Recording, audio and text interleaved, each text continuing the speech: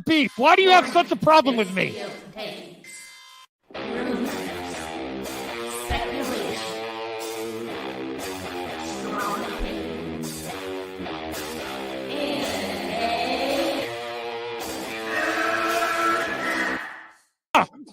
Can we get the real Andy? I would prefer the real Andy. Oh, let's get the real Max. I'll take off my mask when you take off your mask, brother. Because who's your new favorite YouTuber, Ian, that wanted to be on the show with us? The Madman. The Madman. Mad Movie Man. Let's bring on Max Movies because he scares the living shit out of me. Hold on. Oh, wow.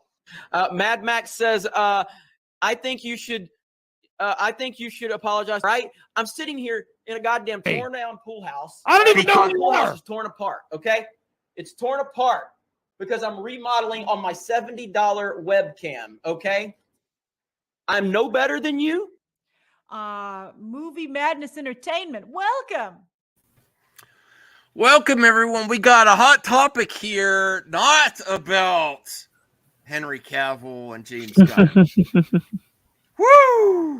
Not that I'm opposed to talking about it. It's just like we'll go around need a break. all night. We'll go around. Hey, Jimbo. Hey, CJH, George. No, I am What up, opposed to Max? talking about it. Fuck that shit. So Caden's going to lead the story here. Go ahead, Caden. Set us up here.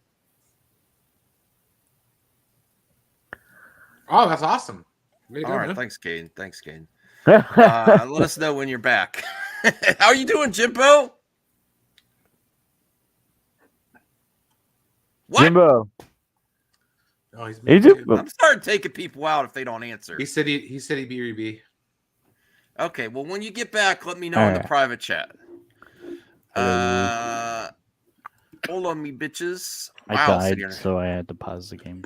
Senior Nerd. I mean, CJH. I put you. I'm sick of you asking for. Get over. Everyone needs to get over their shit and get along together. If I can handle RJ. all. What? Hey, Eddie. Eddie, why did you just leave the other day when I was asking you a question and just like left? Bye. You didn't want to play my game. You're just like, this sucks. Yeah, I went to sleep. I was like, fuck this. You don't want to talk about positive content? No, he doesn't. He doesn't want to play my games. He's like, yeah, everything sucks. I'm out of here. There's nothing to celebrate. Get those likes up. Put those thumbs right up there. We gotta celebrate life. Two thumbs up. Because we're not talking about the hot subject tonight. We are going to talk about.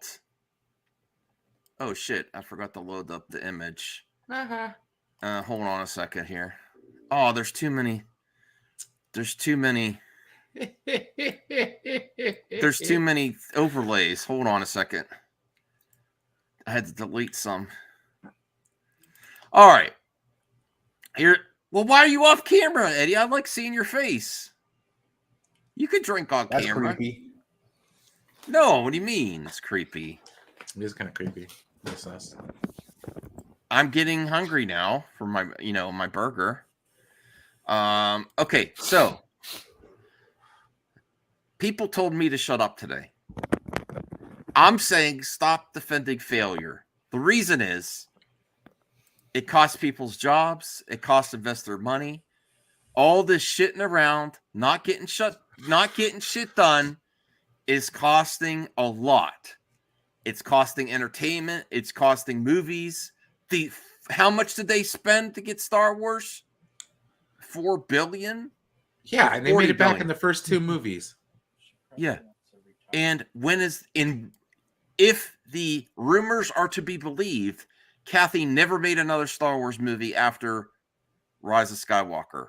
And that, to me, is a failure. Hamada had years to get things done, and they went into another merger. And look at DC right now. That DC is wishes they can fail so good. And are you kidding me? Even my friend Tommy Tallarico cost people money, jobs, and the company is in shambles. These people have lots of money.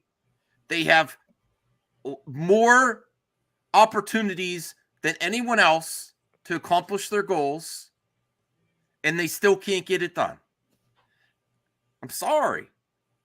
Stop defending. Why do we go after directors? We go after the talent. I'll defend when it it's because a I disagree management with your problem. assessment of it being When it's a failure. management problem. It's not a problem. I don't see a problem. You don't see a management problem in television, Warner Brothers, and Lucasfilm? Not at Lucasfilm, no.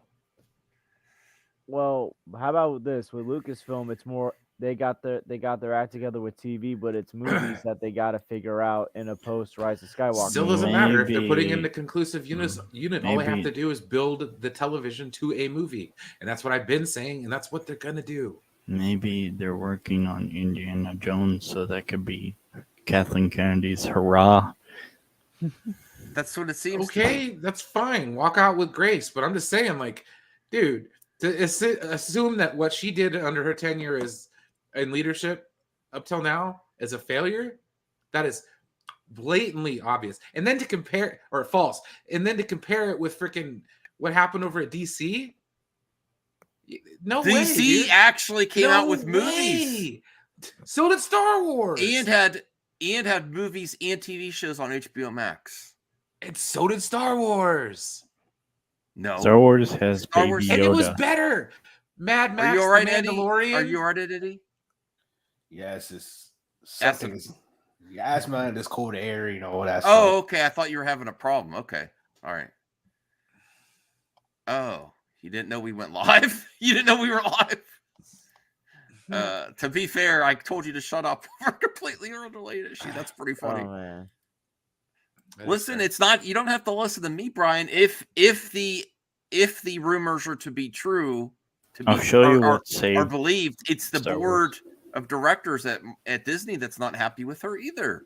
They had to tell her to stop announcing things. That's not a success. If you're president of your company cannot be taken seriously announcing projects, that means you're a failure. I'm sorry. If you cannot be taken seriously, if it's a joke, I do not think you're doing it. I'm not saying now that's Like not DC? taking away all her other possibilities, because I actually have a clip out topic that is very interesting, especially considering that I think she should go as the head of Lucasfilm. This right here is what saved Disney, Star Wars. Baby Yoda. Yeah. Yep. Well, where's this promo? Where's this cut that you I want to see it. Ryan, where did you put that out? On your channel? Oh, I was on the last video. I basically summed up what I just said now about how you're wrong and you're wrong. I'm sorry. There's just like Star Wars has been like, dude, I'd say Star Wars has been far more successful than DC. And to even they're not even in the same realm, dude. Like a Star Wars failure is nothing like, God, dude, it's cool. Oh, I was looking forward to your promo. I didn't see it. I was actually not paying attention. I just the last time I went into the live stream was just in the chat to say, "Are you still live?" End this thing. Oh, then I did it in the group chat too. I went off a little bit. Oh, and then I was like, "See, I know how to make thumbnails too." And I was like, "Quit defending failure." Picture of BVS. Oh, where is that? Is that here? Oh, I pulled it because you had it. Oh no, put it back. I deleted something else to put it. I wanted to show that. Sorry. I'm All sorry. right, I can't stop staring at CJ's background. CJH or the burger? The burger. Now you can't stop. Dude, CJH is just living the best life right now. It's those green eyes. Put you in two? I mean, yes. yeah. This, I believe that this did not live up to expectations of some fans and Warner Brothers, but ultimately, in my subjective opinion, the failure still lies at the management at that time. They didn't know what tone they wanted. They didn't know what direction. They changed the things too much, and they're too reactionary, exactly like Lucasfilm and Rise of Skywalker. Too reactionary. The Rise of Skywalker and Justice League are in the same category to me. Yes, I would Rise say of Skywalker reactionary, made a lot but more not into the hyperbolic degree that you're asserting here. You have to. What the hell are you talking about? Wow, you should do a poll. What the? You should What do a poll, the? Max. Which is better, Eddie. Justice League or Rise of Skywalker? Well, we have Caden here. What are you We'll talking bring- about, Eddie? Oh no, he's a skinhead. Oh my god! Oh my god, he's a skinhead. What? It's all natural. Look, I don't have any hair here, anyways. I never knew it, Brian. It's called Watch staring out. into the skin. I'll protect you, Eddie. All bald people are Senior nerd wants to like. Take my Okay, hood off. you know what? Let's have some fun. But we got to stay on topic because I want to clip this No, next part out. That's what I'm saying. Well, Max, like You're still if you wrong. look- like with Lucasfilm, is it failure to get products out? Because if you look at like the 4 of the 5 movies that they made, 4 of them made over $1 billion worldwide. So that's You not a failure. You cannot deny How much did has Black happened. Adam make? Even Bob Iger in his book mentions that he feels they made mistakes with the Star Wars movies. So I mean, that's living in the past, man. We're mean, talking if about you- now. If you announce 5 is God, liberal this is like with bitching Yeah, about the that- last that I GM agree and with how no, it ruined no, your team. no. It's not even 5. Name me all the Can anyone name me how many projects Kathy Kennedy has announced and have not come to fruition? So let's see. We got Patty Jenkins. We got Taika Ryan Waititi, Johnson trilogy. Feige, She announces something new every Ryan week. Johnson trilogy. So that's like 3 movies. They had to tell her to shut up. Dude. Okay. It's a Ghost joke. Squadron, yeah, Do you that's take 4. any credibility when Taika- there's a new Star Taika Wars Waititi's project out? movie. Well, Max, didn't she also announce like? Didn't they also announce like a Star Wars project with the director of Free Guy? Sean, what's his name? I Sean don't know. Levy. Sean Levy. Yeah. I think they said he was Evie gonna Weiss, get a David project. Bunny off. So like I the thought problem I Taika have They Waititi fucked is up one Game of of them. Thrones. That's on them. Yeah, yeah, the Game of Thrones one. Yeah, that one. Was like I think that's the problem. The problem is that they've made the money, but now they just don't know what movies to make. Because They they don't have an outline. They don't have the plan. They Eddie don't have looks an- like he's That's a problem. That's a failure. That's a failure. Why Eddie can't looks Do like he's in the Zack now! Snyder God movie. Damn it, guys. No, they don't. They haven't said that. They haven't said we're putting. They haven't gone out like James Gunn. I'm putting together a Bible for the next 10 years. Yeah. They just. Mandalorian.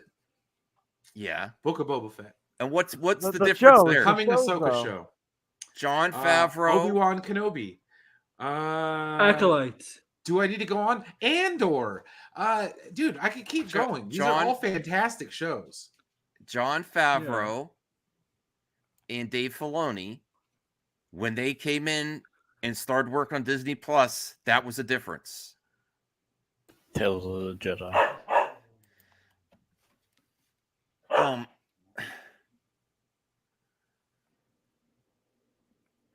It was so bad at Lucasfilm that during Celebration, they had articles ready to go for major outlets, not like the Geekosities, talking about upcoming Boba Fett with James Mangold in the Obi-Wan movie, and then they stopped. Oh, hey, Devin. How's it going? It's going okay. Okay. I had to jump in and add my 2 cents on this one. Oh, please.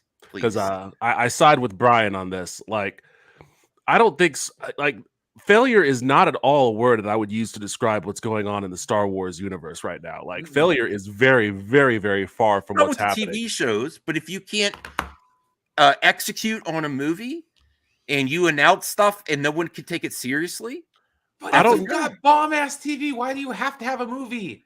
That's what I keep trying to say, dude. Like, I can understand. So tell I that think to we're the board. Well, I was going to say, I think we're starting to see right now that there's definitely some pushback from the business end on having a focus on streaming versus having a focus on cinematics. Like, we've heard that from Zaslav. We're hearing that from, behind the scenes conversations with Disney and Bob Iger coming back and whatnot. So there is a more concerted effort in trying to juice up studio or theater releases more so than focusing on streaming content, right? But I still don't think that points to a failure. What that is that's just a shift in market prioritization. Like, they prioritize streaming, as a lot of content creators did many years ago, back when everybody decided to have their own streaming service. and we benefited. We benefited from the fruits of that prioritization by having an incredible wealth of awesome content to watch, including the Star Wars content. Like, she has overseen the production of roughly 50 hours of really awesome Star Wars shit. The worst of which is what, Book of Boba Fett, which is still pretty good to watch. So like the priority is shifting now. The focus on getting a theatrical Star Wars movie, on the big screen, is probably going to be more important than it had been in the past. And by the way, we're only talking about 3 years since Rise of Skywalker. That's minuscule compared to the gap between the original trilogy and the prequels, and then the gap between the prequels and the sequels. 3 years isn't even the beginning of worry. I to do me. also have to stress that The Mandalorian was pitched by Favreau, and she gave the okay to it. I mean, she's never been a pitch person. But their actual creative, planning, dude. their actual In that sense. Well, that's why she shouldn't be in charge of Lucasfilm. But that's you're Her- confusing her some and her duties story here. group. Her and You're her story group. You're confusing some duties here, though. They haven't executed an overall plan past the sequel That's not trilogy. her job, dude. I Her job's to hire people to do that. Yeah, it's so the accountability on that, I will say, does fall on her. Yeah, they have a whole story group. The account. I think the accountability for getting together the group of people who will put together your cinematic universe falls on her, because ultimately she's the captain of the ship. So I'll agree with Max on that point. But I don't think that the situation is. I think I'll put it this way. I think the situation seems more dire than it actually is, only because they've announced things that they've had to go back and cancel, or things that just kind of fell off of the radar. If they hadn't announced any of that stuff, then we probably would be like, oh, okay, they're just taking their time on the next Star Wars. Listen, they were ready to film Obi-Wan before they stopped production. They put it on the back burner and they reworked it into a series. It was going to be a series then too. They had to stop it right when they paid for everyone to be it. Do you remember that? I'm trying to see what your point is. What so they had to stop production? He's talking about what happened as opposed to what's going on now. I'm just like, dude, it doesn't matter what happened then. As long as we're getting good stuff now, who cares? Yeah, Obi-Wan came out. I watched it. I know it was that. cool. I know that. It's not an isolated situation with Kathy. I think she has value. I'm not discrediting her years in the the Boba industry. Fett series became a series that came out. That was something they were talking about. I'm explaining how tumultuous her presidency of Lucasfilm Maybe has been. Star Wars. Wait, She is good at hiring. She is good at hiring people. I'm going having to a drop thorough some plan. wisdom here. Maybe Star Wars should release event films and build those up with the TV shows. With the TV shows. Okay. But Big some event people are films, impatient. kind of like the Avengers. The Avengers makes big money. Well, let's get to the rest of the panel. George, Eddie, thank you, CJH. I would be up for that. Aaron, and I do think this is actually an excellent point. Think about if the MCU started doing TV shows and that they stopped doing films. And it was 3 years between MCU films. It's probably going to be. I kind of want that, honestly. Well, yeah, I don't think that would be the worst thing. TV has done that before. Stop making the movies except for Spider-Man. And okay, Andrew Casale. And release the Avengers movies. Yeah, because they make money. They were supposed to be. Solo was supposed to be a start of something. Obi-Wan was supposed to be a movie. Yeah, they were. Yeah. I'm not going to try to defend Solo. Okay, I'm not going to. I love that movie. I love that movie. I love every dude. Guys, it's fucking Star Wars. We're talking about a universe that has Attack of the Clones and the Phantom Menace in it.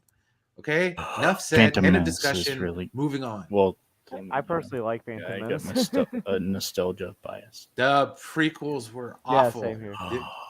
Take Revenge your glasses of off. the Sith is not awful. Revenge of the Sith is the only highlight. Trust me. Well, we could see the age delineation between people that like the prequels and people that don't. Yeah. Hey, I'm almost 41 I'm and on I the love young the side. prequels. I'm on the young side. Oh man, I love the Yeah. prequels. I That's was a rough. young lad when That's rough. Phantom Menace came out. Revenge of the Sith young- was the first Star Wars lad. movie So I was ever I. watched. Well, Eddie, what did you think of my points? You could disagree with me. Go ahead. Do you think that Kathy's tenure has been a success, or do you see the failures that she's had? What do you think? Do you have confidence when there's a new Star Wars movie versus TV show announced? What's your confidence level? Where are the games? I mean, it's since we had a movie, but when it comes to the series, I know I'm probably be the only one in a panel. Probably like when it comes to the greater audience, will probably agree with me. But I think like stuff like Obi-Wan and the Book of Boba Fett, where it's kind of misses for me. It's like I don't know how I feel about those series. I love but no, Obi-Wan. I think most of the time, no, it's for the series. I know Andor right now is like people are considering that a masterpiece when it comes to television. No, they have some. It's hard to really determine everything because like after the Rise of Skywalker, it's been it hasn't been movies in a while. But even with stuff like because you can say anything you want about the sequel trilogy being rushed or just being just not well planned, but all those films still made good money on the box office side.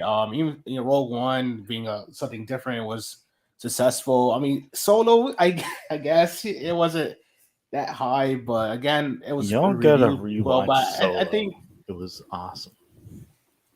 I think when it comes to Lucasfilm right now or the progress of Star Wars, it's positive. It's getting better. More people are inclined to say, well, I guess now they fix themselves. And I'm confident in the future. Even if she's there or not, it looks like they already have a plan now. Since back then they didn't. Okay, George, and then Aaron. Okay, so I think with Kathleen Kennedy, it's been like a highs and lows kind of thing because, as I said, she's 4 of the 5 films made over $1 billion worldwide. The shows that she's greenlit have been well received for the most part. I think right now the problem is just trying to like figure out what kind of direction you want to go in your films because she's announcing all these directors that they may seem popular when they're announced, but then something happens. Like look at Patty Jenkins. When Rogue Squadron was announced, that was like right before Wonder Woman 1984. And also it seems like Patty Jenkins has been more interested in doing Wonder Woman 3 than Rogue Squadron. Now I think they're running into a similar situation with Taika, where when they announced Taika, he was popular, but now after Thor: Love and Thunder and how that was received, it looks like that project's gonna fall flat. And they still have no idea when this Rian Johnson thing's gonna happen. So I think she's had more highs than lows. I know the sequel trilogy, despite how it was perceived, they all made $1 billion worldwide. And I get it. You want to take your time with the films because of how those movies were perceived by the fan base. But I think instead of just throwing darts at the directors, come up with a plan. Wait to announce directors instead of saying this person's going to direct this and this person's going to direct that. Well, here's my most aggressive criticism of Kathy, and it's based with all these universes of movies. And this is what Kathy's good at. She's good at hiring talent and saying, what do you want to do? Instead of thinking the project and the story they want to tell first, and then finding talent to direct what your plan is. And this is where I think that Warner Brothers Discovery is finally getting on board. Nothing made me happier than James Gunn saying, putting together a Bible of where we're going to go. This is what's been lacking in Lucasfilm and Warner Brothers. And that's, I think, also the faults of Emmerich and Hamada. They hired talent to do the project they wanted to do instead of thinking about the story they want to tell first. I think there's always more than one way to kind of skin that cat.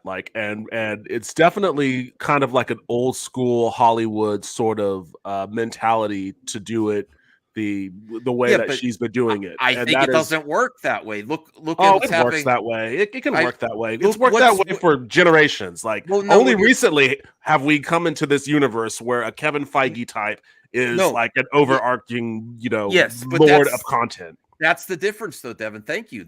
Kevin Feige for movie universes is something new. that hasn't happened to the MCU. Kevin Feige is like Michael Jordan, and everybody just wants to go and draft their own Michael Jordan. It's like, dude, you're not gonna get your Michael Jordan. Michael Jordan is Michael Jordan. What does he do different than the rest, though? He focuses on the story he wants to tell, and then finds the talent once he does his plan. Michael Jordan wasn't even first because overall. there's already established and that stories too, could be and that told. too. I'm telling you, dude, they threw out Legends for a reason, so they're not using that as a story Bible, Max. So when directors pitch stuff to them, it's like pitching, "Hey, what do you think? This would be a cool Star Wars movie?" And they're like, "Yeah, sure, that'd be cool." Okay, well, it's also very beneficial for both Marvel and DC to have an incredible catalog of comics that they can reference and cartoons and stuff that they can reference. Adapt. You still have to make it all you do, but it's the difference between like, you know, Game of Thrones seasons 1 through 4 and Game of Thrones seasons 5 through 8. You know, like there's a difference there. You know, it's kind of on their own after that one. Yeah, it's a little tough. It's a little tough, and Star Wars is more on that end, especially since they decanonized the extended universe.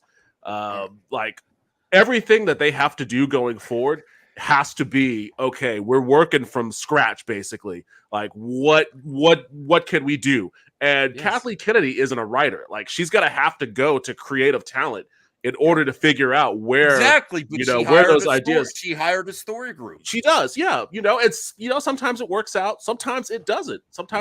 Like with Solo, if you want to talk about Solo, like they had an idea for how to pitch a Han Solo movie. You know, Lord Miller, they wanted it to be more of like a comical sort of thing, you know, and for the most part, you know, she was on board with it. She greenlit that thing, and they got on the road to production. You know, they were shooting things, they had a script, they were shooting, they were watching dailies, and at a certain point they were like, this isn't the vibe we want. We didn't think it was going to be like, you know, this campy or this unserious or whatever. And then they had to make that decision on, okay, what do we do? Do we want to go full bore with this, or do we want to pull back and retool it and try to make it fit with the more, you know, regular Star Wars kind of vibe? And they made their decision and whatnot, but they were basically just doing freehand jazz with Solo at the beginning. Like, we don't really know what's going on. We're just trying to make something that's a little bit offbeat. Oh, we don't like it. We're just going to change it. That all comes from basically not having anything to go with, you know? That all comes from her hiring a creative team and Lord Miller. They are creative.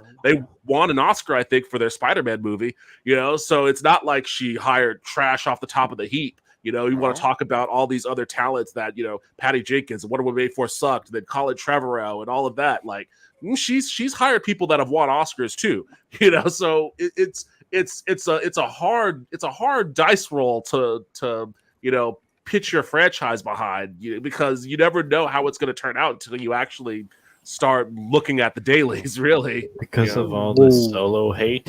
I'm going to do a watch party for Solo. Are we bullying Max again? Well, let's get to Aaron and then Tony and then Senior Nerd. Aaron, what do you think about Kathy's tenure at Lucasfilm? Do you see the failures, or what do you feel? Your opinion, uncensored. Okay, how much? No. People have a lot of different opinions of Kathleen. Right? A lot of people think she failed. Her one as executive producer of Star Wars has not been great.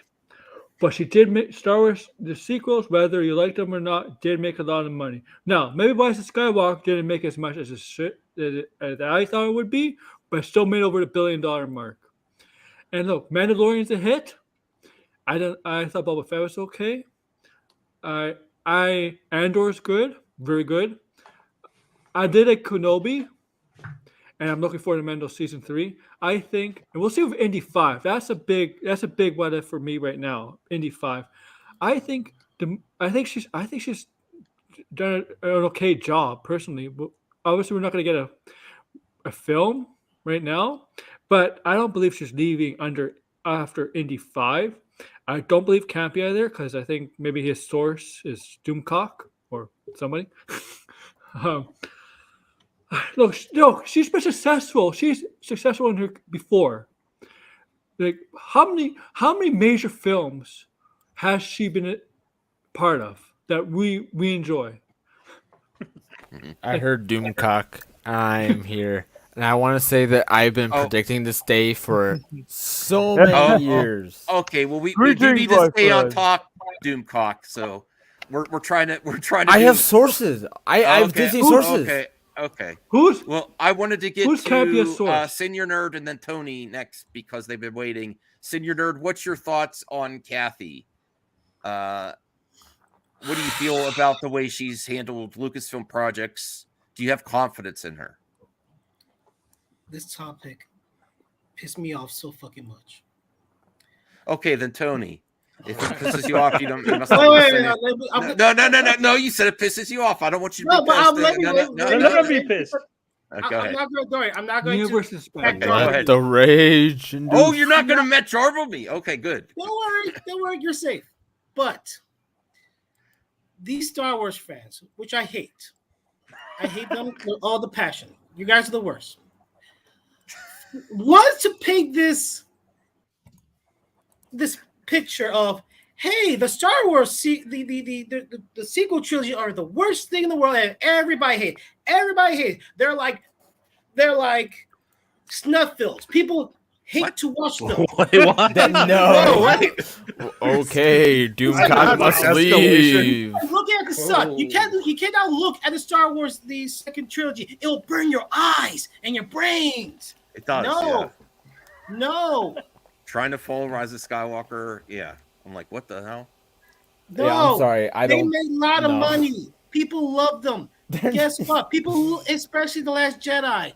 People are passionate about Last Jedi. Okay. And So can you be more concise in your nerd because you're kind of straying. I mean, what do you think, called it a Kathy? snuff film. Yeah, Look, I don't know about here's the the thing. stuff. Let me tell you one thing. I'm gonna say one thing. Please just say one thing. Yes. I know you guys want to celebrate Kathy Kennedy leaving, but let me just put you this. Let me just put you this for Max and everybody else who's please like picture this. for me. Kathy Kennedy leaves, and Yes. the next person comes on take over Lucasfilm. That doesn't guarantee it's gonna get better. That's true. Look That's at true. Disney. Look at Disney. Bob Iger left. Chapek comes in. People are optimistic. Oh, I don't know this Bob Chapek guy, but I think he's going to steer the ship of Disney into either maybe go higher or steer the course. And he got so bad. Bob Chapek, he got fired the day the news came out. He was on his way to an Elton John concert and got fired before he went to Dodger Stadium. Okay. He was that bad. Stay on target. Stay on topic here. I'm just saying. Kathy. I'm saying you can't be like, I cannot wait till Kathy Kennedy leave because the next person in line it's gonna be a person. I'm gonna say That's person. true with everyone. You don't know. Right? No, no. So don't be like, oh, the next person. Someone might get even worse. Someone might be even worse. So don't act like Kathy Kennedy is the worst thing. I remember. Oh my God. I'm gonna have to cut you off, Senior Nerd. No. Wrap it up. I remember how people hated George Lucas. What George Lucas got is what Kathy Kennedy's getting. So what's the difference? And now people are praising George Lucas. That's true. People hate whoever's in charge at the time. Have you ever seen the movie? They wanted people ever actually asked for George Lucas to get rid of Star Wars. Star Wars would be better without you, and then he was gone. So you're not wrong there. You're not wrong. That's what people say, like, oh, if George Lucas sold his Star Wars, the next person is going to be better. But keep in mind, Tony is waiting, Senior Nerd. Tony is waiting. Okay, go ahead. Is that it? Good point. I'm gonna say here's the one thing I say. I like what Kathy Kennedy This is the second thing. Okay, go ahead. I like what Kathy Kennedy did. I'm gonna Matt Jarber you. I'm gonna yell the hell out of you. I'll just take you out. I like. Do we need any more yelling today? Like really? No, let him finish. I'm just gonna dip, dude.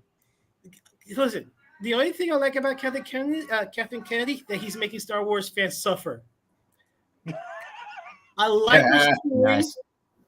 She's making them suffer. That's why I like Book of Boba Fett, because that makes the Star Wars fan angry. I really like with Obi-Wan because that made the Star Wars fans suffer. And I'm not seeing much Andor, but I know Star Wars fans hate it. What is going on? I don't think that's true. They hate Why do we have Andor walls? because it's boring. It doesn't have a lightsaber. I tried to get into it. I don't not like it because it doesn't have a lightsaber. Well, we have to get to Tony. Tony was next in line. Tony. No, I'm just like saying. I'm just saying. Just give me a point. I'm in no rush. I just don't. I'm just not into the show.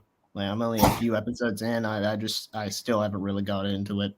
Yeah, I watched the 3 episodes and I was like, okay. It's slow to get into, but it definitely gets awesome. I am going to try to binge I before hope so, the finale tomorrow, maybe tonight. But oh yeah, that is tonight. But look, we can't pretend that it's like a overall disaster. There's so many. It's like what happened with Disney, DC, and Warner Brothers. That was pretty bad. The Dark Universe. Remember Dark Universe over in Universal?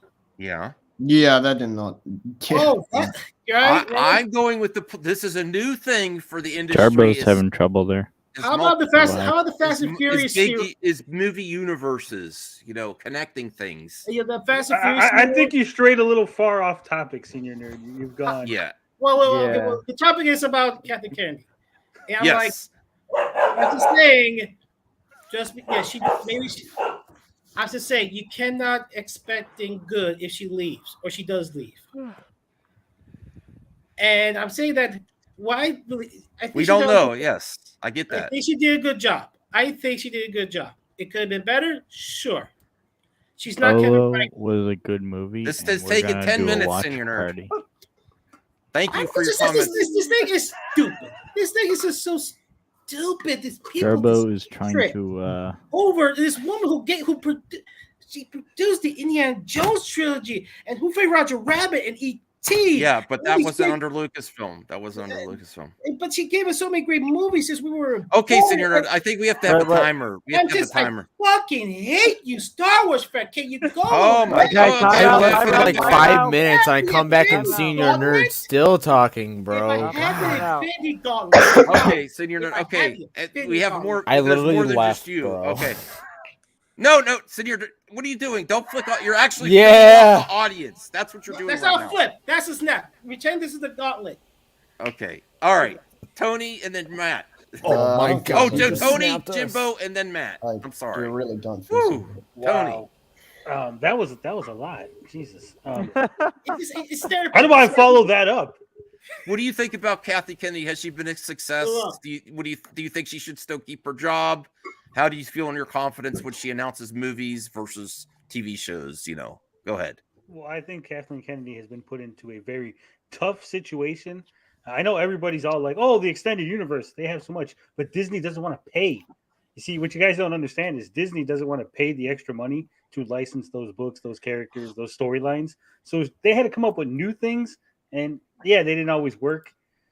They weren't the best. I like Solo myself. I think it's a pretty decent movie. But yeah, it's good. I mean, we'll see what we get. I mean, when she leaves, we might get someone worse. We might get someone better. We don't know, right, Max? Isn't that what you said earlier? No, I agree with Senior Nerd there. Even if she is replaced, you don't know if it's going to be better. Look at Hamada. I don't think he was any better than, what was the guy before Hamada? I forget his name. Tushihara or something. Tushihara, yeah. I usually don't pay attention. No, to movies. I that pay was attention to Jeff movies. Johns. Jeff Johns, yeah. Jeff I'm Johns. sorry. I was Oh, thinking okay. of yeah, I got confused. Well, I do think Hamada was a little bit better than Tushihara and Jeff Johns. Yeah. Like I said, she was in a tough situation. She's got to make Star Wars content. She's got to do it within parameters in order to not end up having to pay royalties to certain creators, certain characters. I don't even think Lucas owns Mara Jade. I know everyone's like, "Oh, put her in the," like. I don't even know if they own that, right? Because a lot of the extended universe stuff they don't own. They don't own the storylines. They don't own those characters. They would have to end up paying extra to make movies and stuff. And when you're in a situation where you're like, "Hey, we want to make this extended universe book," those guys are like, "Yeah, sure, give me $10." They're gonna be like, "All right, you're Disney. Let's add a couple of zeros on there and let me get up for everything." Right? So, very tough situation. I think you're wrong. I think you're wrong. You always think because, I'm wrong. the guy who did The Techno Union Army. You're a robot. no, but the guy who did Timothy Zahn, who did the Thrawn books, he did Thrawn for the EU, and then they brought him back. So they still have Thrawn. Like they own the rights to those books, but they just didn't. There wasn't a continuity in the EU, and they wanted to create Yeah. Well, Charbo's gone. Here's what I'm going to say. You guys say I didn't make any sense. Well, hold on, because we know we've seen it with DC with EVS, right? When they mention certain things, EVS gets money, right? Technically, DC owns Iron Heights Prison, right? DC owns it at Warner Brothers, but they still got to pay EVS every time they use it, and that might be the same situation with Thrawn. They technically own it. You know, he can't make new Thrawn books on his own, but they would have to pay them every time they use it, right? Mm-hmm. That's all I'm saying. We don't know again.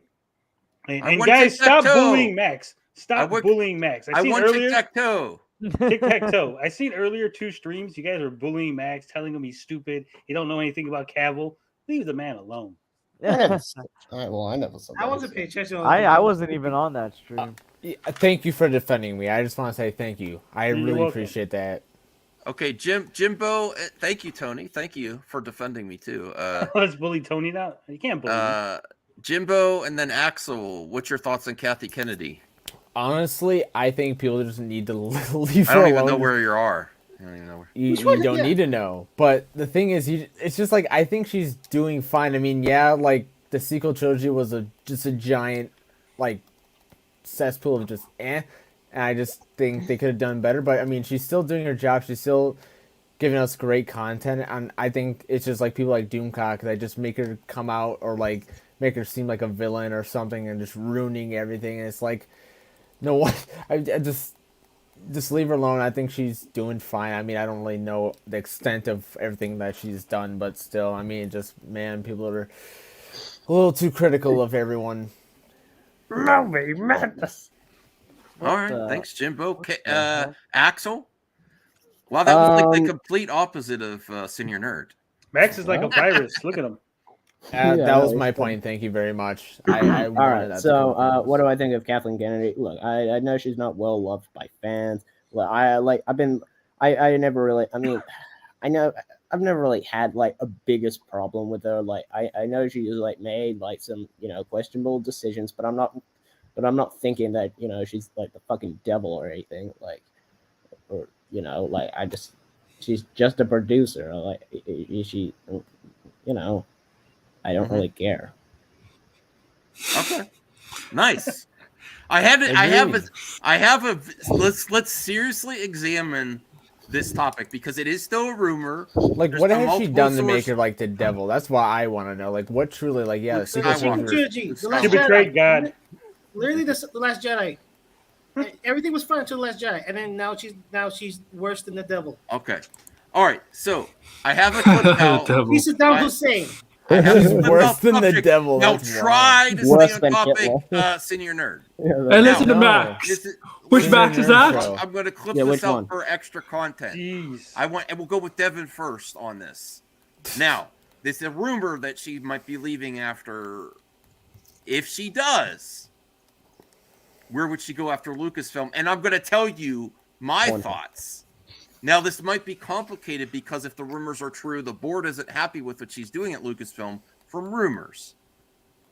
Since Iger is back and he's looking for a replacement, I almost think that Kathy would do a better position there in charge of Disney as a whole, getting projects started instead of focusing on Lucasfilm.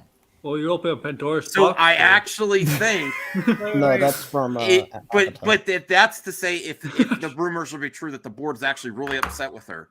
So she could go somewhere else, but who's going to follow Iger after Iger comes back for 2 years? Because he's looking for another replacement. There's a guy. And that's what are your thoughts on that, Devin? What do you think? Could she do that? Or if she's gone?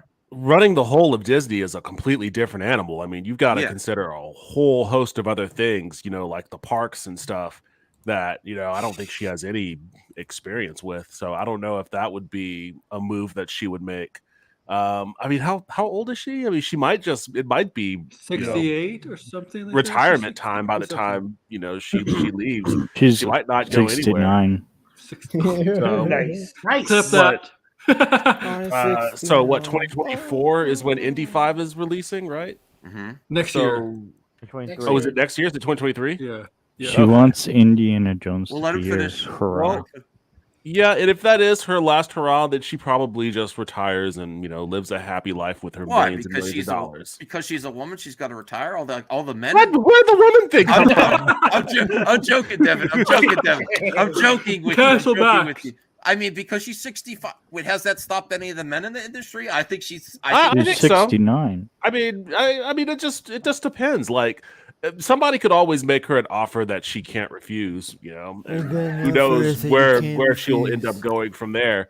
Like, nothing jumps out at mind immediately. Like, Lucasfilm is one of the last big stops you can get to outside from like Marvel. I don't know if they would just shift her over into like sharing a role with Kevin Feige, who has been reported as being spread around pretty thin on all of the different stuff that Marvel's doing. Maybe they would want to give her some duties over there if they do end up replacing her on Lucasfilm. I don't know if that would be an option, but to me, it just seems like she's had a pretty awesome career with an incredible wealth of success behind her. Like, if she wants to ride off into the sunset, she very easily could. Okay. George, what do you think? Where would Kathy go if she is done? Do you think she's going to retire? Is there any possibility they consider her for the replacement after Iger? Or Devin said he doesn't think she has the right tool set for that. I don't know where else she would go after Lucasfilm, to be quite honest. I mean, like maybe like unless like Spielberg gives her an offer to like work on projects with her. On projects with him, like I don't know where Kathleen Kennedy would go if she decides to end next year or 2024 when her contract expires. I think like it's either she goes back to working with Spielberg or she retires, because before she got the Lucasfilm thing, she was known for helping Steven Spielberg with a lot of his successful films. Okay.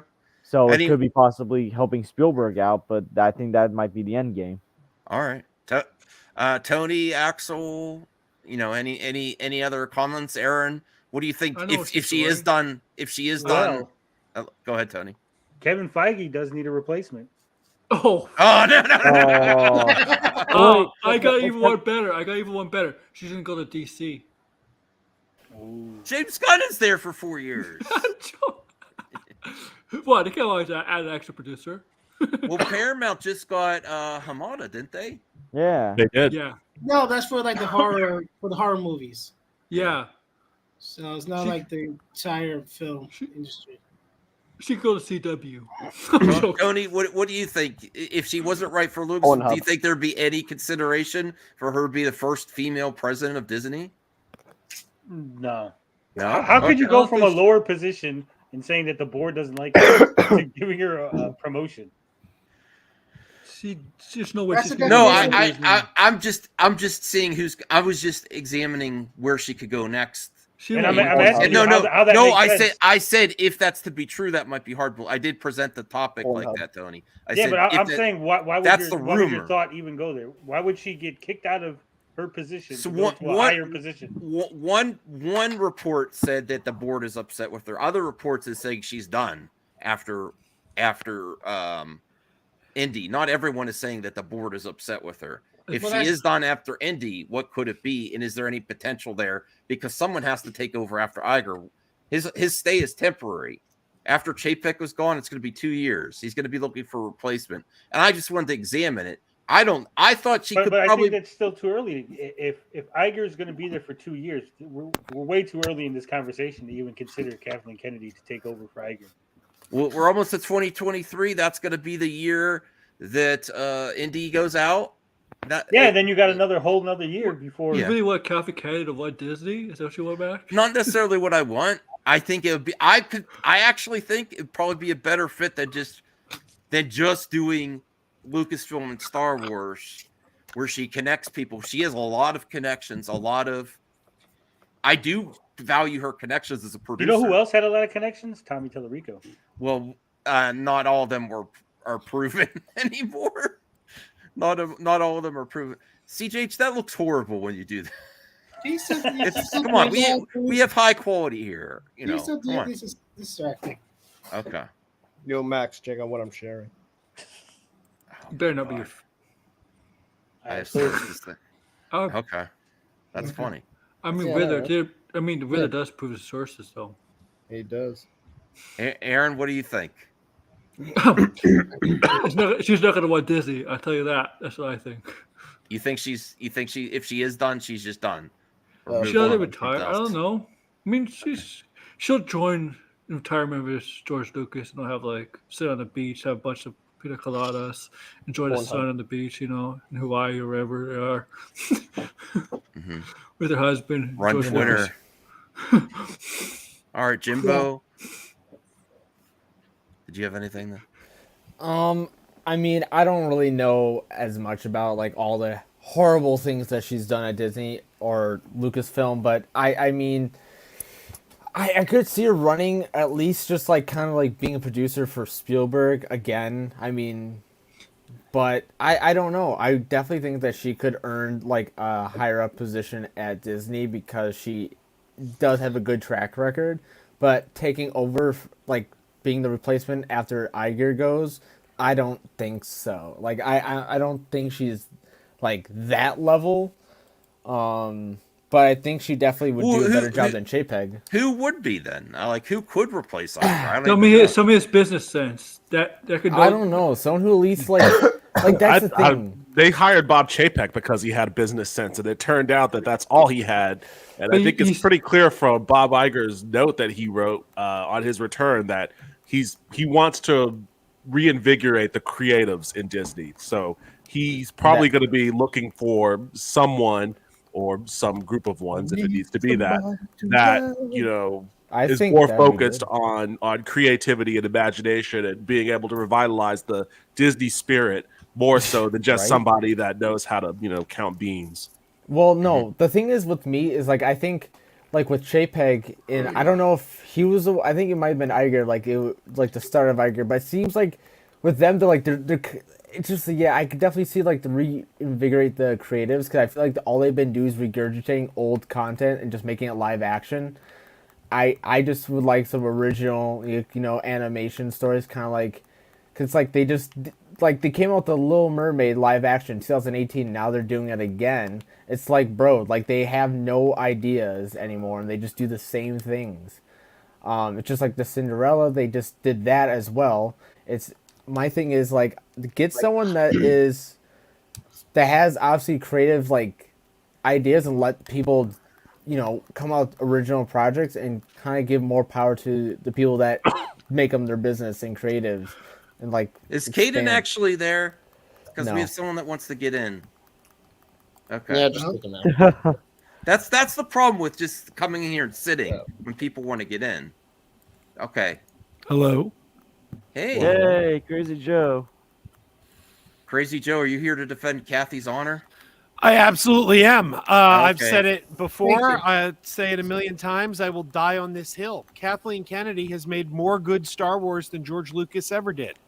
George Lucas gave us the original trilogy. Shit. What? He gave us the original trilogy, which is of course great. God. And then he gave us 3 shitty prequels What? that everybody complained about for You 20 really- 2.5 years. Everyone You're Two and a- really, 2.5. You're really testing me, Crazy Joe. It's the truth. It's the truth. Oh and my then God. I we got couldn't The agree Force disagree with Awakens, anyone more. And we got The Force Awakens. It starts with the line, "This will begin to make things right," and sure enough, it did. We got 4 good movies under Kathleen Kennedy. We got 1 mediocre movie, Rise of Skywalker, and that mediocre movie is better than the best of the prequels, which is Revenge of the Sith. What? No. No, Okay. all right. Hard This is disagree some on that fucking one. blasphemy, dude. She gave us 3 excellent live action TV I think series. I'm gonna puke.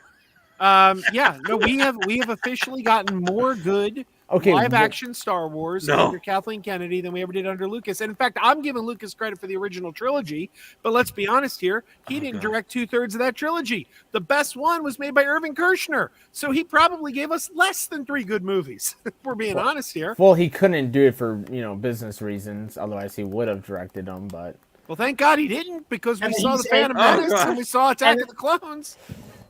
And for the longest, he didn't like Empire Strikes Back. He hated that movie. Right, exactly. Kathleen Kennedy saved Star Wars. I don't disagree with most of what you said. I disagree that Rise of Skywalker is better than Revenge of the Sith. That's not true. That's the one I was like, wait, you went too far, man. I would disagree with you. I would disagree with you. I would rather sit and watch Rise of Skywalker over Revenge of the Sith. But you know what? We're talking about the best of 3 bad movies and the worst. Some more people that she made. So want to it's- jump in. So Sean wants to jump in, and we got Film Goblin. Who? What? Film Goblin. Not that guy. Not that. Andrew says, "Does this guy not realize the entire Star Wars concept was born from we want Lucas's Sean to mind?" pop in. Of course, I realize that, but it doesn't mean they were all well executed. Here's a sample. Stan Lee created Spider-Man, but there has been other artists, other writers who made better Spider-Man stories than Stan Lee made Spider-Man stories. X-Men. He also created X-Men. I feel that the prequels were way more successful than the sequels, not in box office, but expanding Star Wars. The characters, the worlds, instead of retreading. Expanding. I think that's only. As far as like expanding Star Wars, I think that's probably only true because of all of the ancillary tales that came out after the prequels, like the Clone Wars show and the Clone Wars movie and all these other different things. Like, I agree with you to a point, but I think that, and maybe this is another criticism that you could put on the feet of at the feet of Kathleen Kennedy. Yeah, she put out the sequel trilogy, and you could disagree on the quality of the sequel trilogy, but with it being out, there wasn't really an expansion of the sequel trilogy to the degree that there was after the prequels. So I'm really not sure why that's the case. Like, even with the TV shows like the Mandalorian and Ahsoka and all of that, all of those are still in that same era of Star Wars, and not like, well, wait, where did Max go? Oh, Max. Yeah, we haven't had anything like in terms of the sequels. It's all like still in the original trilogy. I mean, Mandalorian's like pushing on it, but it's like there might be a reason, and like they're kind of like talking about maybe expanding it. But who wants to go back to like from the sequel cast? Who wants to go back and do those movies? Like, I've seen so many interviews of them like shitting on the dialogue and stuff like that from the movies, which I feel like that's a lot of like even the prequels as well. But like, it's just funny. I just don't see them doing anything with the sequels. Like, where could they go? Can I ask Crazy Joe? Do you actually feel that personally for yourself, or are you just saying that in general behind as a business? What I don't understand the question. Like, do you actually personally feel that the sequels are better than the prequels? Oh, absolutely. Absolutely. But I'm an old school first generation Star Wars fan. I was there, in line to see the Phantom Menace. And I remember that that malaise in the fandom that George Lucas ruined Star Wars, I remember when Force Awakens came out, I said this movie is in a wonderful position because everybody hates Star Wars right now. It's only got to be a little bit better than the prequels, and then I got a movie that I loved with Force Awakens, and then I got a movie that I really liked with Rogue One, and then I got a movie that I loved with The Last Jedi, and then I loved Solo. Only one I didn't like was Rise of Skywalker, and even that I didn't hate it, but I just thought, this is kind of a weekend. But did you actually feel that way about the Phantom Menace when it came out, or you're just going by off of what other people were saying? No, I mean, that movie was hard to watch. This is one of those situations where you could delineate the age of the Star Wars fandom based on their perception of the prequels, when they were released. Like, yeah, there was a real moment that of true disappointment amongst Star Wars fans when the prequels came out, amongst adult Star Wars fans at least. And only recently has that attitude been changed. I have the utmost respect for every single movie in the prequel trilogy. It tried new things. It expanded the world instead of retreading common ground like the sequels did. But did you feel that way? But did you feel that way at the time that it released, Max? Yes. Okay, well then you're a rarity. Yes, I am. Everyone I went and saw it with hated it. Go ahead, Sean. I would say that no, I agree with a lot of Crazy Joe's points. Absolutely. I mean, Kathleen Kennedy is one of the greatest, and will go down in history as the greatest female producer in Hollywood history. Period. And I will say, when it comes to all the Star Wars films, what you have to remember is when you're a producer and you're in charge of a movie that has 400 crew members, you're not just worried about you've got your story people doing their thing, but you're also like a manager at a McDonald's, making sure that the art department's doing their thing, creature effects is getting their act together, and so on and so on and so on. It's a big giant machine, and she is one of the best people in the business, period. And what I would say about, I think The Force Awakens was a good film. I think they went off track with The Last Jedi. I think they just tried to do patchwork. But what you have to remember is, someone had made a comment earlier that hey, they were going through directors left and right, and they're still going through directors left and right. And what I would say is, Kathleen Kennedy has made really good decisions when it came to, they made the announcement about the Boba Fett movie, and Josh Trank was going to do it. And some of my friends worked on Fantastic Four, and he was a nightmare. And, they had to go reshoot half his movie. And they were like, we've decided we're going to pull the rug on Josh Trank, because they were hearing all this stuff about parties he was having during Fantastic Four with underage people and things like that, drinking. And they were like, you know what, we're going to stay away from this guy. And so that was a good decision. And that decision led to the Boba Fett movie turning into what we now have as an amalgamation of the Mandalorian and the Book of Boba Fett. It was with James Mangold next, though, before. Well, can I?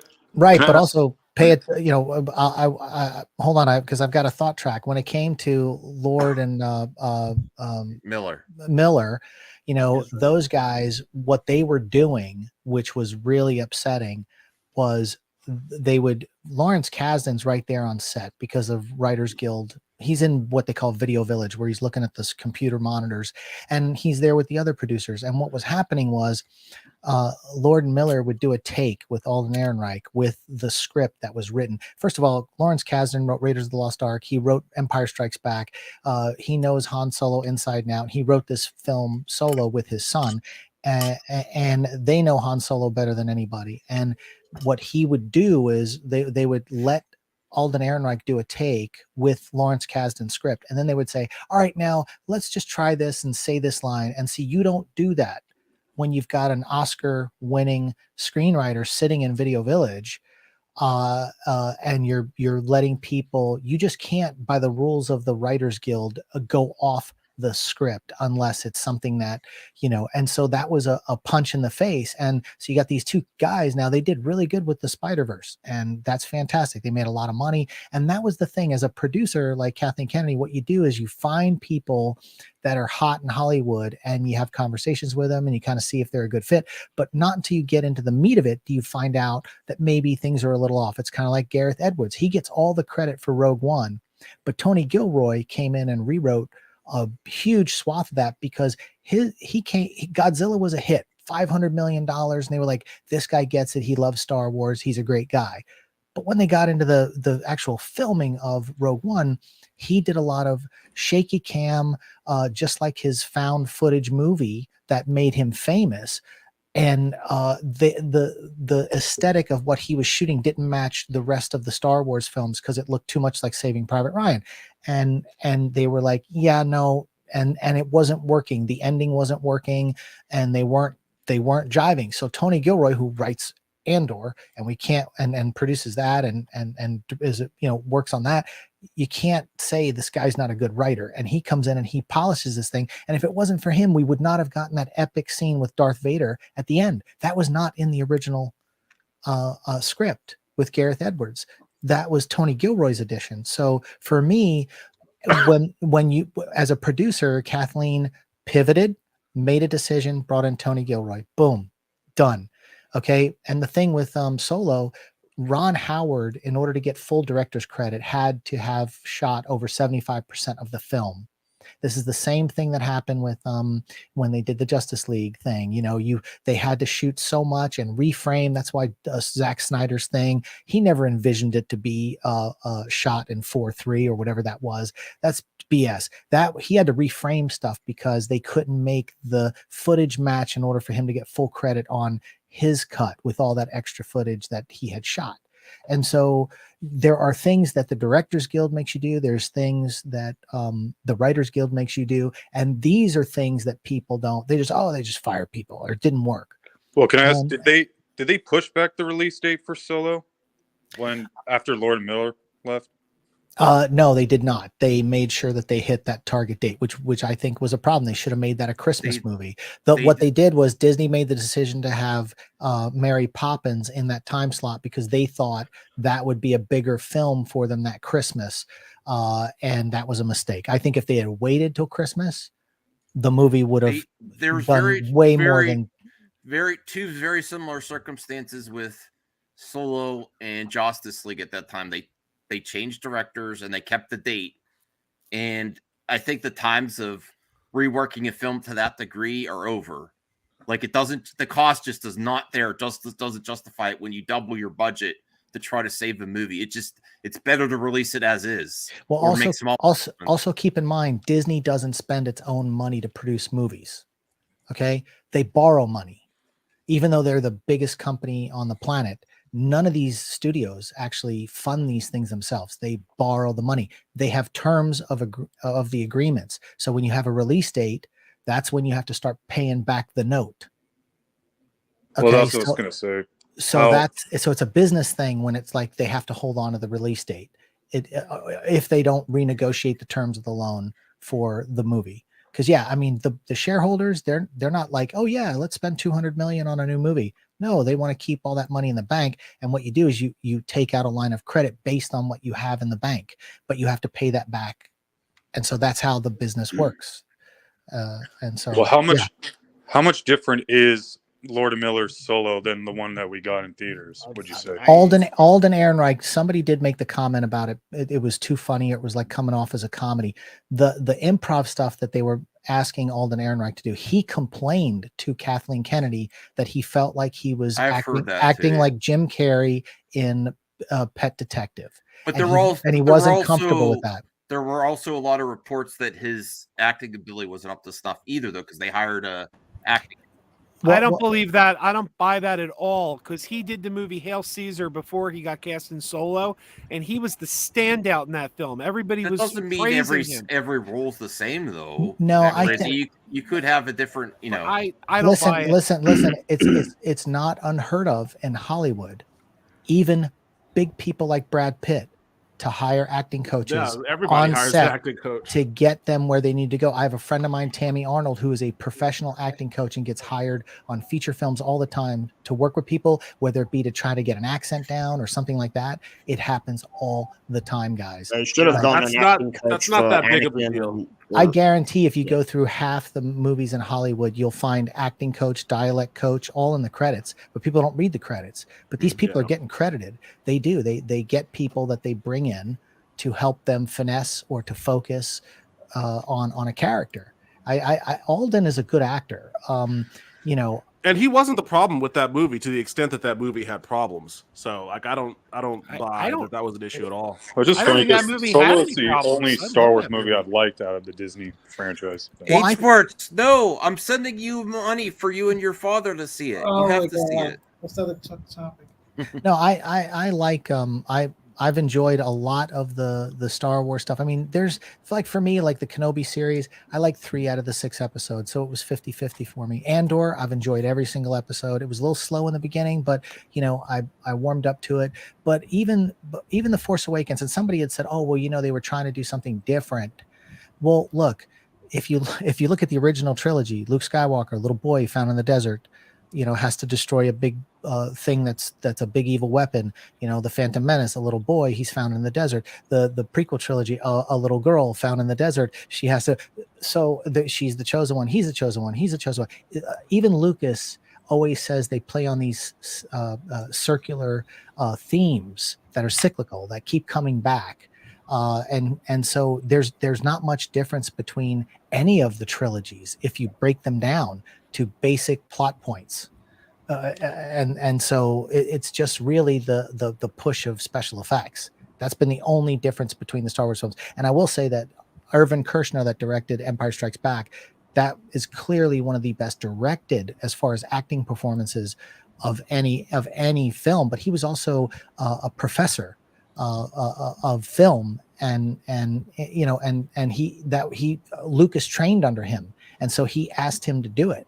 And then Richard Marquand directed Return of the Jedi, and he was basically kind of a placeholder because, again, like Lucas had quit the DGA because of the crawl in the beginning of the film. The way things happen, movies have title credits, and the way the DGA rules read, you can't have like a story thing without showing cinematographer, without showing director, without showing, like, all other movies do that. No other movies have a crawl.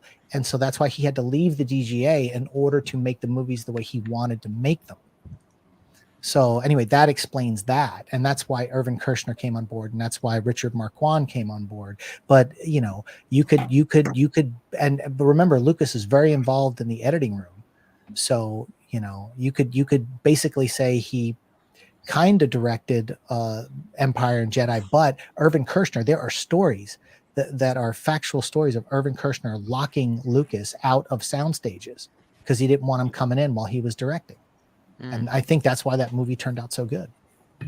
And nobody can say, even after the special editions came out, nobody could say that the original 77 Star Wars, it was great when it came out. But if you look at it, it kind of looks like a student film. It's a lot of stagnant shots. The pacing is a little, I mean, if it wasn't for Marcia Lucas, his wife, that cut it in the editing room and saved that movie in the editing room. Well, that's what it was. It was like an independent film at the time. Yeah, it was like an independent film. And that's been the consistent rumors that it was saved in editing from Marcia Lucas. Yes. Yeah. That's basically what Zack Snyder is doing with Rebel Moon right now too. It's like his own original idea. Well, Rebel Moon was a Star Wars pitch that he gave to Lucasfilm, and he wanted to direct it, and they told him no. Yeah, and so the first Star Wars was Lucas's ideas for doing a Flash Gordon movie, but then the studio said no to that. Have you read the original script for A New Hope? They turned into a comic book. Yeah, like, well, yeah. The Will of the Souls. I love it. That's awesome. Yeah. Luke Star Killer. And, Star Killer, yeah. And I think Star Killer. I think Han Solo is supposed to be a frog guy. Hell yeah, frogs! I'm down. Something. Can He's supposed to be an alien. He's supposed to be Han Solo is supposed to be a human guy. He's supposed to be an alien in the original script for A New Hope. Can I say something controversial? I think a lot of people are not going to agree with me with. No. I think, now we need to hear it. Yeah, go ahead. I think Dave Filoni ruined Star Wars, to be honest. All right, thanks, Phil. Yeah, I think you're the only person that's going to have. I'll hear him out. I will hear him out. So like, well, go ahead, Goblin. I love Dave Filoni. Because I grew up reading the expanded universe, and I just felt like Dave Filoni kind of just did a bunch of retcons that I did not really agree with. I do know a lot of EU fans really dislike Filoni, yes. But you know, even Lucas didn't like Mara Jade. That wasn't his thing. He didn't like that. He didn't want to use that. But he let it slide because it was the expanded universe. And he didn't care that he only said the films were canon and that the writers could do what they wanted. And so, but he didn't like Mara Jade. We all want a Mara Jade movie, or we wanted to see Luke Skywalker with Mara Jade and all that after we read those books and stuff. But in the end, Lucas doesn't like Mara Jade. Filoni has been, I know there's still, look, everyone's going to have their haters. No matter who's in charge, going to have their haters. But Filoni has crossed the bridge to most groups of Star Wars fans better than anyone else, has straddled that line. And he's still going to have his haters. I see Dave Filoni and Jeff Johns are kind of like the same way with their creative decisions. Listen, they're both wear hats. Film Goblin. I love the prequel trilogy, but I understand people don't like it. But most Star Wars fans, even though there's still those haters, love the Clone Wars, love what he did with Rebels, and really like how he helped with Mandalorian in the Disney Plus series. Well, don't get me wrong. I like the prequels too, but even I have my own gripes with them as well. But I can forgive them just because they're simply made by Lucas, who is the creator of Star Wars. So it's like I can like even with all the faults, I feel like they are how do I say, they're justifiable, or they're kind of well deserved just because the man did create Star Wars, and so he went by the time he went to make the prequels, he made them out of his own money. So therefore he like he wasn't, even though like people complained that he wasn't like how do I say, not a lot, there was not a lot, there was too many yes men around him, but I feel like that was well deserved just because he made those movies out of his own money. And you brought up a great say. You brought up a great topic, Film Goblin, that I'd like to go around the panel too. What thoughts on Filoni? Do you see what I'm saying there with the there's pockets of Star Wars fans, just like a lot of fandoms. There's Snyder fans. Can I say something about Filoni and the extended universe shit? Yeah, I will get to you first, Axel, after this. But what do you think about his track record? I think Filoni's done better than most of reaching different sides of the fandom. He still has his haters, his critics, than most. Because do you agree with that sentiment? After people didn't like the prequel trilogy, they began to love the Clone Wars, Rebels, and the small how he's helped Favreau on Disney Plus. He has helped The Mandalorian. Did he direct the pilot, or that was Favreau directed the pilot? Yeah, but he's directed quite a few episodes of that stuff. And I would say that, like for me, I despise the animation from the Clone Wars and Rebels and all that. Sure. Like I despise it, but the stories are really good. But that geometric squared look everyone's faces are and stuff, I just like, I like old school animation, like The Secret of Nim, or like the things like Heavy Metal. I mean, like really detailed animation. The 2003 Clone Wars series, the guy who did Samurai Jack. Oh no, I hated that. I hated that animation. Oh, how? The problem with those is that they were too stylistic, and it's supposed to be the same universe. Like Count Dooku's head looks. Looks different. Axel did want to go. Axel, go ahead with your comment. Look, I like what Dave Filoni has done. I know some people may not like him because for retconning like some of the expanded universe. I'm not expanded universe wasn't really that good. I'm just in my opinion, but I did like some of the little stories they had. Bro, they gave everyone a story in the extended universe. They gave a story about the guy who fired the Death Star, the laser shit. Bro, they gave him a story. They gave everyone a story pretty much. And so yeah, it's kind of bummed that that story's not canon. They were actually very consistent too. They had very small plot holes here and there, but compared to the new Disney canon, there's just too many consistencies from my opinion. I mean, I would say a lot of the Dark Horse comics that they did were just kick ass back in the day with the you talking Star about Wars the content. Obi-Wan and Darth Maul one? No, I'm talking prior to that. I'm talking like Luke Skywalker with meeting the Emperor and and them trying to clone Luke and all that stuff. Dude, that stuff's pretty. That Dark Horse stuff with him. Dude, I'm 40, I'm gonna be 48 in April, so for me, I'm going way back. I'm not going prequel. I'm thinking prior to that. But anyway. All right. Well, let's get Crazy Joe and Devin. What do you think on Filoni? Maybe go first, Devin. What do you think about his track record? I don't have a strong opinion. I also don't like those animation styles, and as a result of that, I just haven't been able to get into those shows. I've tried my hardest, and I just can't get past the animation. So I don't really have an opinion on him because I just haven't absorbed those stories much. To the extent that he's contributed to like the lore and all of that on the Disney Plus shows, on the live action ones, I think it's probably a positive contribution because I love those shows. But I just don't have a strong. My other problem with him is that Anakin doesn't really have a character development in any of those episodes. He's just kind of what I heard. Stagnant type character. What, in Clone Wars? I heard he had an actually great arc in Clone Wars. I just haven't been able to watch it because the animation I can't get past. Well, for me, anytime I had a question about something that's going on in The Mandalorian or something that's going on in the Book of Boba Fett, if they've referenced things, I've had to go back and just kind of cherry pick episodes of Clone Wars just to kind of fill in holes. Yeah. You know, I've because watched I'm a lot of what are they clips on talking about? YouTube. Yeah, exactly. Me too. I've just watched clips. But to be invested in all of it, I mean, dude, it's just a lot of content to consume in general. There's so much stuff out there. It's like I love Star Wars, but it's like there's a lot. That's a lot to suck down all the time.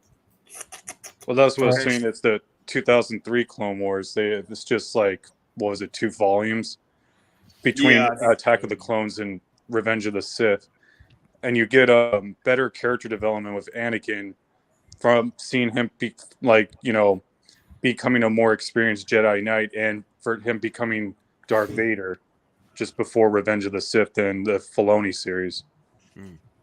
Crazy Joe, do you have a take on Filoni? Well, I'm going to have to tell you my take very quickly because 69 Megacom wants to help me find love. But anyway, 84%. I got to agree with the gentleman to each side of me here. I also don't care for the animation style. But oh my god, it looks like an iPhone game. I just can't get into it. Clone Wars. Oh. I also don't have a strong knowledge of Filoni because I didn't watch a lot of the Clone Wars, but I did like Rebels and I like Mandalorian. So what I've seen of him, I think, is pretty good. Yep. All right. Does Senior Nerd, Jimbo, you've been there for a while. Tony? I dig it. I think the Clone Wars was awesome. Great cartoon. Great show. What do you think of Filoni's track record? Do you think he does better? I think he does better than most of Bridget, but apparently not. People don't like the animation. He does style. great. I mean, him and Like, Lucas only, both the created beginning of the season. Ahsoka, so that already is Yeah, great. he did. Oh yeah, that's another character I don't like. She's one of Oh! Whoa. Don't take my comment as me being anti-Filoni. I that's not You're what so my anti-Filoni. It's hurting. It's just hurting. I haven't consumed enough of his stories. That's the thing. I mean, just if don't you know. guys like it, that's fine. But I'm just saying, for me personally, Thank you for your permission. And for me with I'm just kidding. with Ahsoka, I'll say this, like, I love the character more because I didn't watch a lot of that stuff when they cast who they cast in live action because the Rosario fans Dawson. lobbied for it. And Rosario they made all the posters and they made the comics and the pictures going, you know, she's got to be the part. And when they kind of like bent the knee to that, I thought, wow, then that made me love the scenes in the that she was in. And was it the Book of Boba Fett or was it Mandalorian? I can't remember. It was Mandalorian. Yeah. And to me, I'm like, okay, now I really want to see more of this. And of course I've seen the things in the animation from clips of when she fought Darth Vader and cut his mask and, you know, whatever. I mean, like I'm piecing it together, but I don't have to invest in it. You know, Filoni, I think, is a good storyteller. And I think he's doing a great job.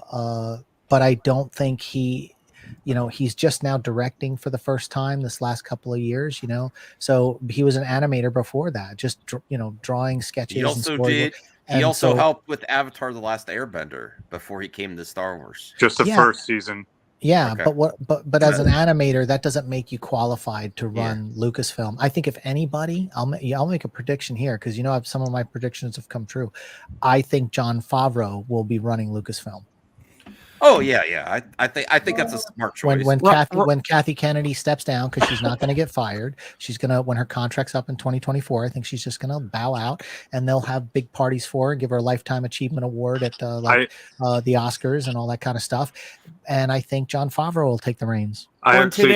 I'm I was sorry. just gonna say, I wish he was running DC instead of James Gunn, but that's my personal. On today's Phil Goblin, I'll kick that man. Kick him. I love you, Phil Goblin, but you give me some heartaches. Woo. The only reason why I would disagree with that is because I want to see what James Gunn can do.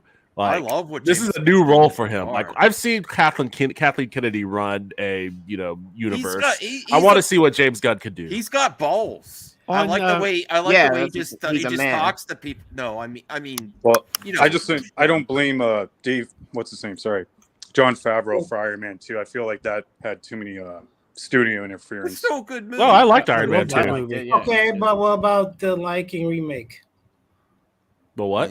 I haven't He actually did the seen that. He did the Jungle Book first, though, and the Jungle Book Yeah, was great. and remember The the was only great, the- but then the Lion King remake was I haven't. Well, I would Senor, never, we got to let people finish. Okay, but go yeah, ahead, but Lion Sean. King was sick. No, I was just going to say that the only reason why Jungle Book even came to fruition was because of the technology they used that pushed that type of filmmaking.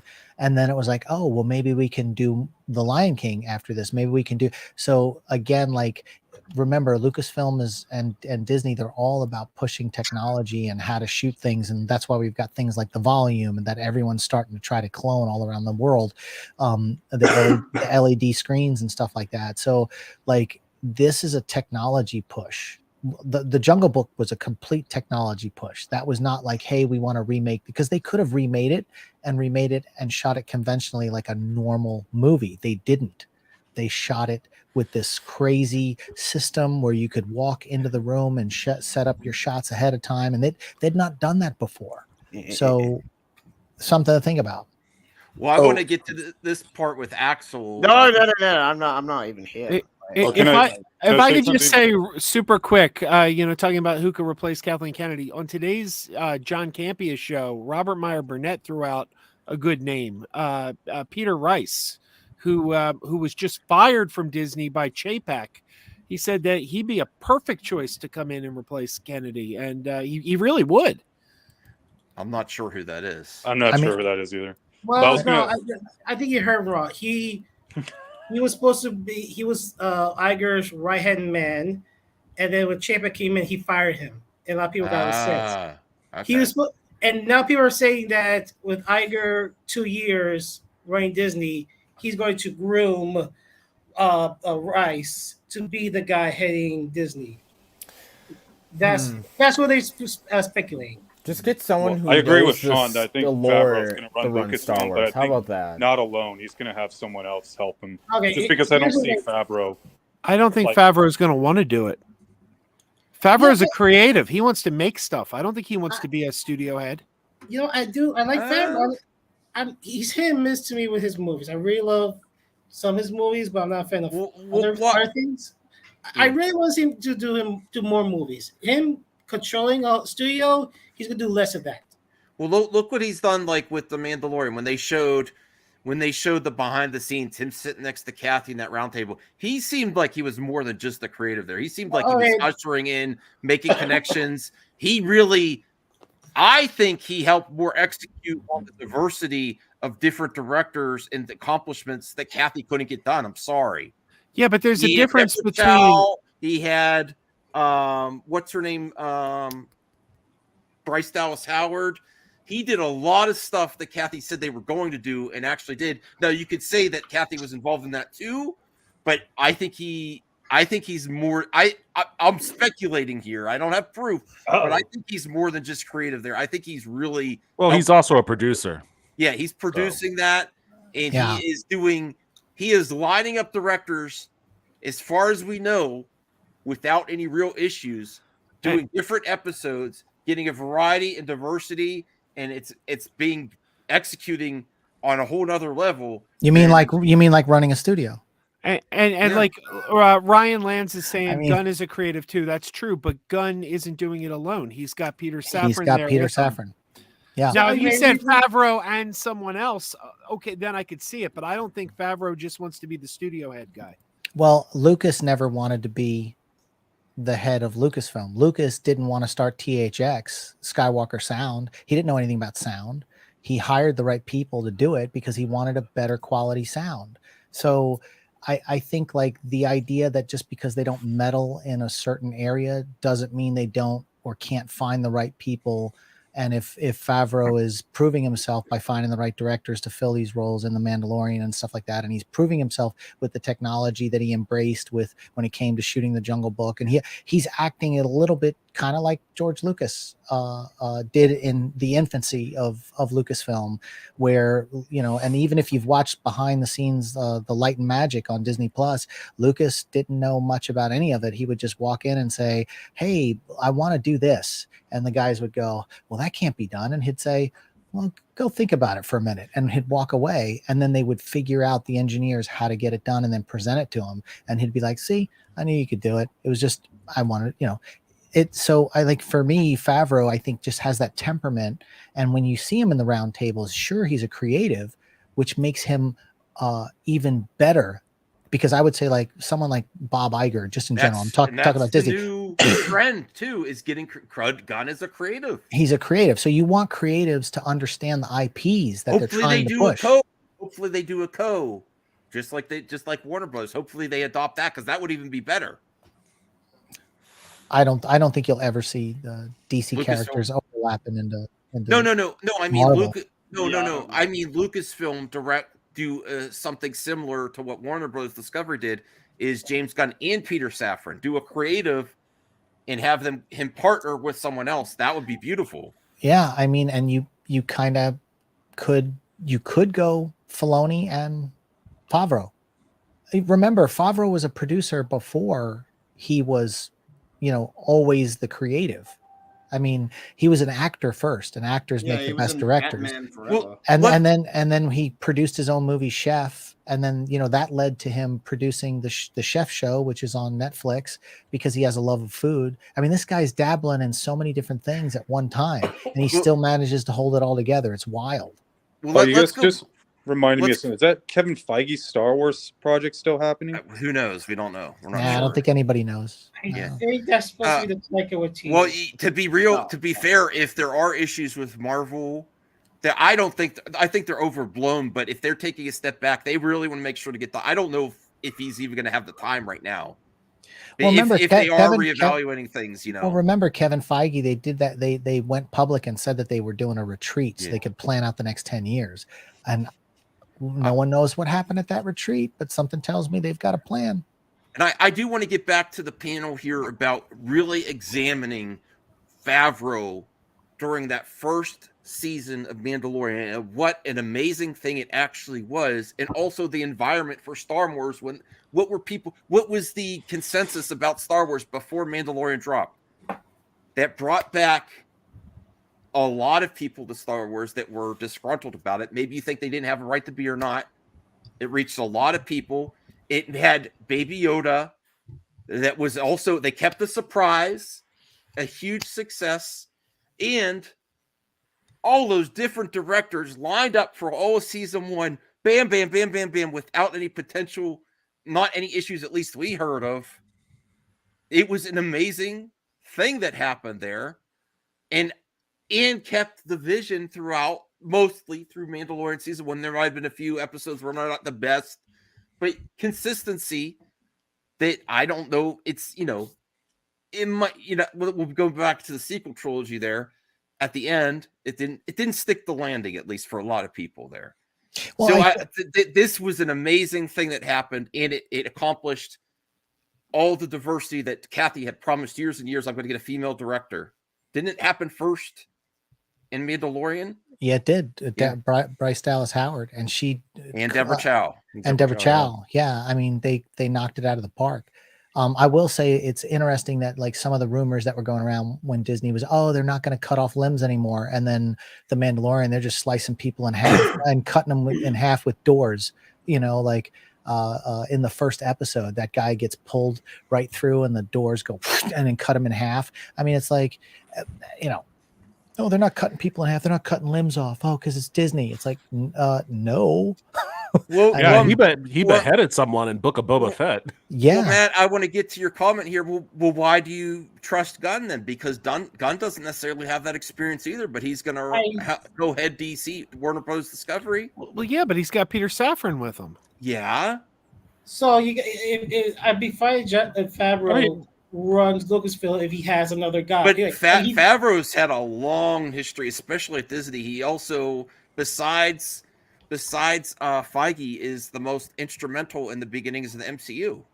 He's mean, the one that fought for Robert Downey Jr. He accomplished that Iron Man. And yeah, again, that's just to- a matter of delegation too. You're just going to delegate running those different aspects of that company. So. Again, and to Jarbro's point, I mean, you know, Lucas didn't know how to run Skywalker Sound. Lucas didn't know how to run THX. Lucas didn't know how to. He found the people to run it for him, and that's what people do when they run companies. Well, can I say I think I still think Star Wars as a franchise is still somewhat in trouble just because we haven't had a movie in quite some time.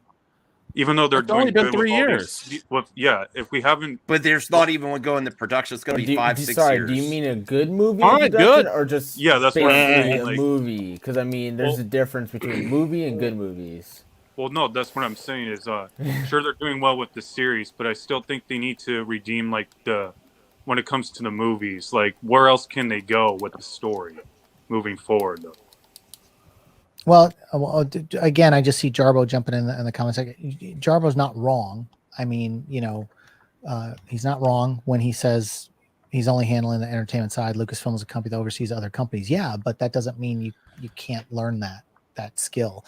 But I will say, when it comes to the Star Wars stuff, we do have a Taika Waititi film that is in various stages, and one of these things is like, remember, these movies, they basically shoot the movie in animatics first in the computer. Like every shot is planned, everything's planned, storyboarded out. I mean, creatures have to be developed and figure out how they're going to do this, what's CGI, what's going to be practical. And the thing is, like, these movies take a long time, and if you even look at the original trilogy, it's a couple of years between each one, and even the prequels a couple of years between each one. So it's like, it's not unheard of that we just don't pause on the feature films. One of the things that I think has been lacking, even with Andor, is the high digital quality of the production value that you're not seeing because you're limited with the volume. Like in the Kenobi series, it kind of felt like they were limited with what they could do and the scale. You get that sense from Andor? I do get that sense. There's been several shots, especially in the first episode, when the tribe people look up and see the Star Destroyer coming in. Visually, that Star Destroyer was not really as crisp and clean, even though they used the model from Rogue One. It didn't have the renders of the quality that the feature films have, and I think that's because it's television and they're time crunching, Yeah. so they're not running stuff to the high degree that you would photorealistic, being able to see the pores in the skin, and almost like Avatar. You're not getting that quality on these shows at all. Oh, I feel like that's probably like picking and choosing your areas of focus, because there are some shots. I don't think they're using the volume on Andor. Like, there are some shots on that show that are absolutely unbelievable. Like, so I because you're talking about, like, you know, a multi-episode television show versus like a feature-length film, I think there are probably spots where it's like, okay, we got to focus more on making sure it's okay if we skimp on that shot right there. Just make it look presentable. We're because we need to make this part look epic, you know. And I think I'm okay with that, you know, picking and choosing areas for that, so long as you get those awesome shots. And I think Andor, for the most part, is aesthetically the best looking Star Wars product I've seen in a long, long time. Yeah, I mean, their underwater stuff when they were going, you know, looked better than the underwater stuff in Kenobi when Ewan McGregor was swimming. When they were swimming to come up into the hatch and all that stuff. So yeah, I mean, there's definitely a difference in quality. They built way more sets with Andor than they did with Kenobi. And you can see that, like, people aren't tricked by like stuff you can't touch. Like, if people think they can touch it, then, you know, it's going to feel better than everything being digital. But I will say that, you know, there's shots, and again, like, maybe my eyes a little more in tune because I'm on movie sets all the time. I'll see something and go, oh dude, they cut corners on that. But, you know, it's like, it is what it is. But I feel like the quality though of some of the stuff hasn't been as high as it needed to be.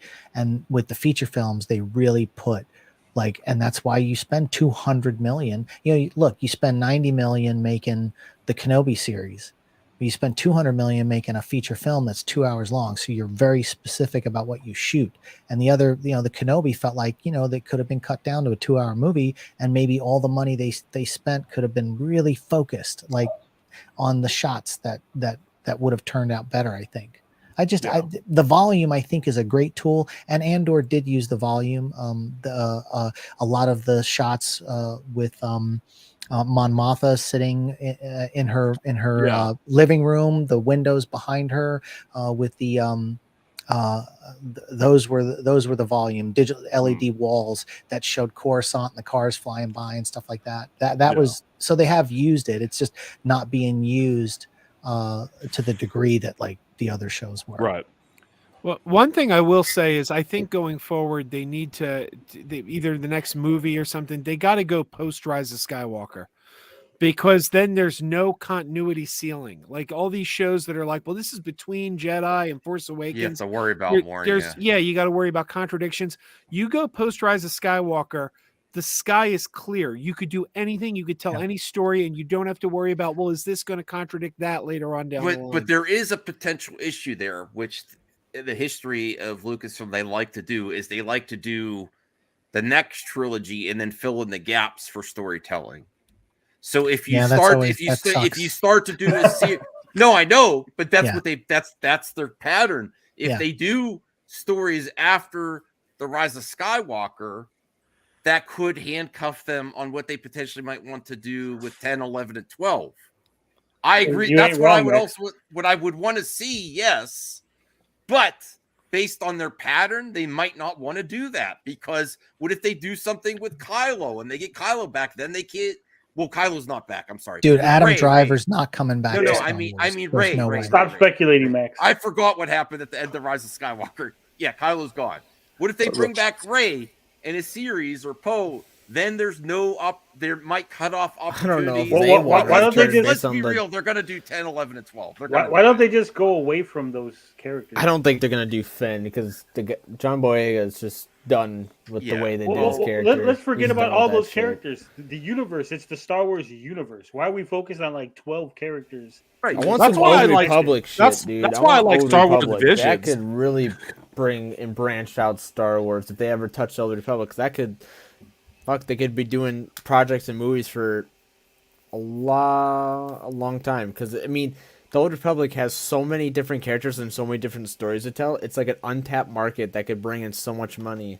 It's very interesting that they haven't touched the Old Republic yet, and I'm wondering like why haven't they touched that? But I will say, I've said this before. I think the Taika Waititi film is Star Wars Rebels.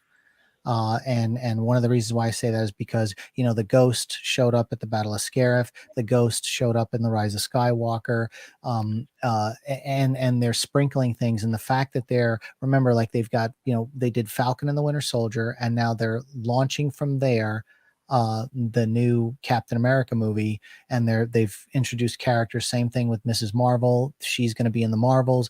And I'm thinking that because we're going to see Ezra Bridger on the Ahsoka series, they're going to use that as a way to launch the Crew of the Ghost. And see, to me, that feels like a Guardians of the Galaxy type thing when it comes to the humor and everything. And that's right in line with what Taika Waititi is, his skill set, where you've got the comedy of all the different people on that ship. And I think that's what he's doing is live action Rebels. It's, you know, and that could be the start of a franchise, kind of like Guardians of the Galaxy was for James Gunn. I think this could be Taika's Star Wars franchise, which would be just that crew going off and doing adventures. And you could go off and do tons of adventures, even in the timeline of the Skywalker stuff, without overlapping, because they've proved that they kind of can do that with the Rebel series. But you know, you've got these ships that they could just go off into different quadrants, you know, the Ghost, and then go off into some adventure. What about the Rian Johnson trilogy? I think we're gonna get Broom Boy and the Stable Friends. I think that's what's gonna happen. That shot at the end and those kids playing that is his story. Well, Crazy Joe says he has to go, but I know he loves Rian Johnson, so I would love to hear him. You think it's still coming, Crazy Joe? Oh yeah, no, I think anyone who thinks that Rian Johnson's trilogy isn't happening is deluding themselves, because number one, he made the second highest grossing Star Wars film of all time, and money speaks. It was one of the best selling DVDs too, for a loud minority. I mean, for a lot. I mean, public, it did make 700 million less Right. than The Force Awakens. Yeah, but and, that's- and 700 million is what It's a significant drop. what is huge. But Like, that's in line with the prequels too. The prequels dropped off with each one as well. But here's the other thing: what is the number one reason that people have walked away, filmmakers have walked away, or not done their Star Wars movies? They didn't get along with Kathleen Kennedy. They had a different vision. They couldn't get on board. She loves Ryan Johnson. They got along famously. There's no difference of vision there. But wait a second. The only thing I can say to that is Trevorrow, Jurassic Park. That's Frank Marshall, Kathleen Kennedy's husband, and her. They did the Jurassic Park films. James Mangold's doing Indiana Jones, even though he had a take on a Star Wars. So, like, look, they're putting people in places in movies that are good fits. They weren't good fits for whatever reason in the Star Wars universe, but they're still working with Kathleen Kennedy on other pictures. What about J.J. Abrams? Well, dude, J.J. Abrams said when he did the first film, he didn't want to uproot his kids from California to the UK for 6 years and take them away from their friends and their school. And he only wanted to do one movie. So he left, he shot The Force Awakens, and they left, an outline of what they wanted to do. And Brian came in and said he had a different take. And that's what went down. And then, of course, they begged him to come back for the last one. But I think if JJ would have made all three of them, we would have had a middle act with the Knights of Ren being a focal point. We would have had all these things that he put in the little nuggets. We would have had all that explored. But actual post and character development. But the thing is, I can't blame JJ Abrams for putting his family first and saying, my kids, I don't want to take them away from their friends and growing up in California. But keep in mind when Trevorrow was taken off of episode 9, she went to Ryan Johnson first. Ryan Johnson turned it down. So JJ was the second choice. Well, Ryan turned it down because he was already working on Knives Out. Right. But I mean, he was committed. That was a scheduling issue. I thought Spielberg was the one I that called got BS on screwed. that PR announcement. It was he's too busy making the next trilogy to do 9. Now, yeah, but I mean, even Ryan Johnson's saying on the press junket for The Onion, the sequel, he's already working on the third film. So that is already going to take him out of anything, over the next couple of years. Right. Also, he finished Star Wars for for good. There hasn't been a movie since. How do you remember? My problem with The Force Awakens is it just didn't really feel like an actual sequel. It just felt like a reboot trying to be like a sequel, and it's just there were so many contradictions with the first 6 films that I just didn't like, and that's why I didn't feel like Force Awakens wasn't really a strong movie, to be honest.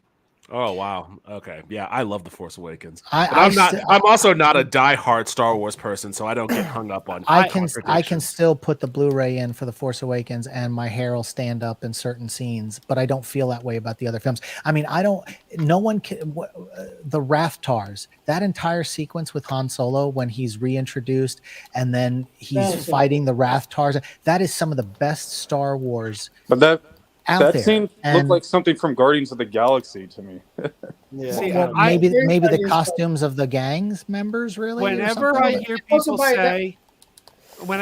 say Force Awakens is nothing but a reboot or a remake of New Hope, I always say, well, if that's true, then E.T. is just a remake of Jesus, because you're taking some loose things like, some info was hidden in a droid. Yeah.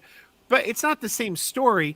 Like E.T., I mean, we can break that down too. That he came down from the heavens. He healed people with his touch. He died. He resurrected. Yeah, but again, if you look at the original Star Wars, and you had Luke Skywalker, boy found in the desert, has to blow up a Death Star, and in the first Phantom Menace, he had to destroy the droid control ship, which looked like a Death Star with a donut around it.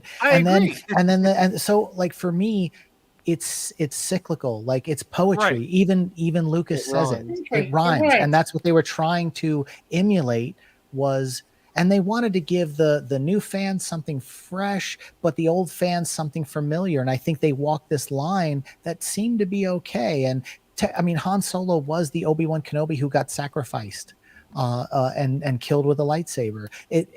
There's so many things that are Spoiler alert. Yeah. I Oh, agree. yeah. There's a lot of similarities, but they're not the same. You know, They're not the same, but they're similar, but they're different. right. Well, how do you think the perception of both the sequels and the prequels would be like if they switched? Like if the prequels came out after? Well, I mean, you would have had trilogy. different actors. I mean, you know, if it came out in the 90s or whatever, or to 2000s, like the other ones. Well, I'm just saying the The story. visual language of both of those movies are so different too, and there's no telling what that would look like. Yeah. Circa 1999. Well, that's the thing with the prequels. At least I appreciate that George was trying to put new stuff into it rather than just retreading, because that's what he's always said that in interviews, that he tried to make everything look new and fresh and not just try to look all the same and whatnot. I think he accomplished that. I thought that Force Awakens definitely looked awesome. It looked new and fresh to me.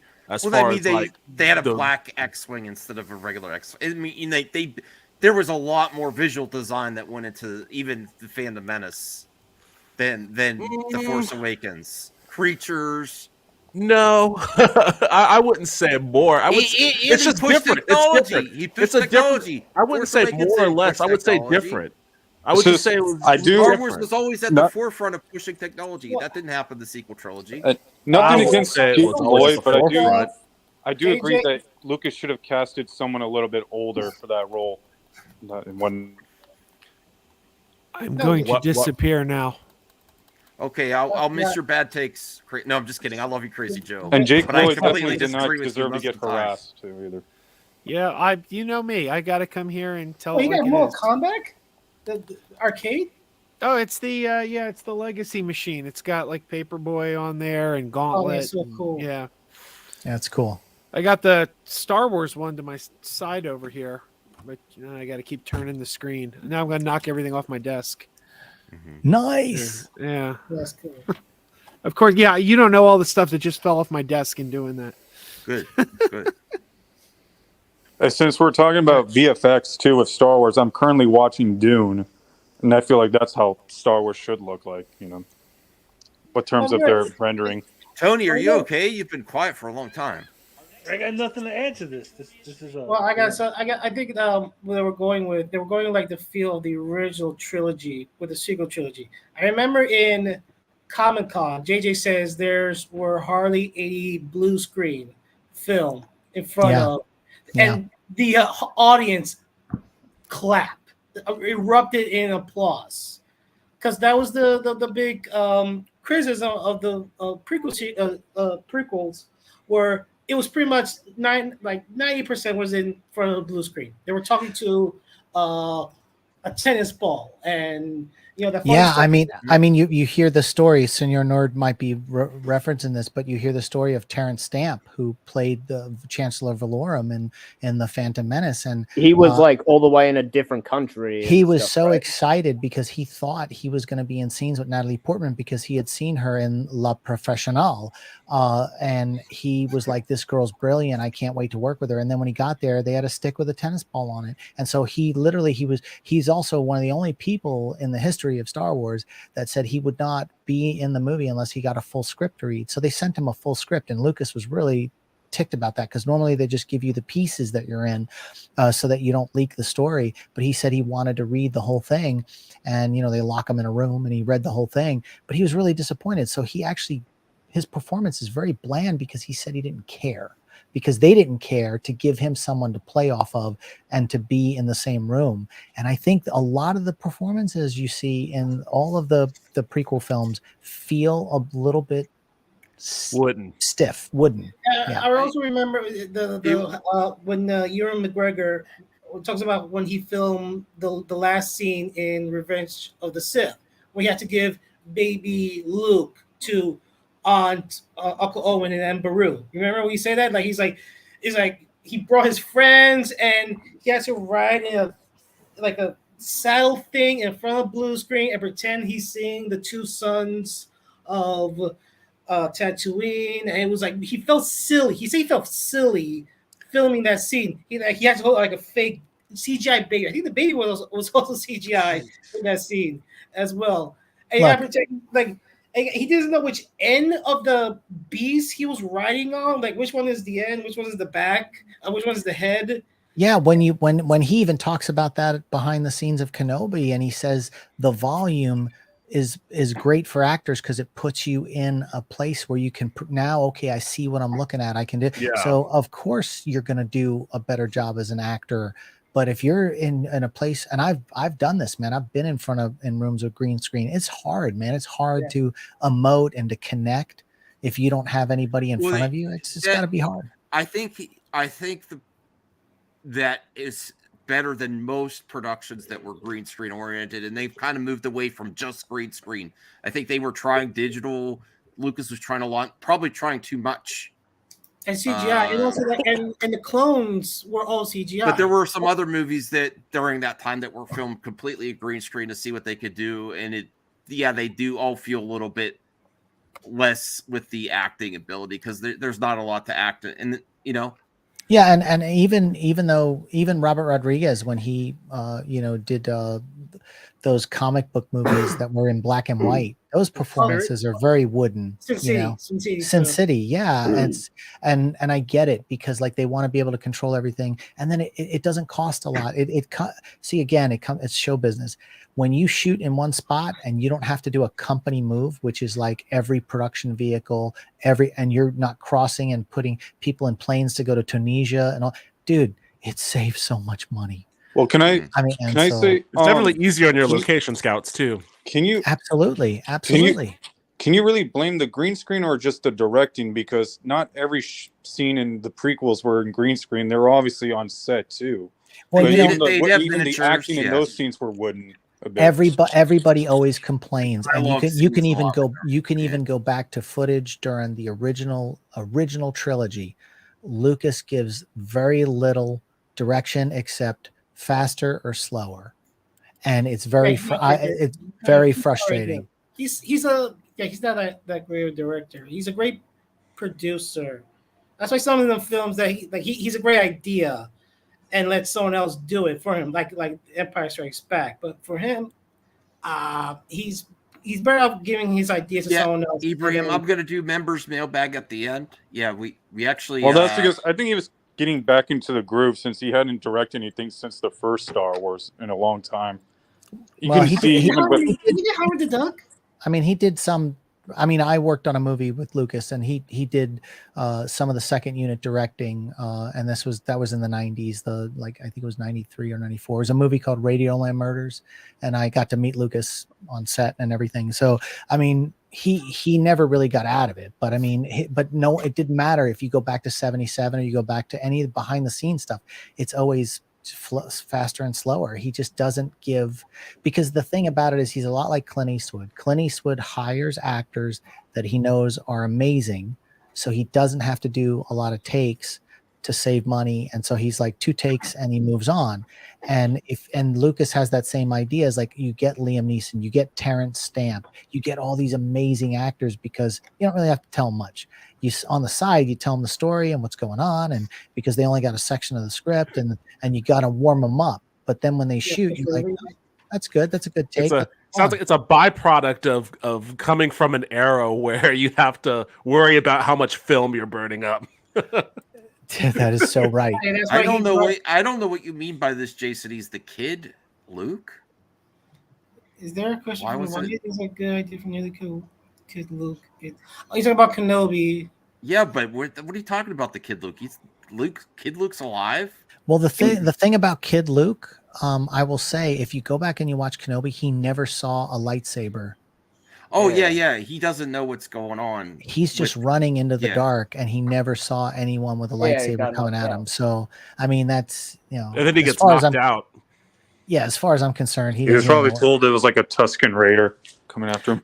Yeah, that uncle lies to him all the time. Uncle Owen is very protective of him. Yeah, Uncle Owen. Yeah. He's just a crazy old man, you know. But I do also I forgot to highlight this. I'm sorry, Blue Jay. To me, Clone Wars Rebels and Bad Batch are GOAT. Yes, Blue Jay, me as well. And I think Blue Jay was probably born in 2005. But I want to also come back to this too. what about Feige? He started out as a creative as well. He right? did. Yep. Yeah. So I don't know. I don't know why people are so stuck on this. Well, Favreau can't do it. Feige has one of the best universes ever in movies. Dude, he's one of the most successful producers in the Gunn history is of now. filmmaking. It makes a lot of sense to go with bring someone in from that was a creative.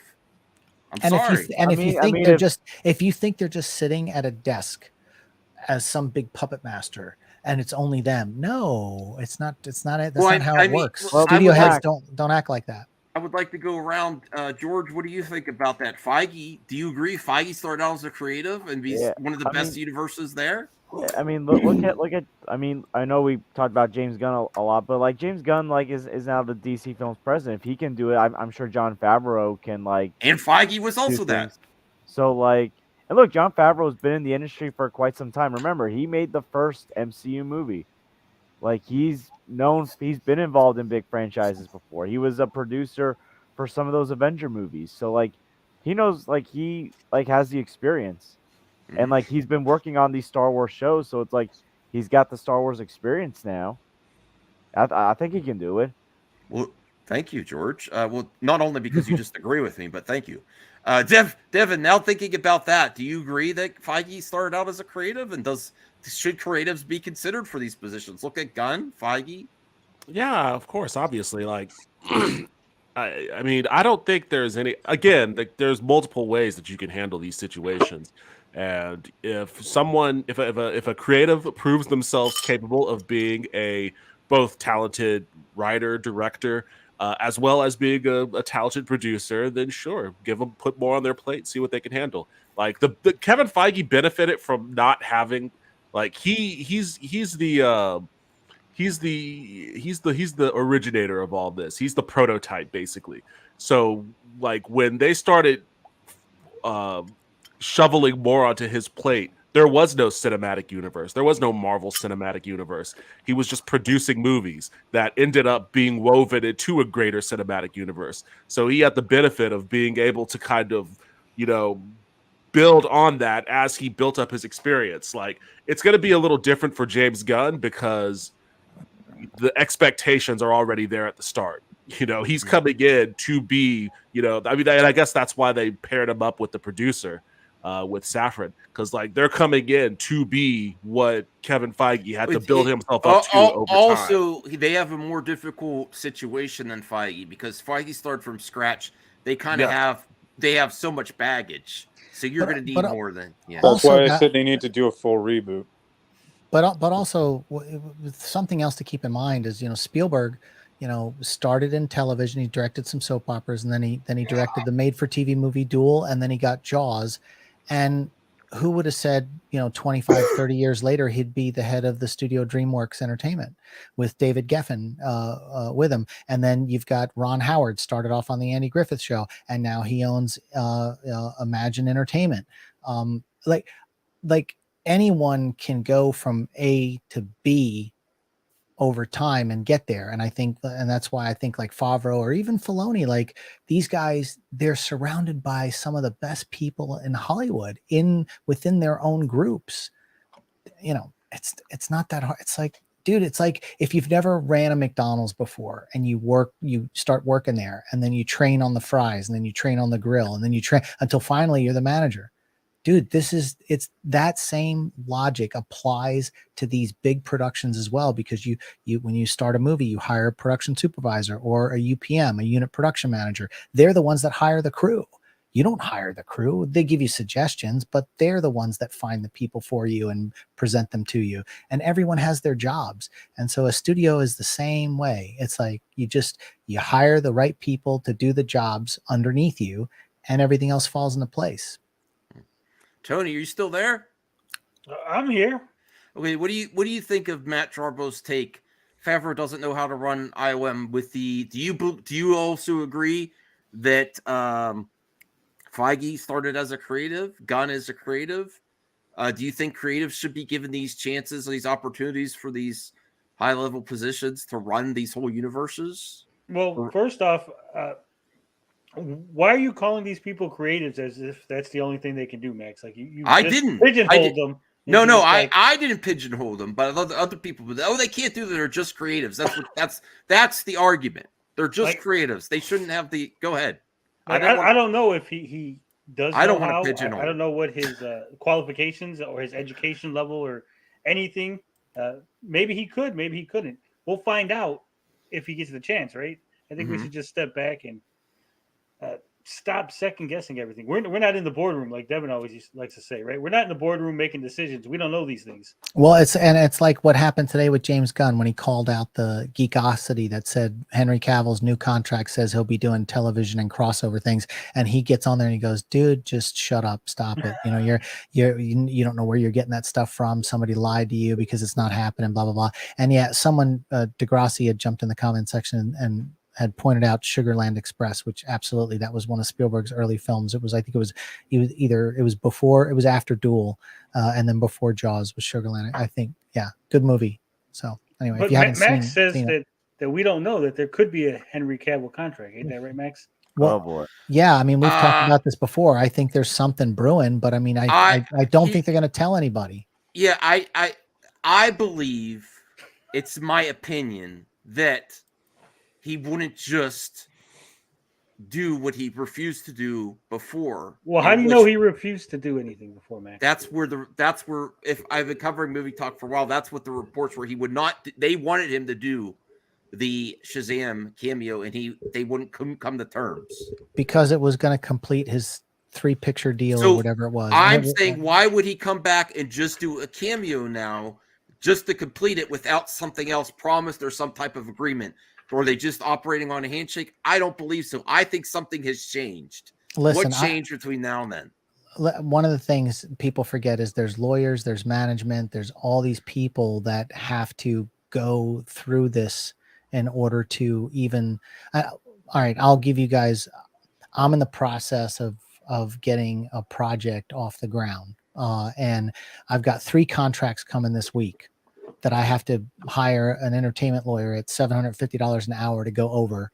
And the 3 contracts are for the same project, but it's as a creator, a writer, and a partner with a production company in Los Angeles. So I've got 3 contracts coming, and it's going to take me a couple of weeks to go through all of it. And this is just me. I'm just me, little old me. I'm not Henry Cavill that's got a publicist, a manager, an agent, a team of people surrounding him. And there's so much that goes into these contracts people don't understand on the outside that are trying to scoop this stuff. And I really feel that there is a contract and that there is negotiating going on, but nothing's final. I don't know for sure. I think they could have an initial contract, but they might. Why do you keep saying that word, Max? Initial contract. They have to have some type. Do you think they're operating on a handshake? Okay, Henry. Well, I mean, there could have been a contract offered, but that doesn't mean it's signed or anything. That's what I think you're missing, Max. I have a hard time believing that they would let him be in the end of Black Adam and say, "I'm back. I'm going to be doing lots more things," without something in place. Yeah, and look, So James. what Listen, level, I don't know. James Gunn would, but I could be wrong. I said I could be wrong. That's my opinion. He would have put Henry Cavill and Peacemaker in that end if they had a contract in place, but the former people at Warner Brothers weren't keen on bringing him back. So what does he do? He puts him in the shadows to fly and has an actor double. If he had his way, I guarantee Henry Cavill would have been at the end of Peacemaker. But how do we know if they want Henry Cavill back now? I'm saying. Oh, I'm pretty sure they wouldn't have done that with Black Adam. I'm sorry. That wasn't with Gunn and Saffron though. No, that would have been the biggest Bush That League decision move was in history. made before. Yeah, that decision was. That's really The Rock. The Rock. But here's my biggest concern is Peter Saffron because he was with Walter Hamada. He's his own man, though. He's his own Yeah, man. but- That doesn't. People work together. That doesn't mean their decision making is going to fall exactly in line. Well, just 'cause Max, he worked with Walter. Let me propose this. What if Oh they my God, forced? we're going What back if to they this. forced Cavill's hand because they were changing from the old Matt's regime laughing. to Gunn and them, right? So maybe they said, "Hey, Henry, you got to get this done before you can even think of a new contract. You have to fulfill your old contract, which means one more cameo, This is the last opportunity before we shift over to That's Gunn great Saffron. speculation. That's great speculation, Tony.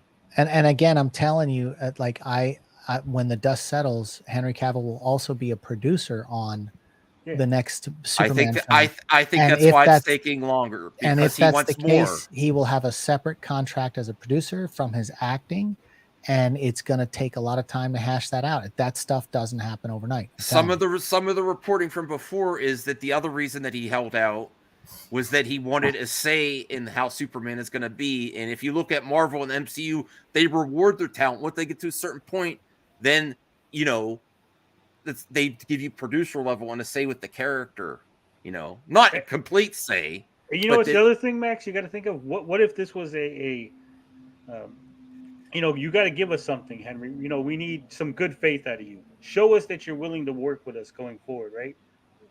We can't just have you sign a contract, blah, blah, blah, do all these things. If you're not even willing to fulfill your old contract, just give us this last. Well, it depends on what kind of vision they're going with. But you're still speculating, Tony. You're right. Yeah, I mean, it is. I mean, actually, everything we're doing is speculating. But But the bottom line is, I really feel like when the dust settles, Henry Cavill is going to be a producer on the next film. He's an actor. And then if you look at Robert Downey Jr. picked Shane Black to direct.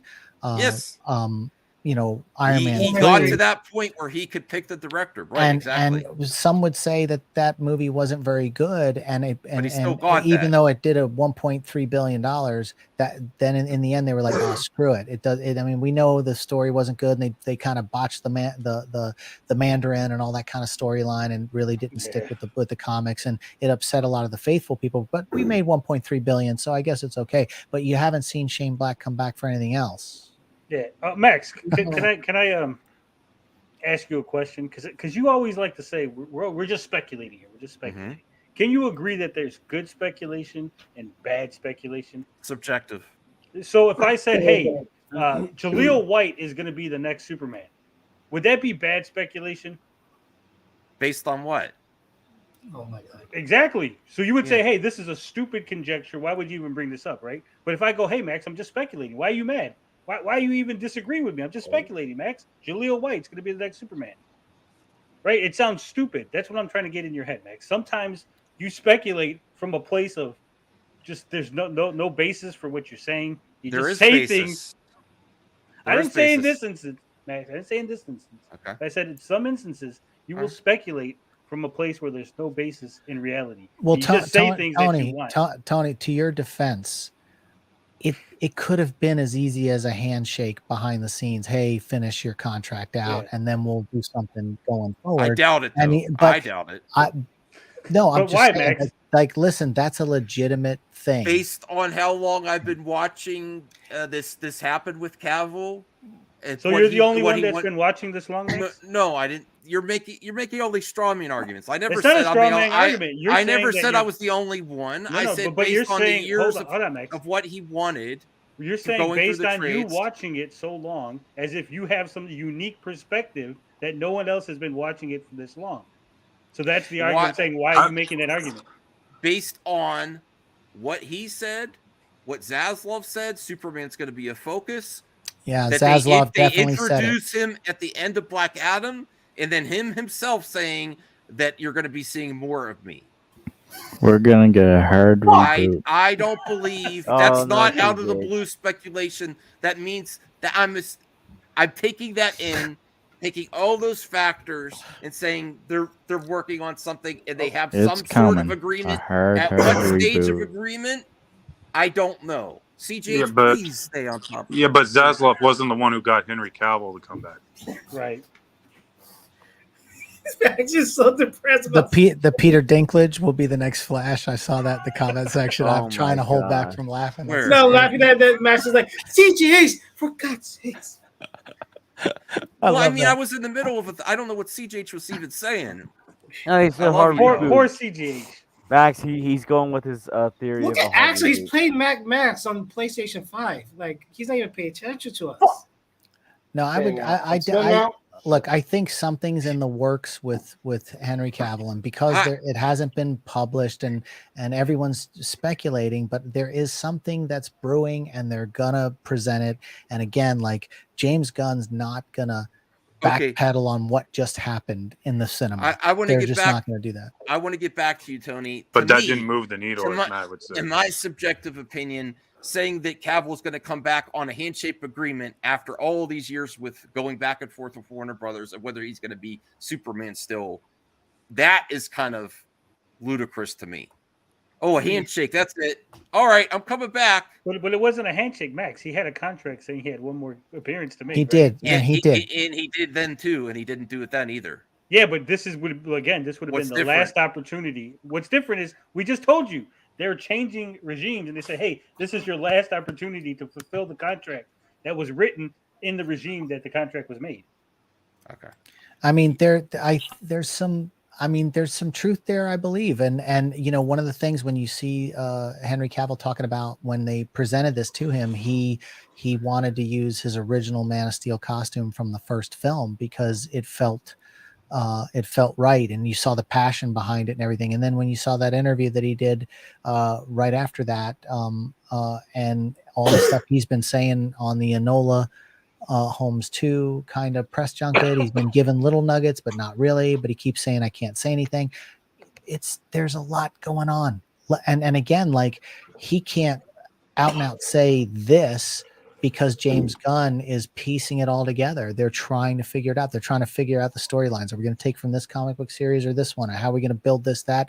And then they're probably trying to figure out how to patch the holes with the Flash and, you know, this thing with Michael Keaton, and he was promised all this stuff and he was going to be the new, and now it's probably going to be Affleck again. I think they're going to go back to that. And I think people are going to be surprised. No. So you think Snyder might come back too? No, absolutely not. No, I don't think so. I think Snyder, if he comes back in any capacity, it will I think be if James Gunn wants him, that's how I think it's possible. And it'll be as a producer. I don't think he's going to direct. No, I don't. We don't know what capacity or if he will. But if it does happen, it's going to be Do you James Gunn think saying, "I want to do this." Do you think the Batman is a blueprint? No, the Batman is its own separate universe, like the Nolan films and the Penguin series and all that stuff they're doing on HBO Max. That's going to be its own separate universe. They've already said Matt Reeves can have that universe, and they're still going to go with the DCU, which is all the stuff that was kind of established prior with all the other actors. Won't try to. Well, that's what I'm saying. If they Matt continue Reeves on with the no, same, you're not going to see storyline. Matt Reeves's character roll into any of the Maybe the stuff that they're Batman doing. verse, you know. No, I don't about think it. they'll even do a crossover thing like that. I doubt that'll What ever about happen. the re-swapped Superman that they have planned? Well, CJ, come on, you're bringing up stuff. You're just throwing No, shit out but that there. was in development. They were doing, listen. That particular thing was in development, and that was that was something J.J. Abrams was doing with Bad Robot and his Warner Brothers deal, because he had a $500 million development deal, and so, but I don't think that's going to happen either. There hasn't been any movement on that for years. And JJ, you know, because it was also a JJ situation, it's highly unlikely. They're kind of, so far nothing really has come out of JJ's situation except a few projects, and they haven't moved forward or had any forward momentum on anything. And I really feel like J.J. Abrams' deal is really at risk. I mean, he had a $500 million deal, but I don't. Honestly, when you put Henry Cavill back in Black Adam at the end, I think that goes way on the back burner. They're talking about paring down Batman. What does that mean? Why are they going to have multiple Supermen if they're just bringing back Cavill? Well, but the Superman that JJ was pitching and that the writers were pitching were going to be in the 60s.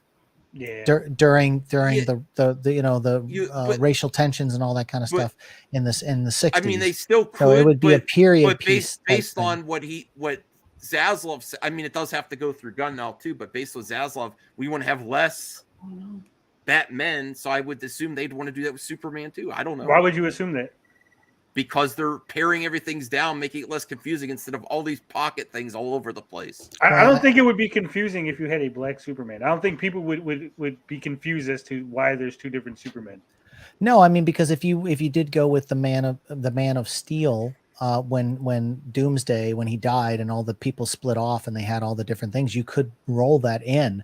But is that the way James Gunn's going now? Who knows? But I will say that the whole thing is very interesting. And again, like, we can Monday morning quarterback this all day long when the movies drop.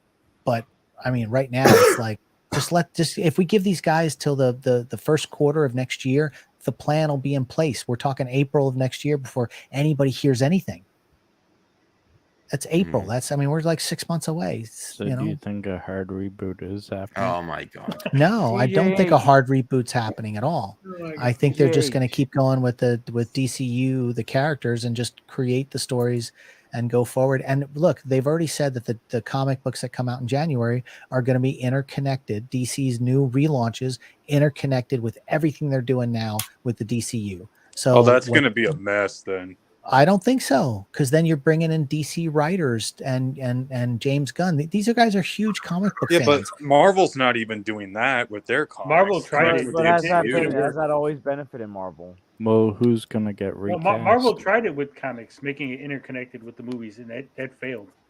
Yeah, I don't see that happening. Why don't we wait and see? We can. I'm just saying. Yeah. What I'm saying is, though, if they're not going to do Fisher any come back? reboot, I think there is a good chance that Snyder could come back. Snyder's not Especially coming if they're back. going to continue off with this Dude, story. he's doing his stuff at Netflix. Like, why can't we just like? That let him doesn't do mean that? he can't Well, come back. beyond all the wants to. Netflix stuff, Well, beyond all of dialogue. that, I don't think Snyder's ever coming back, because people, no matter what happens, if Snyder comes back as a producer, a director, as an actor, as a guy on the set, people are going to want what his vision, his Snyder vision, right? Well, listen, any sniff of Snyder. Well, you do being need to anywhere near- conclude that for some Okay, way. I got a good question for y'all. Round the horn. What is more like? Very more likely.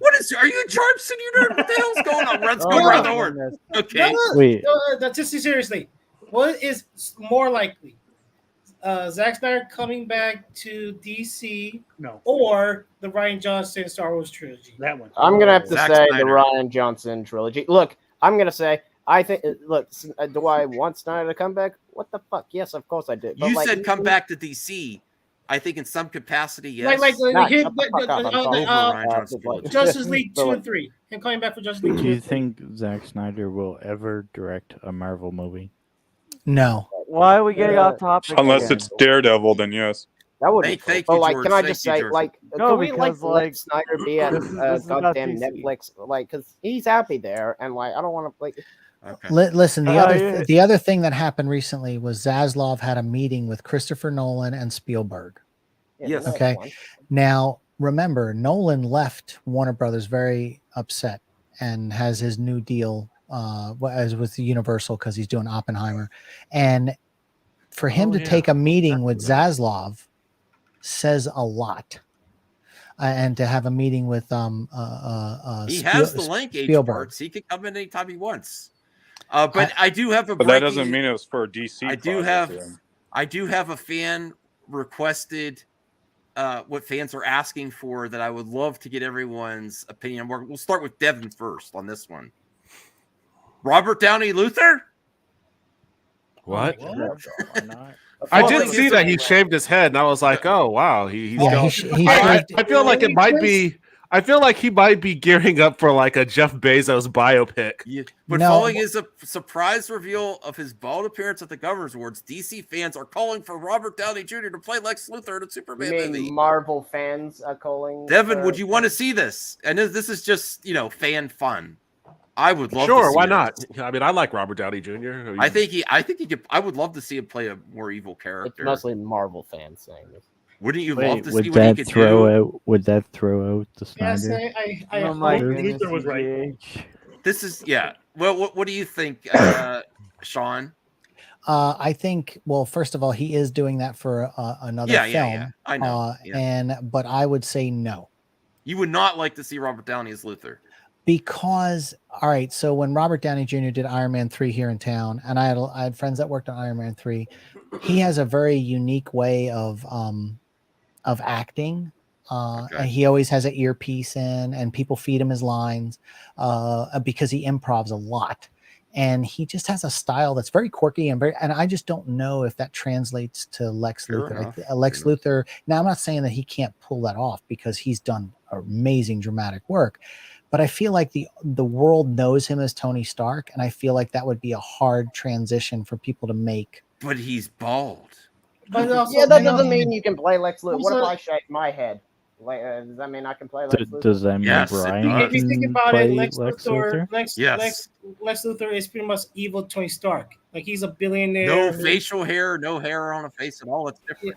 An evil like Iron Man is such an interesting character, and that's basically, like, in my opinion, like from like kind of like basic standpoint, that's kind of like Lex Luthor. Wasn't And that Obadiah Stane? Well, I mean, Yeah, see that. Norman But, like, Osborn, that Patriot. have you guys seen the comic book Or where Justin Hammer? Iron Man basically blinds or like gives Daredevil his sight again, but then takes it away? Like, bro, like fuck. Yeah, it's an interesting comic to say the least. But I'm just saying, I definitely could see him playing like kind of an evil Lex, like well, at least like a Lex Luthor character, because Lex Luthor's already evil. But I'm saying, like, No, it man, could work. who's the actor that was in Titanic that is always Oh, was Zane. That's Dude. like. What about Clancy Brown? Yeah, he does look a lot like Lex Luthor from the animated. All right, anyone else? George, Tony, and then we'll get. I- Go to George first. George. I love Robert Downey Jr. I don't know if I can see him as Lex Luthor. It'd be interesting to see him play like a villain in the DCEU. I don't know what villain, but it'd be an interesting take. I don't know. Like, I would. I don't know if I can see him as Lex, though. I could see it. I could definitely. But I see can. it. I can. want it now. I wouldn't be surprised if he does like take a villain role in the DCEU later down the road. All right, we're gonna get the film gob CGH at the end, but Tony, what do you think? What, Robert you Downey like- Jr. as Lex Luthor? Yeah. Oh, why? Lex Luthor is more reserved, not very charismatic, not quippy. He's not making jokes. Robert Downey Jr. not gonna do it. All right, doesn't work for you. No. The acting not in I'm his with him. wheelhouse. Okay. Sid, you're a nerd. I mean, I'm gonna be honest. It's gonna be him a lot better as Lex Luthor than Jesse Eisenberg, because I did not like Jesse Eisenberg. I did not like. I was going to give him a chance. I like because Jesse Why do Eisenberg. people give I thought they Kevin were going- I Spacey? thought they were going with that. I thought they were Why going do with people that. give Kevin Spacey a pass? No, Because he was a good Lex Luthor. You know, he's a He was good evil person. Yeah, I'll he's good say- at I'll- playing, in real life. Well, One at a time. One at a time. But Jesse Eisenberg, I tried, but then he felt like a Joe Schumacher villain. He was so over the top. I couldn't take him I seriously. mean, he is Lex Luthor. That is meant to be Lex Luthor's son. But that was just like the movie was so somber, and he was going up to 11. And I couldn't Well, to take be it. honest, all Lex Luthor actors have been over the top. That's true. In Well, movies. that was, again, and he is the smartest Lex Luthor. He actually. That's because Lex Luthor is lame, and the only way to make him not lame is to go over the top. Oh, No, the animated version was Lex brilliant. Luthor is lame. You're wearing a Superman shirt. You don't like Lex Luthor? No. Listen. So Well, I mean, The only the time mainstream- it wasn't is in Smallville. We're gonna get but to the you, main- CGH. Go ahead. the mainstream fans only know Lex Luthor and Zod because we haven't had That's other true. major You're right. villains. I think they fight know about. Superman. You're right. Well, That's a great point, CGH. Good point. But the thing is, this is with toy companies too. The reason you get so many reboots is the farther they go along with lesser popular characters, the studios and the people in charge of those rights will like, well, we make more money when we do Lex. We make more money when we do Joker. So that's why. It's called show business. Yeah. No, I Not understand, show but friends. I know, but this is why, like, even in toy lines, you're like, why don't we get a toy for this? Because that's probably not didn't going to sell. sell as much. You only get the top characters. But I am intrigued by Devin's hot take that he's wearing a Superman shirt. He obviously likes Superman. Why do you dislike Lex Luthor, Devin? I just think he's boring. Oh, Is it because I think he's he's bold? interesting. He's like the one Superman villain that Superman can just punch because he's a human guy. Well, it's because if Lex Luthor's not over the top, then he just becomes ordinary villain like Yeah, he's just a all the other businessman. movies. Like he's just a businessman, and like we see that in literally every other facet of like Businessman the reality. villain. He's just It's Jeff like, Bezos. he's like a Scooby Doo. He's like literally a Scooby Doo villain. It's like, oh, it's that business magnate. You know, only at least in Scooby Doo they wear a mask and they have to like pull him off. I And like, wouldn't be afraid of Lex Luthor, and I wasn't afraid of Lex Luthor as when Jesse Eisenberg played him. Well, I wasn't afraid of him when it was Kevin Spacey either.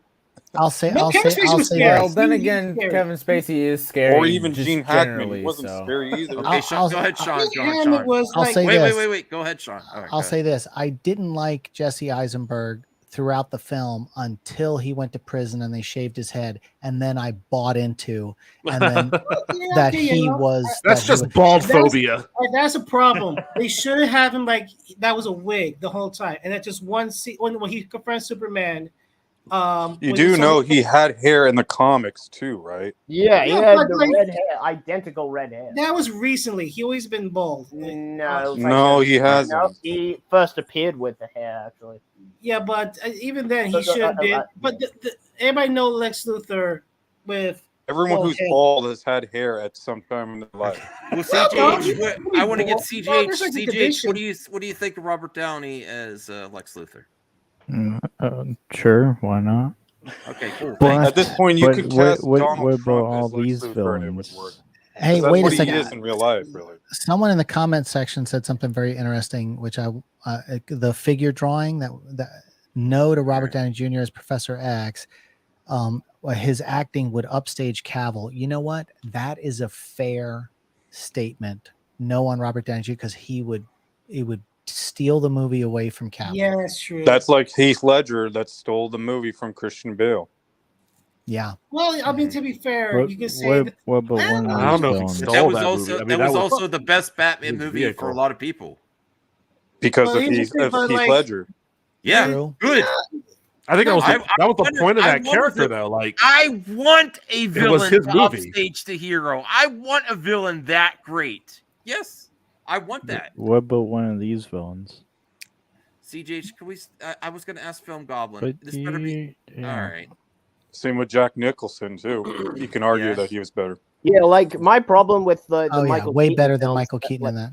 Like I like the Like- Michael Keaton films, but Michael Keaton's Batman never felt like the main character because we were too focused on the villains. Sure. Yeah, that's true. It felt like Batman Forever was like the Well, first live action Batman Well, film. That in was Batman about Returns, he doesn't appear on screen until like what, 20 minutes into the movie? Yeah. Yeah. Who's it's this hard to make a cyborg movie guy? that focuses so intensely on Batman when I Batman is didn't say largely he was- just a brooding, sad I don't millionaire think- in a mansion. Like, I there's don't not a think whole Lex- lot of meat on those bones. I don't Yeah. think Lex Luthor is I th- boring, but I can't deny the similarities between.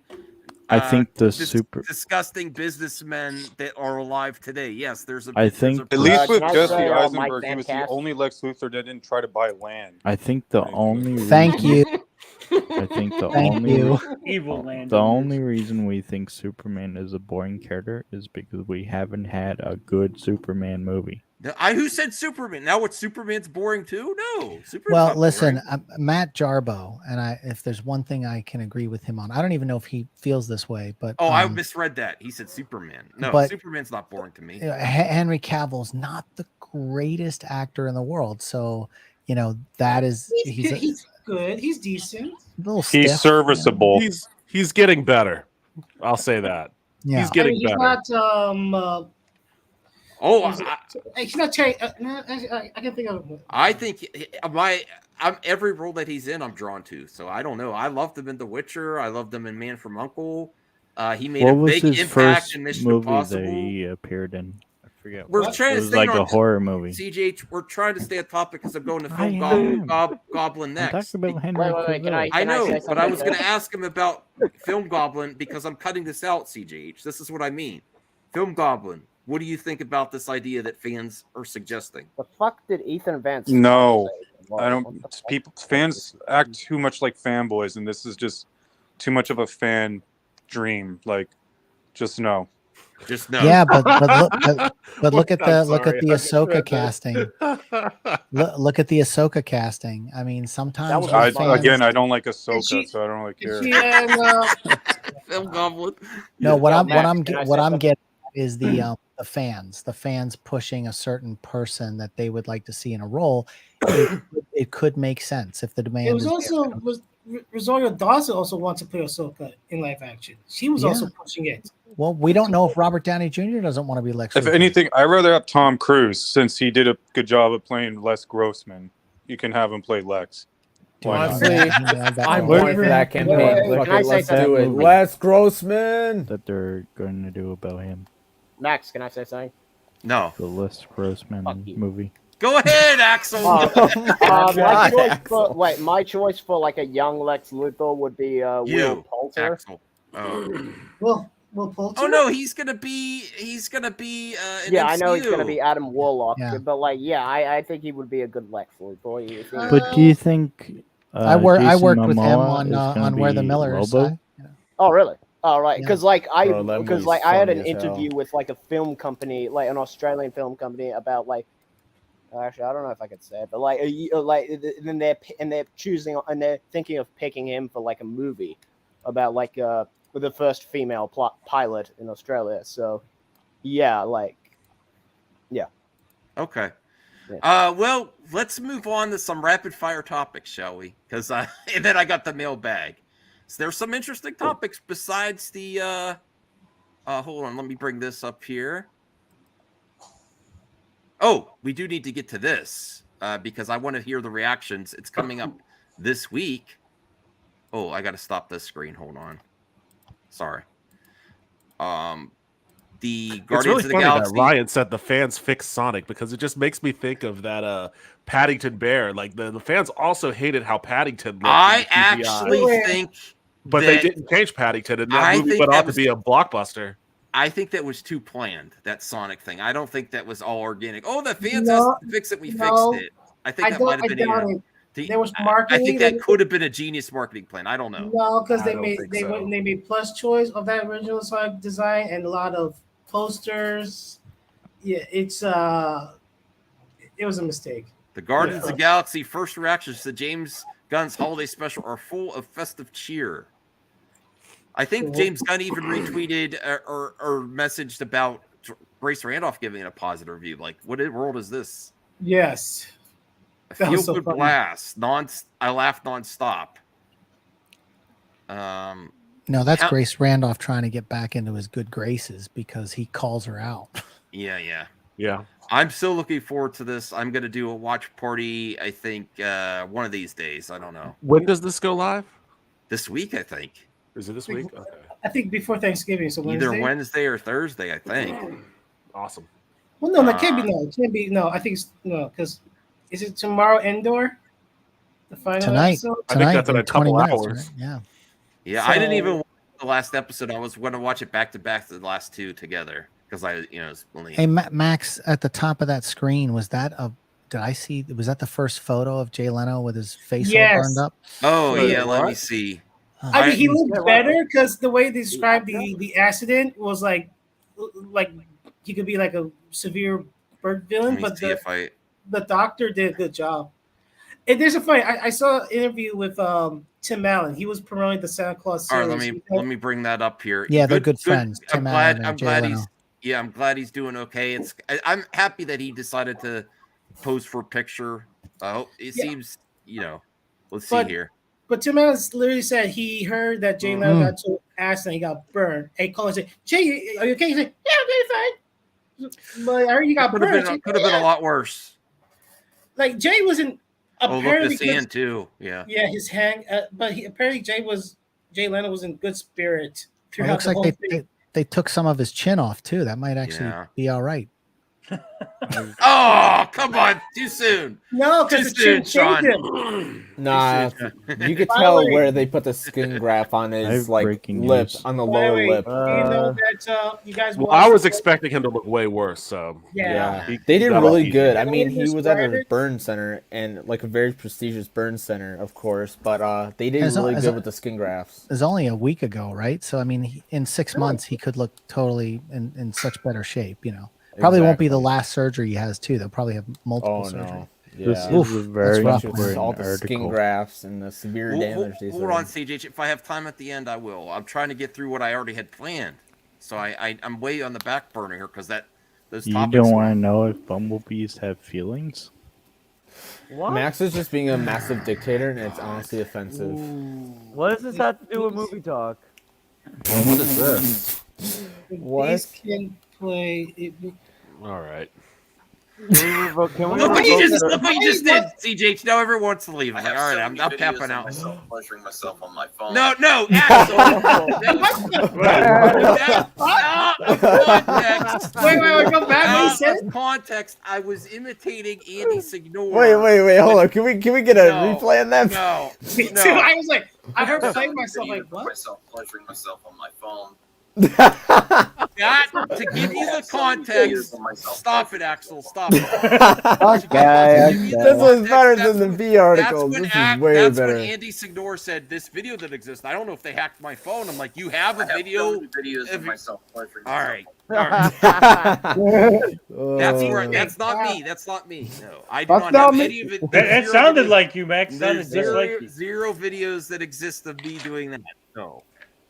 But there are videos of me doing it. All right. Ooh. All right, we're I disavow. See, I disavow. see what happens. I don't want to go in. I'm not doing freaked Andy out. Signore talk right now, please. I was just explaining the context Oh god. where that came from. Hey, Thank can I you, say Sean. something else controversial, Max? No. No. I actually I'm trying like to- Andy Signore. Well, I feel bad for you. I'm just kidding. Oh, you got me. You got me. You know, I Okay. never did. I never really fully like him. Even when he was Okay, just- see, this is what happens. We're already off topic. Blade's ex-director reacts to Marvel replacing him. I think he's. Do we care? Did they announce the replacement? Marvel are a bunch of pussies. Oh my god. No, that's what he said. Braid Is that what he director Basim Tariq took to Instagram to share his thoughts on Marvel Studios hiring Yan Demange to helm the Bloody. I didn't know that they actually. This is why I wanted to cover this. They actually got to replace him. That's great. My dear brother Yan Munir Demange is directing Blade. You roll in for a real treat. That's great. I like him being a good sport. It didn't work out. Isn't that, doesn't that make you feel good about them going forward? They got a new director now. It's Did you probably going to hear- get delayed, but at least, they do Did need you- to get Blade right. Did you see Is it gonna be rated R? The Midnight Suns did a animated short. No, I didn't see that. No. That's for the game, CGH. It's for the If game. Deadpool 3 is not rated R, then Blade's not going to either. I kind of agree with that. Well, Wait, this did is they where change it?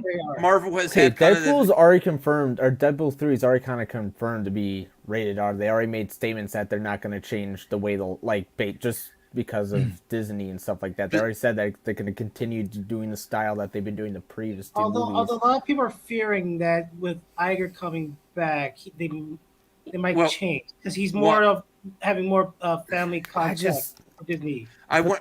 That's what I want to say. I want to say this. Actually, really I want to risk hear that, what Sean's you know. opinion on that is. Relax, Max. Go ahead. Go ahead, Max. Go uh, ahead. Didn't Deadpool 2 have a PG-13 release as well? Yes. Yeah, home video, but Yeah, I but don't that think- came was it after. these? That came after it, and even the I have no fears that they're not going to do a rated R Deadpool 3. I have no fears. I don't think that they might do a separate version which you could pick and choose, but I don't think so. I mean, even if they do, I'm open mind though. But especially if you're getting Wolverine in there. Oh, what do you say, Sean? What do you think I'm wrong on this one? Pay attention to the Daredevil series. Yeah, that's Ooh, another. is this an inside scoop? I'm just saying, pay I mean- attention to the Daredevil series, and I mean, and the- your answer on Deadpool is going to be right there. And I mean, Blade. D'Onofrio pretty much hype it. He was talking about like he wants to face Kingpin to face Spider-Man. Okay. And he was hyping up Born Again. So you're saying if the Daredevil show becomes 14A? Let's just say PG-13. You know, you can push the boundaries with PG-13. Sure. But it's all going to be, it's not going to be like it was on Netflix, guys. And neither, I don't think the Deadpool will be either. I don't think it's going to be rated R. So are they going to take off all the star content? He doesn't know about that. See, All right. No, I don't know about that. Time to put my That's put the canon. background back to this. Well, I disagree with you though, Sean. I think Daredevil's going to be fine, and I think not only are you going to get a rated R Deadpool 3, that they are on track to bringing back Punisher. I okay. The thing is with the Punisher though, Punisher's never coming that I don't think they. First of all, I don't know if they're gonna bring back the Punisher, but if they do and they make it and they change like the tone and the style like from it was in the show, like I've seen that show so many times, like I love the way they did that show. And PG-13, I just don't know how they could do that. I mean, they would have to take out a lot of kind of like the blood and stuff like that. But it's not that. It's the guns and the symbol. It's the guns, man. It's the guns. It's oh yeah. Yeah. But also, like, weren't they also talking about the symbol? Yeah, I was about to say, like, another thing is the symbol. Even they change the symbol is still out there. But that's not gonna. I don't know. I just don't know. I just don't know. That one would be very hard. Yeah, I'm worried. Daredevil, I think it's gonna be fine. I don't know what they. Well, didn't Winter Soldier have a lot of guns? But it's a feature film. Yeah. We're talking Disney also, like, Plus. the whole thing about Punisher is that he Why, a main. but let me ask you this, Sean. Why even introduce the option for mature stuff on Disney Plus?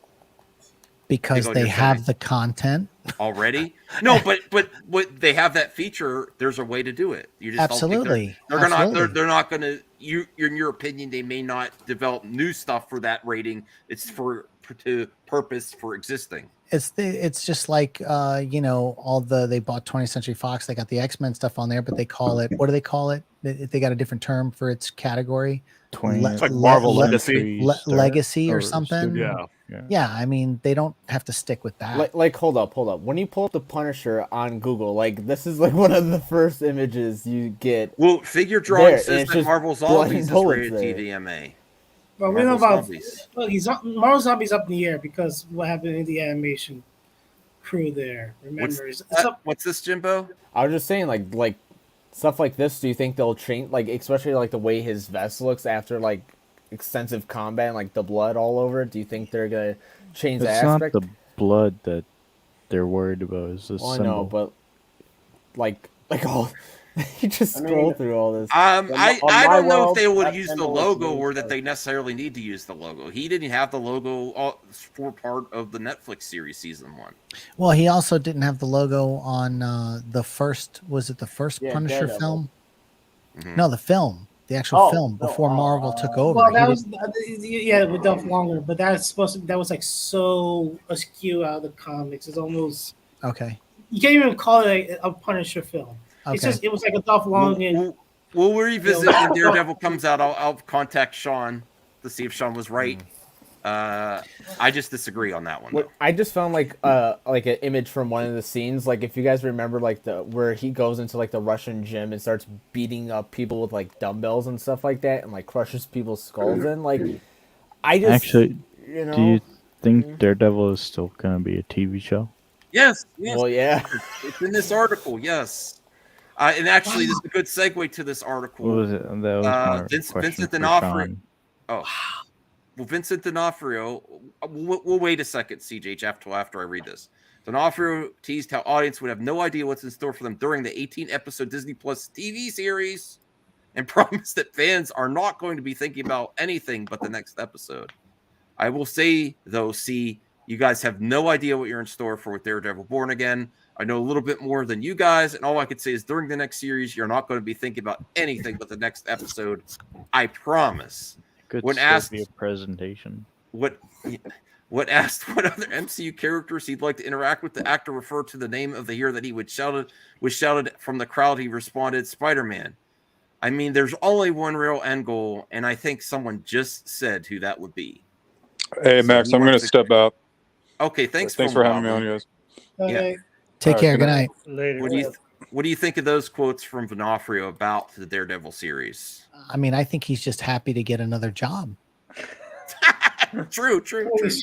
And of course he's going to be supportive of it. But you know, you remember the scene that D'Onofrio, when he had the guy's head in the car door and he just kept slamming it in the series and slamming. Yep. Yeah. And then you look at him kind of getting tossed around and thrown comical during the Hawkeye series, and it's kind of like, dude, Well, that's a tone of Hawkeye. Hawkeye was not going to be like Daredevil.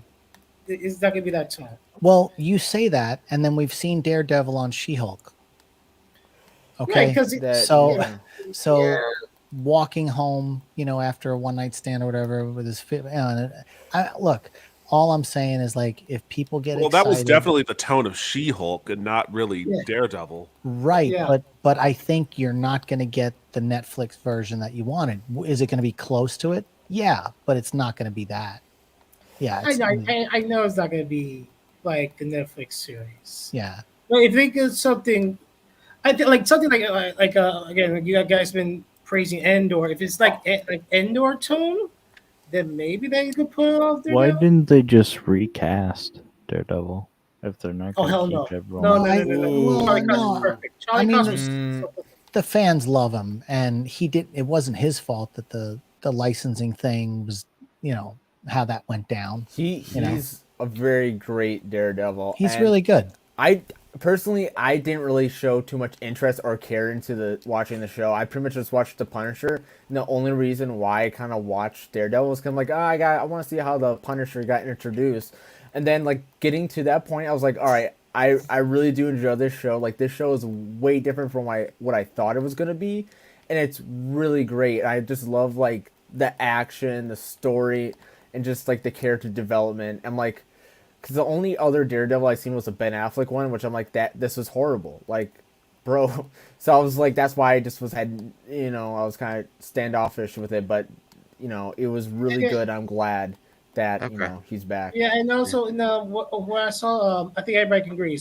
When I saw Spider-Man No Way Home, when Charlie Cox came on screen as Murdoch, the entire theater applauded. So they know Nobody did in my theater. Okay, well, your theater sucks, but everybody. No, they They're like- stood up and they clapped for Toby. No one cheered in my theater. We have respectable theater Really? 'Cause goers the- where I'm at. We don't Really? cheer in the middle of a movie. Well, I want to do some rapid fire topics because we're gas almost at 3 hours, and for I don't even though Sean's on a break, I don't think him and Devin and Tony have all night. People are getting ready for the holidays here, so let's just do these rapid fire, please. I mean, it is starting to look a lot like Christmas. Not The Penguin cast Mike Stone. So Mike Stone in the comic books has dealt with a storyline, Arkham Manor Endgame, that focuses on the Joker. They're alluding to the potential of the Joker being in this Arkham series along with Mike Stone. But it could be for anything. Anyone's thoughts? That's just a quick topic there. I mean, this is Matt Reeves' universe. That they'll probably put the Joker in there. This is literally the first time I heard of this character. Isn't the Joker already in there though? The Joker was at the end of the Batman. Yeah, but that's what I'm saying. So it makes sense that he would be used in the series if they needed to cultivate that character a little bit more. You know, I feel like they're gonna might do flashback of when Cobblepot becomes the crime boss. And I feel like they might do scenes where Colin Farrell is like skinny before he gains the weight. This next article is about Guillermo del Toro's Pinocchio. Anyone looking forward to this stop motion? You know, Yes. actually, I think I'm going to go see that probably over the weekend.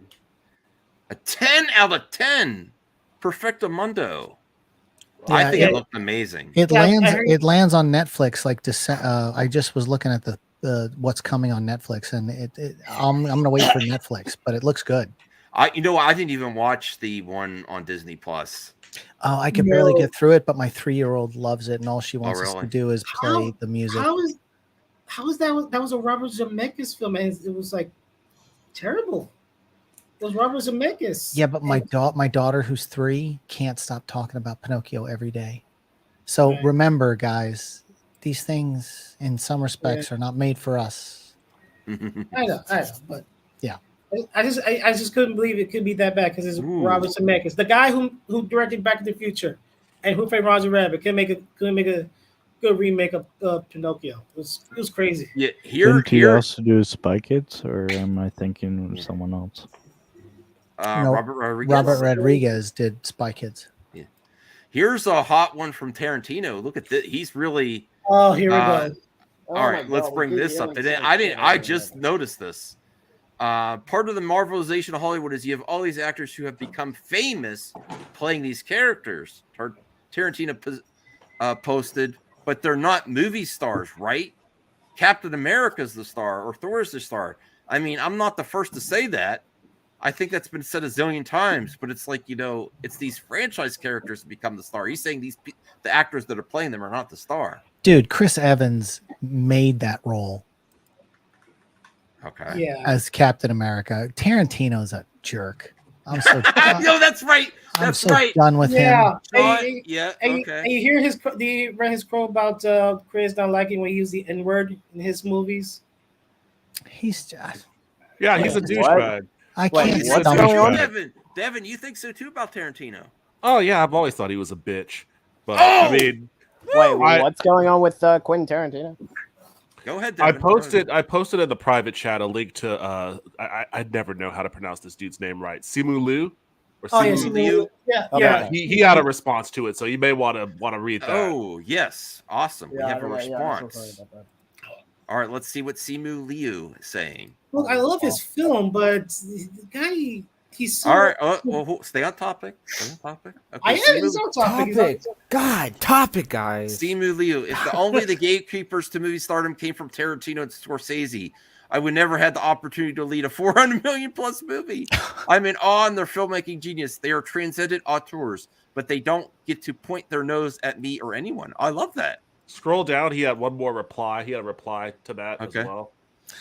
No movie studio is or ever will be perfect, but I'm proud to work with one that has made sustained efforts to improve diversity on screen by creating heroes that empower and inspire people of all communities everywhere. I love the Golden Age too, but it was white as hell. Wow. Anyone have a response? Hey, Tony, what do you think of Tarantino and those comments by Simu Liu? Oh, those comments by Simu Liu didn't actually refute anything Tarantino said. He refuted what he did. He didn't specifically go by a line item audit of what Tarantino said, but by mentioning Tarantino and Scorsese by name, he was addressing their criticism. Yeah, I could see the criticism being addressed what Scorsese said before about all the Marvel movies being done, but Tarantino specifically was talking about they go to see the characters, not the actor. That's I not don't true. think anything he said. I mean, Tarantino hasn't made a good movie since Pulp Fiction. Oh, I don't like Tarantino as it is. I'm not a Tarantino fan. I'm just saying Simu Liu didn't actually refute what Tarantino said. Whether or not what Tarantino said is true or not. No, I actually agree with Tony there to a point. He said that he was happy and that provide opportunities, but he really didn't give any proof that he called him a gatekeeper to movie stardom. Like that's a direct criticism of what Tarantino was saying. Like, he's saying that Quentin Tarantino is being a gatekeeper for what determines who a movie star is. And that was what Tarantino was doing. He was saying these guys aren't movie stars. But did anyone go see popular. Did anyone go see the movie because of Simu Liu or because of the Marvel movie? I did. That's the same with any movie that a guy just pops off in. I went to see Shang-Chi because I'm a Marvel fan. I watch any Marvel movie. But I'm saying that's what Tarantino was saying. So Simu Liu didn't refute that. Thanks, Hans. Harrison Ford told a really good story early on in his career when he his first agent fired him and said he didn't want him anymore. And he said, you know, Harrison, he's like, when you walk in, you're like, but when Tony Curtis walks in, as the ghost. Something happened to your audio, I think, a little bit. My audio. Now it's better. So as Harrison Ford, the story goes, and he tells the story. You can find it on YouTube. He says his first agent he had to quit or fire him, and he said because when you walk in with the groceries, if you're the grocery delivery boy in the scene, when you walk in, Harrison, you're just kind of But when Tony Curtis walks in, now this is the time period, he walks into the grocery stores, you look at him and you go, he's a movie star. And Harrison Ford leaned into his agent and said that you were supposed to think he was the grocery boy. Yeah. And I remember hearing that story before, actually. the story is you're not supposed to be in these movies and be, that's Paul Newman, or you're supposed to be the character. But the bottom line is Chris Evans is a movie star, no matter what anyone says, and so is any of them. Robert Downey Jr. Like you can't, like Quentin Tarantino, he's a troll. Yeah, your audio is a bit. I maybe plug it out, unplug it, and plug it back in or something. Yeah, and the thing is, like, if you watch, Is it working? Yeah, that's way better. Okay.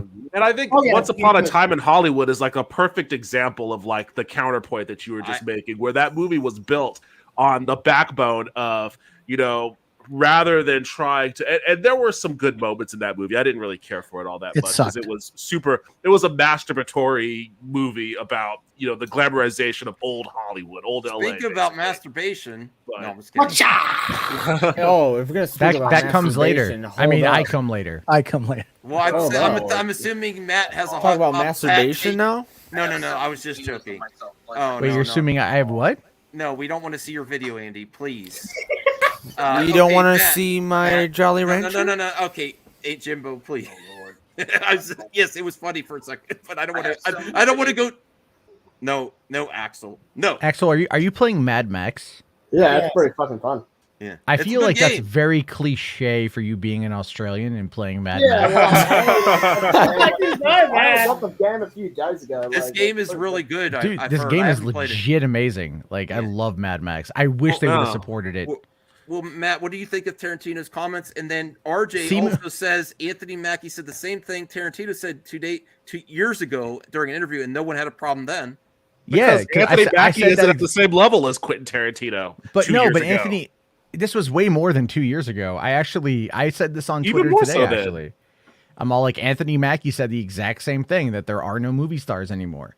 That you play characters, and that's the whole point, is like, and I think his point then was really salient, especially when we have the discourse surrounding, let's say, Black Adam, and like whether or not The Rock is an actual movie star versus just a personality.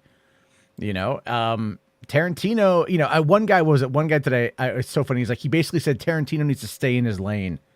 And I'm like, what? Like, what? Like, all right, dude. But this guy's like 21 years old, So he's like young. Doesn't remember like when Reservoir Dogs came out and shit. He was like, Or- okay, boomer. Like he was like, Yeah, it's like, okay, boomer. Okay there, grandpa. Let's go ahead and put your freaking your AARP membership to justice. I don't know. Yeah, It's how just much so did Once stupid. Upon a Time in Hollywood make? Fair amount for Sony. It had $100 million budget and did pretty well, didn't it? 374 I actually never saw it. million. It did 374 million worldwide. Oh. And I mean, a lot of his movies top out about 370 or 350. And I mean, he's just, I don't know, his movies suck. That's just, I don't. Well, that is I mean, a I weird think he take, but he would probably argue that like his movies aren't for blockbuster entertainment. Like he is an auteur. He is more about the cinema. no, he knows of he filmmaking. knows how to steal everything from other filmmakers. But to be fair, that's what I mean. Like all art is adaptation of other art. I mean, I Nah, think it's, he ripped off stuff shot for shot. I mean, that's yeah, no different. shit. But like, okay, like what is Michael Bay's? What when you think about Michael Bay, what do you think one of his best movies is? It'd be like Transformers, right? No, actually, no. I like The Island. I Okay. do. Me too. Yes. The I Island, like The that. Island is my favorite one of his movies. I But if see you that. ask a lot of normies, they'll be like Transformers is one that they would most What about identify. the one they did with Bad Boys was good too. what- I mean, about the I like Bad Boys too. I like weightlifters? Bad Boys too. About the Pain what? and CJ? Gain. The weightlifters. Pain and Gain. Pain and Gain was good. Yeah, I Pain and hate that movie. I hated Pain King. I can't Pain stand and it. Gain was good. But I'm just saying, if you go and you watch Transformers, Michael Bay literally rips off every one of his other signature shots for that movie. Like, I mean, there's shots from The Rock that he reuses in that film. And I saw that when I saw the movie back in 2007. Is it really ripping off if it's your own movie? I mean, like, to be fair, unless it's the same cinematographer, you know what I mean? Maybe, right? Because like, he also did that in Transformers 3. He reused like the highway scene. He reshot it from I think the island in the highway scene in Transformers 3. yeah, I mean, like the thing is though is there's only I think there's something to be said about the creativity in the world building that Tarantino brings to the table that cements why he's as beloved as he is. You know, like you go to Tarantino for something different and you oftentimes get it, whether it's hyper violence, whether it's, you know, just an interesting take on Hollywood or you know, multiple interconnecting storylines like with Pulp Fiction, or just a gritty crime drama like with Reservoir Dogs. I mean, even Jackie Brown is an adaptation of an Elmore Leonard novel, you know, and that never really gets talked about. Well, I'm not saying that he's not a gifted filmmaker. I guess for me, I think a lot of his choices, especially with the re-envisionist history stuff like Inglourious Bastards and like Once Upon a Time in Hollywood, to me, I don't get that. I've never understood re-envisionist filmmaking like that. Like that, oh, what if Hitler got killed in a theater? It's like, and then what if the Manson people went to the next door neighbor's house and didn't kill Sharon Tate? Like, to me, that is some sick, twisted shit, and I just can't wrap my head around people that. Well, revisionist history, or not even. It's not even revisionist history. It's just alt history. You know, I mean, but there is no alt history. We know what the history was. Yeah, I know exactly. I know. Why would we come up with the scenario and be entertained by a movie where the Manson people went to the wrong house? It just, I mean, why do you watch a movie where a serial killer kills anyone? I mean, we can argue it's about the execution. It's about real life, but it's about everything. Different. Michael Myers is fake. But okay, Jason well, Voorhees is fake. This is taking a real incident that happened with Sharon Tate. Okay, so if we're gonna talk about revisionist history, what about The Woman King? Because that movie, like, is a lot of people are saying it's clear revisionist history. Like they're completely I haven't seen changing it, that. so I can't. Well, okay, look at Psycho, right? Look at Psycho. Norman Bates was flat out inspired by Ed Gein. All right, so it's like Ed Gein murdered people, wore their skin. I mean, Texas Chainsaw Massacre. Texas Chainsaw Massacre, same thing. I mean, what else am I thinking of here? Buffalo Bill from Silence of the Lambs. That again, Riddler as the Zodiac. Right, but you're not doing a movie about Ed Gein and then making him drive an ice cream truck down the street and hang out with children and never kill anyone. See, that's re-envisionist history, not being inspired by Ed Gein to make the Texas Chainsaw Massacre. There's a clear difference from what Tarantino's done in his last couple of movies, and one could argue that, you know, The Hateful Eight is a remake of The Thing, and he even used Kurt Russell. I mean, like, that's an interesting. I've actually never seen The Hateful Eight. I haven't seen that or Once Upon a Time in Hollywood yet. Yeah, it's like they're all in a house together trying to figure out who the killer is. It's a great movie. It's literally The Thing, and it's just like, it's one thing to be inspired; it's something else to rip off. And I just, but even The Thing is still fundamentally the call. The call is coming from inside the house. You know, so it's like it's still the same. You can't trust who do you trust? Those stories are we reuse stories all the time. Absolutely, but the revisionist history is weird to me. That's just okay. I mean, I get that. Superhero movies are basically the Greek gods. That's true. Oh yeah, absolutely. I mean, if you play was it Wolfenstein? If you play the Wolfenstein series games. I know, yeah, those are definitely. I agree with that. It's like if the Nazi has won World War II, yeah, they took over the entire world. Well, you know, For All Mankind is also if the Russians won won the space race and landed on the moon first. So there's interesting stuff, The but Man in the High sometimes with Tower? serial killers. Yeah, the man in the high tower. I thought that. I mean, I never watched that because that was stupid. And when HBO was developing a series that got shit canned, that was supposed to be the South winning the thing, and what it would be like if we lived in a world with slaves. Man, I fuck think that. Who wants to there watch was that shit? there was a mockumentary about had the South won the Civil War. There was a mockumentary. No, but about they it. were trying to make a serious series and hired writers and started. I heard it writing was and was in actually. development. I mean, I don't know. I heard That it was series actually was well actually done. being developed by the eventual writer / showrunner of Falcon and Winter Soldier. No, it was weird, it was the Game of Thrones guy, Benny, the Game of Thrones guy. That was gonna be their next project. Well, no, the Game of Thrones guys were Well, gonna show run it, but it was actually being written and developed by Malcolm Spielman. Sean, isn't there a difference though between these alternate history takes for fiction and not like glamorizing the villains? Like that's different though. They might have an alternate take, but in a lot of these alternate take history projects, they're not glamorizing. Like I don't even know. I have to rewatch Once Upon a Time in Hollywood. I don't think he glamorized the killing. No, I mean they made them out to be bumbling idiots, the Manson killers, and then they wind up like setting the one girl on fire. I and mean, but again, it's like I don't know. They were idiots. I mean, it's not my favorite movie either, and I could see why people would not like the subject material of that. I particularly don't like a lot of serial killer content, but like alternate history where Nazis are taking over stuff are interesting. And then as long as they don't, for me personally, in my subjective opinion, as long as they don't make these people glamorize them, and I'm okay with it. As long as they don't make them like, that.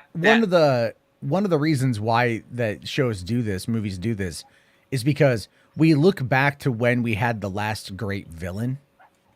Because like the villains today are not black and white. They're not clearly defined in many instances. We argue online about certain things, but in the world, it's just, it's crazy. But we'll had a time in H parts after this. Yeah, we had a time when there was clear sides, about what was good and what was bad.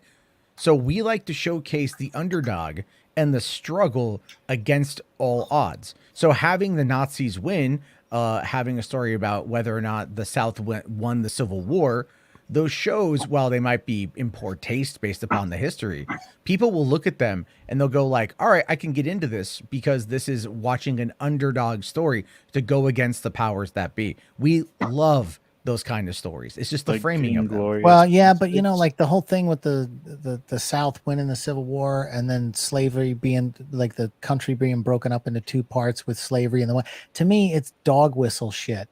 Like you want to put something out like that. But it's being developed by like a black guy. So, I mean, they had a point he wanted to make. It doesn't matter. I mean, somebody pulled the plug on it.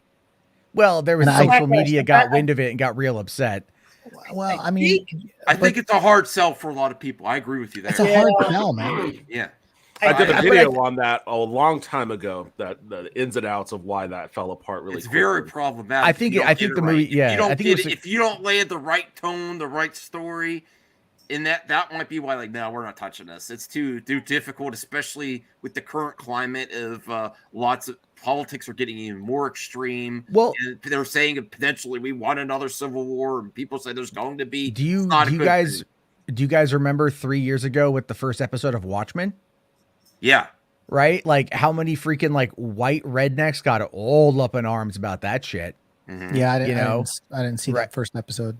Oh, it was excellent. It was I didn't excellent. watch the Watchmen. Yeah, it was basically just telling people about the existence of the Tulsa riots. Yeah, it wasn't like the Wall Street massacre. Sacking of Black Wall Street. Yeah. Which the thing is, a lot of people didn't know about because it's not taught in schools, and it should be. Was that Watchmen or was it Lovecraft Country? Lovecraft. That was Watchmen. Lovecraft Country tackled like sundown towns, which was like fucking. Oh insane. yeah. Right. That's a great show. I'd actually like to get Great Tony's show. take on this. What do you think about fiction and revisionist history? What's your take on it, Tony?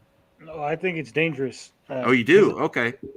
A lot of times when you have revisionist history fiction, that's the only exposure certain people have to it. So they start to think that true. that's possibly the truth. Now, when you have a show like What If the Civil War won, I think people realize this is a change in history, so they don't get that. But when you have shows like Dahmer, where this is supposed to be the Jeffrey Dahmer thing, but they change small details, so then people be like, oh, they think those small details are actually the truth, and that's what They happened. changed it a lot. I actually can speak on that because the lady who wrote the book that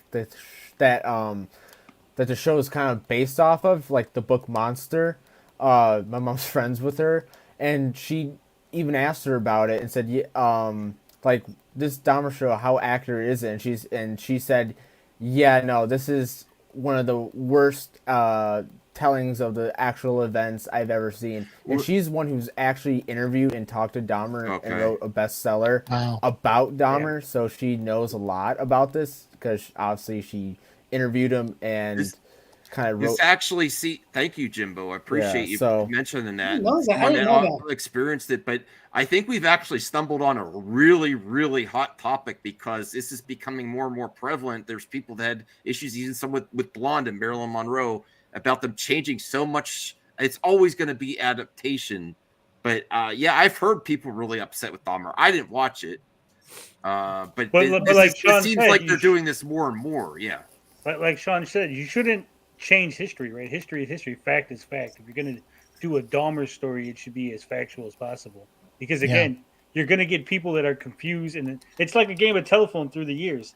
50 years from now, they might be telling the Dahmer story completely wrong because they're basing it on what they saw as children when they're retelling it in other movies and stuff. Matt, do you have a response to that? That's an interesting point.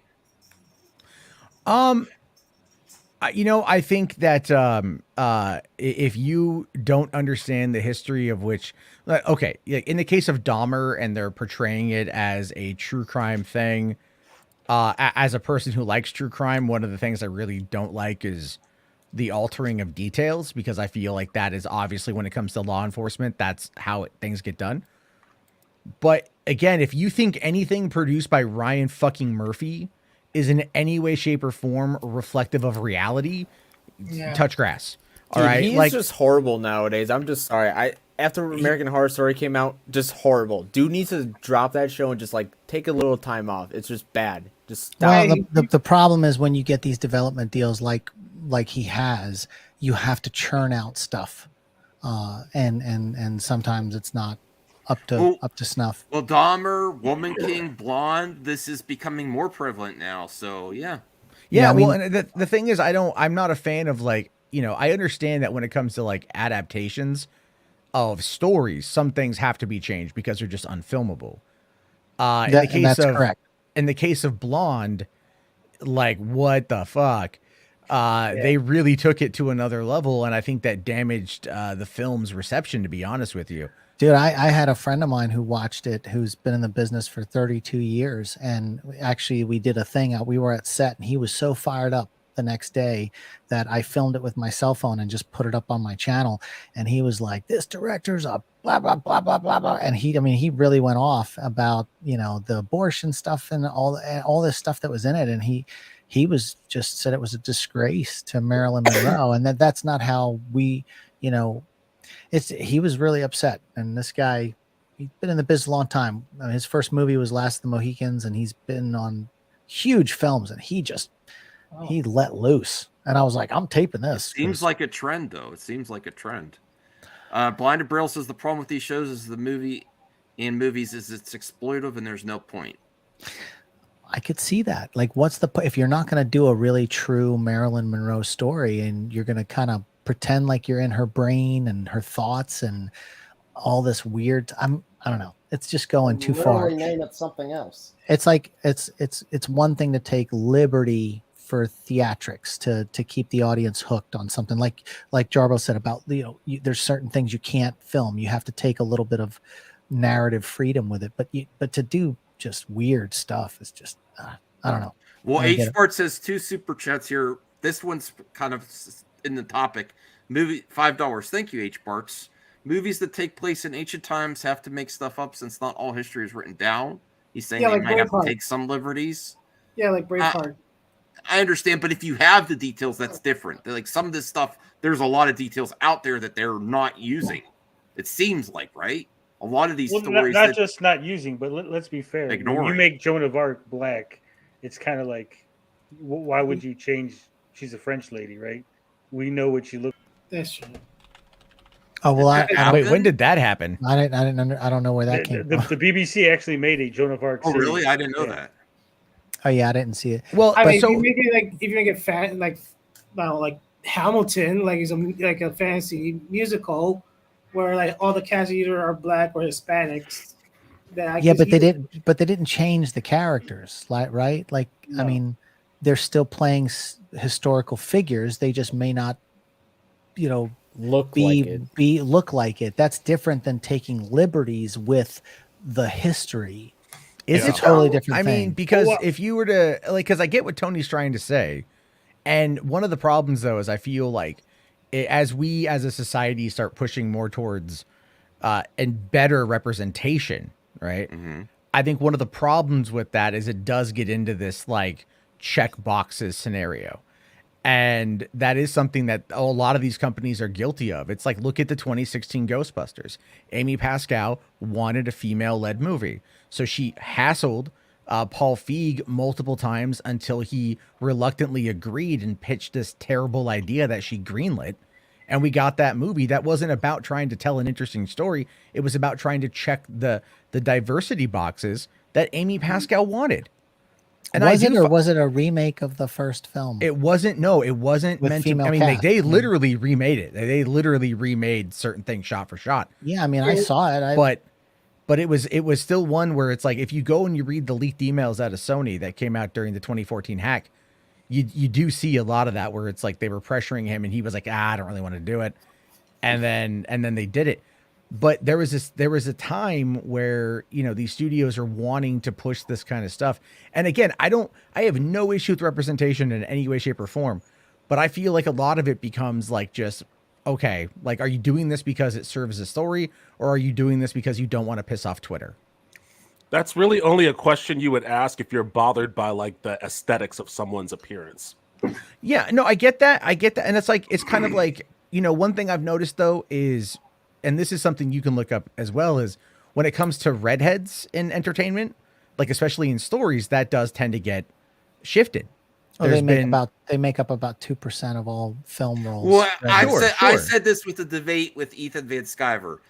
I do see them being replacing a lot of redheads, but in my opinion, terrible person. in my comic, in a lot of the comics back in the day, that was the diversity you got as a redhead. Sure. Diversity. Yeah. So I'm saying that's why there's so many redheads to replace in the first place. I'm like, I agree with you. They are replacing a lot of redheads, but that was what that was.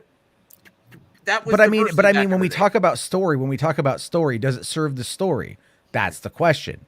Like, is it they're trying to serve the story in a better way to adapt it in a way that's more in line with today's sensibilities? But a lot of the times, like, unless a character's, I guess it depends on which angle you want to cut at. Like a lot of the times, a character's race or ethnicity doesn't really play into the story, then whether that person is black or white or male or female, it should be irrelevant if the story is still there. And so when you're talking about checking boxes, you can check those boxes. You can say, okay, I want a black woman here or Hispanic person there or whatever, and the story will remain the same. But then you get bent up out of shape about it because you feel like, oh, they're just checking boxes, and it's like, well, it would have been the same story regardless of who was in that role. Like, the same story, but then the same story takes on a different meaning depending on who it is that's playing it. Not you know really. what I mean? Yes, it does. It absolutely does. Not if the story. The framing of the story can absolutely be changed based upon the interpretation of who the talent is inside of it. Did it change for Hawkman and Black Adam? Well, wasn't he Egyptian? Yeah, he's Egyptian. He's Egyptian in the comics, right? I mean, we could argue that Liberia is next to Egypt. Dude, there's a lot of really black Egyptians. Sure, there are absolutely, but they also and they didn't touch upon his origin story at all in the movie, so we haven't gotten a point of that. But if all of a sudden Hawkman pops up as like a red-haired Scot, you're going to be like, wait a minute, But it's again, I think the point I'm trying to make here is like I agree with Devin to an extent that like it probably won't change much of the story, and I can't think of any example of where it might. But some people out there might view something. Really, what I think the biggest problem that a lot of us can agree on is the framing that comes out of the media, because those headlines end up really changing the direction of the conversation, like whether it should be like Letitia Wright just went on Instagram and called out the Hollywood Reporter for putting her in the same category as for people who'll be up for awards who might have tumultuous pasts, and she's like, I'm not like rapist, you know what I mean? So like she's calling them out for And that so shit. she should, yeah. I mean, obviously, the media drives narratives to get people to click. Yeah. I mean, but if you go into a movie looking for boxes checked, you're going to find them. That's true. See, well, I'll tell you this. I was watching what I Enola mean? Holmes 2, right? And I noticed that like when it comes to a couple of the key characters from the Sherlock Holmes story, that they've been both race bent and gender bent. I noticed this. It didn't alter my enjoyment of the story at all. I really had a lot of fun watching Enola Holmes. But when I noticed that, my first thought was, oh shit, here we go again. But did I think they did it good in that movie, though. But they did do it good. I don't want to spoil it, but like I really enjoyed Enola Holmes too. Like I really did. And Though so that dude should have been dead when she fucking hooked him in the nuts and he fell off the thing. He should have been. Well, look, I just from I've never. He read was a dead, though. I've never read. No, he a wasn't. He Sherlock got up. Holmes book, Oh. so I wouldn't know, and I would just watch the movie as is. So I think there's It's a Sherlock percent- Holmes. He's public domain. You could pretty much reimagine. He's not public domain. Well, H-Port's Oh, he also is. gay. I don't want to forget this any longer. Tarantino does not come off Sherlock like a is old bitter public. boomer like Coppola or Scorsese. Those guys were once hated for breaking Hollywood norms. Okay, well, give Tarantino 10 more years, and then you can call him Coppola. and Scorsese. Okay. Well, he says he's not going to do another movie until the He says streaming. he's doing a series now. Yeah. He'll do some TV. He'll save save everything for a while. I mean, look, I love Tarantino. I think he's got good points. I think that He's too obsessed with the N-word, and he loves feet way too much. Yeah, the N-word's that's a bit obsessive. Yeah, that's a bit obsessive. Like one thing I've know a lot of writers in the business, and they always say like the F-bomb and the N-word. If you can't come up with another word for those two, then you're not a good writer. I agree with that. Fair. I agree with that. I really do. I did get the other one, didn't I? We talked about both of them. I can bring it up again. Here, let me see. Bring it up again. This one, movies that take place in ancient times. Yeah, you brought the. We talked about that one. And I do really appreciate it, H-Parts. And I am going to send your package soon. There's going to be an extra something in there for you because it's taken so long. One of the things, when you talk Ooh. about the checking boxes and stuff, one of the things that Hollywood has a problem doing is it when it course corrects to fix a mistake, like they have a tendency The to Cleopatra overdo it. So, for example, if there hasn't been a lot of black representation in films, then they course correct. And then for some reason, the white people are jarred by seeing more black faces in Hollywood in such a short. So if you'd have just given them a little bit more time, because 100 years of not having blacks in a lot of lead roles was not enough. All of a sudden, the thing is like. Well, white people weren't complaining on the whole history of Hollywood when. Right, white people were taking other roles. So but the majority of white people, I would say. But the thing about it is, they waited 75 years to get a black, Disney character. 75 years. So, it's like the fact that they course corrected and the white people can't cope with course correcting and trying to make right with things, where you label it checking boxes when it's actually reality. Because if I walk down the street or I go to Starbucks, I'm going to see white people, black people, Hispanic people. If I go to fast food places, but the world isn't white. And so the fact that like Hollywood is just a little bit more in tune, than the rest of society, they're quick to just label it checking boxes when they're actually just kind of catching up to reality. But hold on, Sean. I don't think they're as in tune as you think. I really don't. They're going to go to where they think the most money is, as always. And that demographic has shifted in recent years when it comes to the audience breakdown based upon race. Well, hold on, because I want to say something real quick. When you're saying they don't check boxes, we know that they do check boxes because they specifically go, we want a X for this role. We want a Y for this role. That's checking a box. Instead of saying we want the best actor, and if the actor happens to be X or Y, that's different, right? But if you go, I specifically only want black actors to audition for these roles. No, boxes. What I'm saying is the negative phrasing of checking boxes is just a shit. Because take. checking boxes is never used when white people are cast. Should be, but it's not. Yeah, but it's I know. not. I know. I think where I'm at, like, it's like I want to see more representation in front of him behind the camera. I just want, like, what I don't like, or like the way that a lot of what feels like these studios are just like throw everything at the wall. I guess what I'm trying to say is, like, it comes across as inauthentic, and I like authentic, if that makes any sense. I mean, I don't know what authentic diversity is to you. I mean, that's a weird. I know it's a weird thing. I know that. I know. I'm trying to frame it in a way because I know it's going to sound like terrible, but I don't mean it that way. It doesn't sound terrible. It just sounds. It's odd. Just sounds.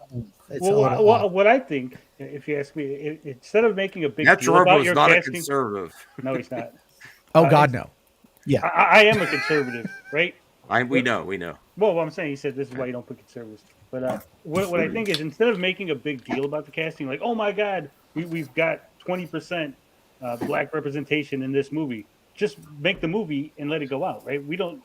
When you say that, then it feels like you're being unauthentic. Like, not a lot of like press releases and stuff like tout percentages. Like, it's more just thinking about like what happened with the Netflix Witcher. Like, all they did was just say, "Hey, here's our cast." Look and at the people still flip their shit over it. Here, let me give you a revealing moment, Tony. Uh-oh. The engagement when you Mask do that, reveal. When the engagement is through the roof when you start with the representation first, and the anti-SJWs that complain about it give them as much free press as you need. But I think you hold on, years. Max. You need to stop doing that. You need to stop. Let me do something to piss off the anti-SJWs for the free press. Instead, just make good movies, and then no one will complain. I agree with you. Make good movies first, but it's who talks about it first and the longest? The people that are pissed about it. But what have I and always they don't said, stop Max? talking about it. It's always when someone's rolling in the dirt, you don't need to go down in the dirt with them and roll around, right? You could be above it.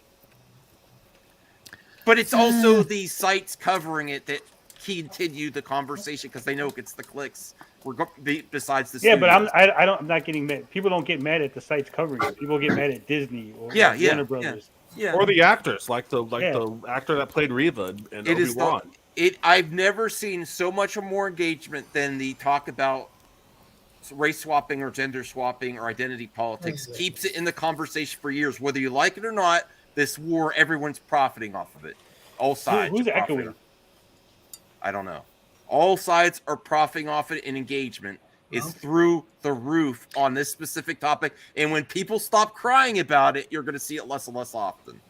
I'll tell you what. One of the things Jarbo had talked about wanting to see more diversity. You know, I've been working 25 years in the film industry, and I've been on several shows where they were completely dominated by white crew. And I was on one show that literally had 2 African-American crew members, and that was early on. And as of recently, since there has been a push, I've seen a lot more. I mean, even like this last show that I worked on, I just finished the season 2 of The Summer I Turned Pretty. It's on Amazon, and the first season, second season will drop next year, and then we're going to be doing season 3 next year. And they asked for, because it's a woman who wrote the story. There's women directors. We did have a couple of guys coming in, but they asked for the hiring department heads to hire more women, and for the first time in years, there was a woman there was a woman camera operator and a woman a camera assistant, and normally it's just all dudes, those kind of crews. And so, and then we had a trans director who directed 4 of the episodes of the show. And it was interesting. They even had sent out to the entire crew, "Hey guys, look, you're going to have this director. And you just be prepared, because you may not be around someone like this, and you have to people, there's a push, and I think it's a positive push, because I'm seeing more on the ground with the crews that I work on, having more people from different backgrounds on the shows. And I think that trickles on into the stories too as well. I mean, and when you look at some of the successful films, you look at something like The Force Awakens that makes the money. You had Finn, you had Oscar Isaac, so you had South America covered, and if you look at the movie posters, you'll see the different faces of the different people from different continents, because movies are global. And except China. Well, we all know that China has problems with that. Yeah. They tried with Rogue One. They tried. But even like the Django Unchained poster, I was telling somebody this the other day. My wife worked for Sony Pictures for 14 years. Jarbo, she was there during the hack. We have a lifetime paid by Sony credit freezing that that they pay for forever, because her stuff got leaked, all her information, everything in the Sony hack. So we're very familiar with the Sony hack. My wife was telling me that in certain countries you couldn't put Jamie Foxx, and he is Django, and you couldn't put him on the poster. Russia, because they don't like black people in Russia. And so there's a lot of things like that go on, and you can't change people's perception. Even in China, the oldest civilization going back 5,000 years, and they've basically been locked off for centuries until the last 100 years, when there's really been, with TV and the evolution of TV and things like that, they're getting exposed to things, and you can't change those things overnight, but you can try.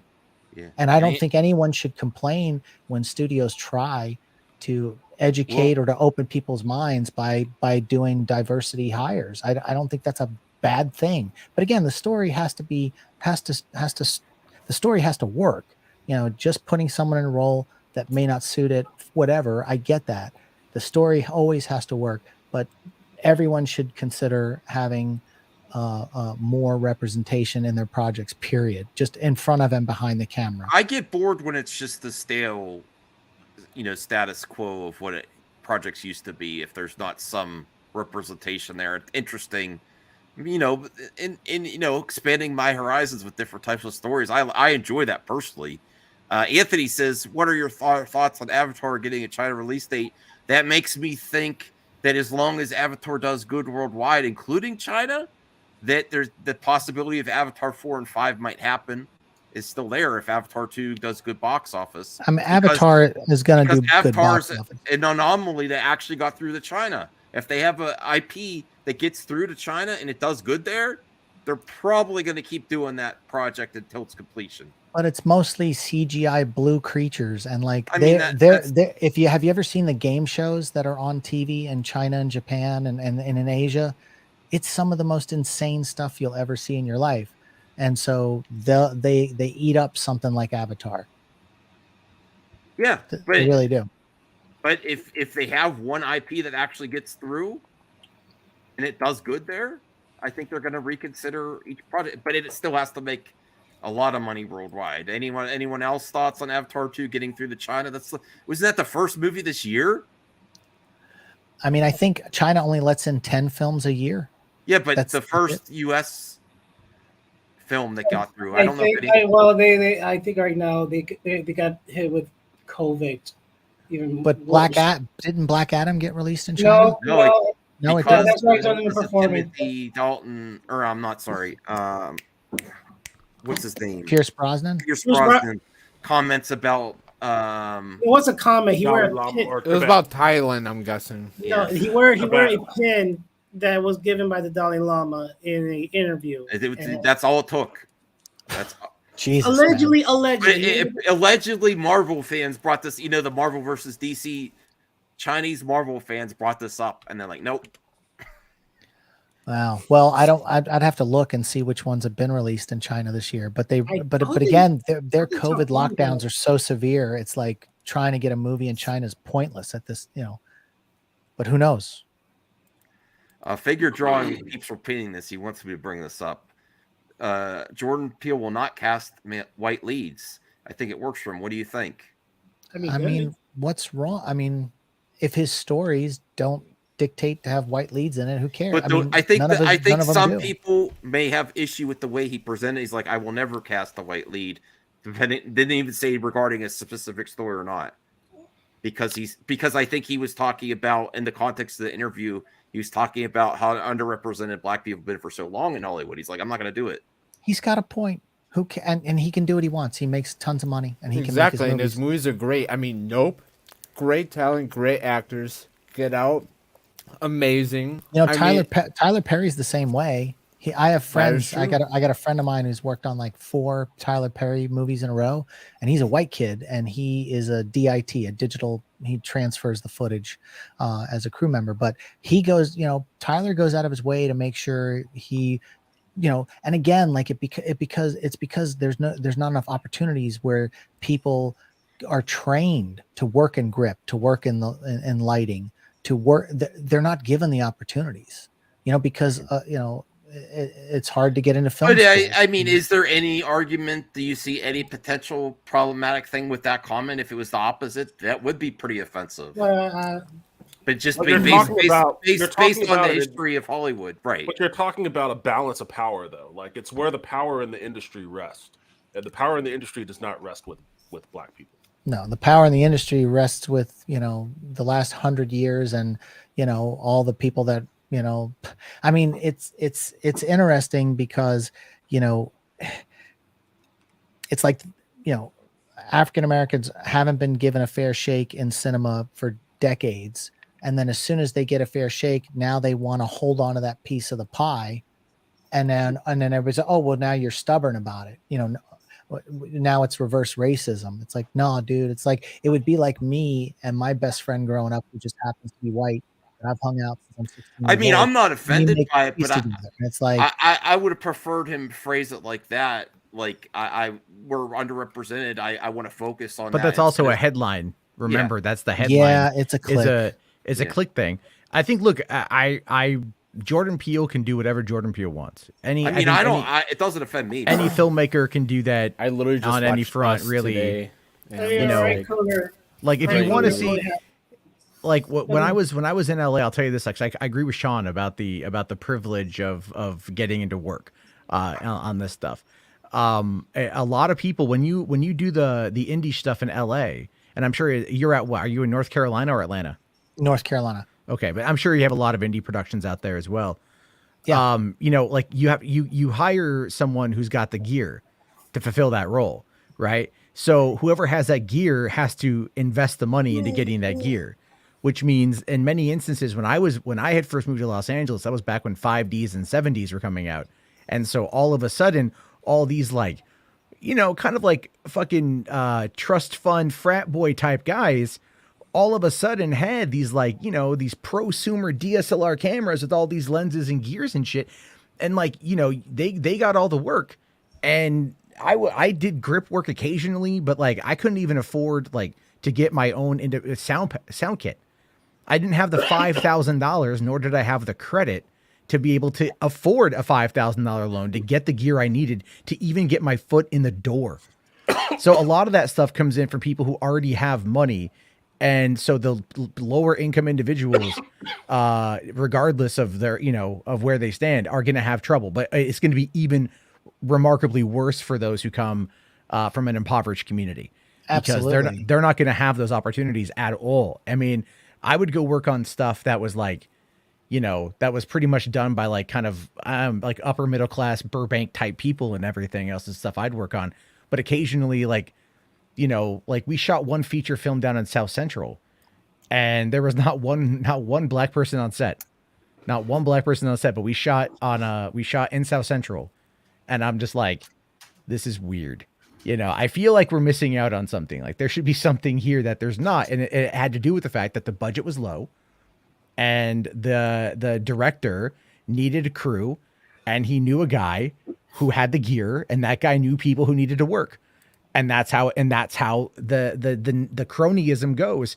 And one of the guys that came with me to LA, my former roommate, whose father, I'll put it like this. He graduated college, but he didn't have a job. His dad was embarrassed for him, so gave him a $30,000 advance on his inheritance to get him a car and to get him to get him a car and to get him all the equipment he needed to go off and do grip work in LA. Now, because of that, and because of getting propped up in other ways, he ended up becoming union, and he now does camera work for the union. And that wouldn't happen if he did not get that advantage from his father. Sure. So, and a lot of that also comes, it is all about who you know. And so it's who you work with on non-union, and that will get you invited into the inner circle. And a lot of that is not going to be people who did not have the ability to go and get involved in those other things. And that is the God's honest truth about Hollywood. So yeah, let Jordan Peele cast whoever the fuck he wants. Yeah. I don't care. I don't give a shit personally. Like I love his movies. Bring it on. But it's true. Like there's very much, like we would like to think meritocracy rules the roost. Like I think that'd be the nicest thing to have happen, but it's not real.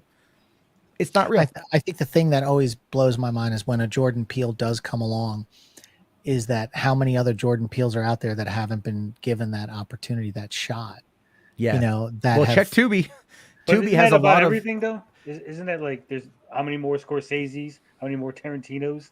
It's not just relegated to the. Oh shit! I got to go my stream. I'm sorry, guys. I totally right. get caught up in that. I'll see you guys all later. Yeah, it's almost 1 on my end, so I'm gonna bounce too, man. My wife's gonna. That's fine. My 3-year-old and my wife are gonna be like, "What are you doing up again?" When's the Sean O'Rourke show coming to MME? Ooh, I don't know. I haven't. I know we talked about it in private, but I just haven't. I didn't mean to put you on the spot. I was just joking. It was a joke for them. I didn't. I wasn't gonna. Yeah. I if you were up for it, the cat is out of the bag. I'd like to do it, but I was just joking with them. I'd like to do something. It's just I got to figure out and set. So I've got a lot going on right now, and like I said, just for an example, what I could do is I could set up and we could, when you're available, you say, "Hey, I got some time," and I'll set it up for you. And then get some content out that way too. If you're up for it, no pressure. Max I know you're a busy driver. No, because this, Devin, Tony, this is some great movie talk tonight. Woo! No, we've had some really, and I think it's been really nice and civil too. Because a lot of people get fired up, but for thanks, the most Jimbo, part, Senior Nerd. Yeah, thank everyone that was in the panel tonight. This is it? We're done? No, I mean I'm gonna still finish. I have to do mailbag, but no, you guys do your thing, but I'm gonna bow out. It was nice chatting with everybody tonight. I didn't mean to put you on the spot, Sean. I was just joking around. All right, take it easy. Good night, guys. All right, thank you. I'm gonna bounce too, but that's what I figured. It's a domino effect. Okay, who's sticking with me? 3 hours and 44 minutes. That's a pretty good. I came in late, so I'll stick with you. I mean, I was there like half of the 6 hour show from last week.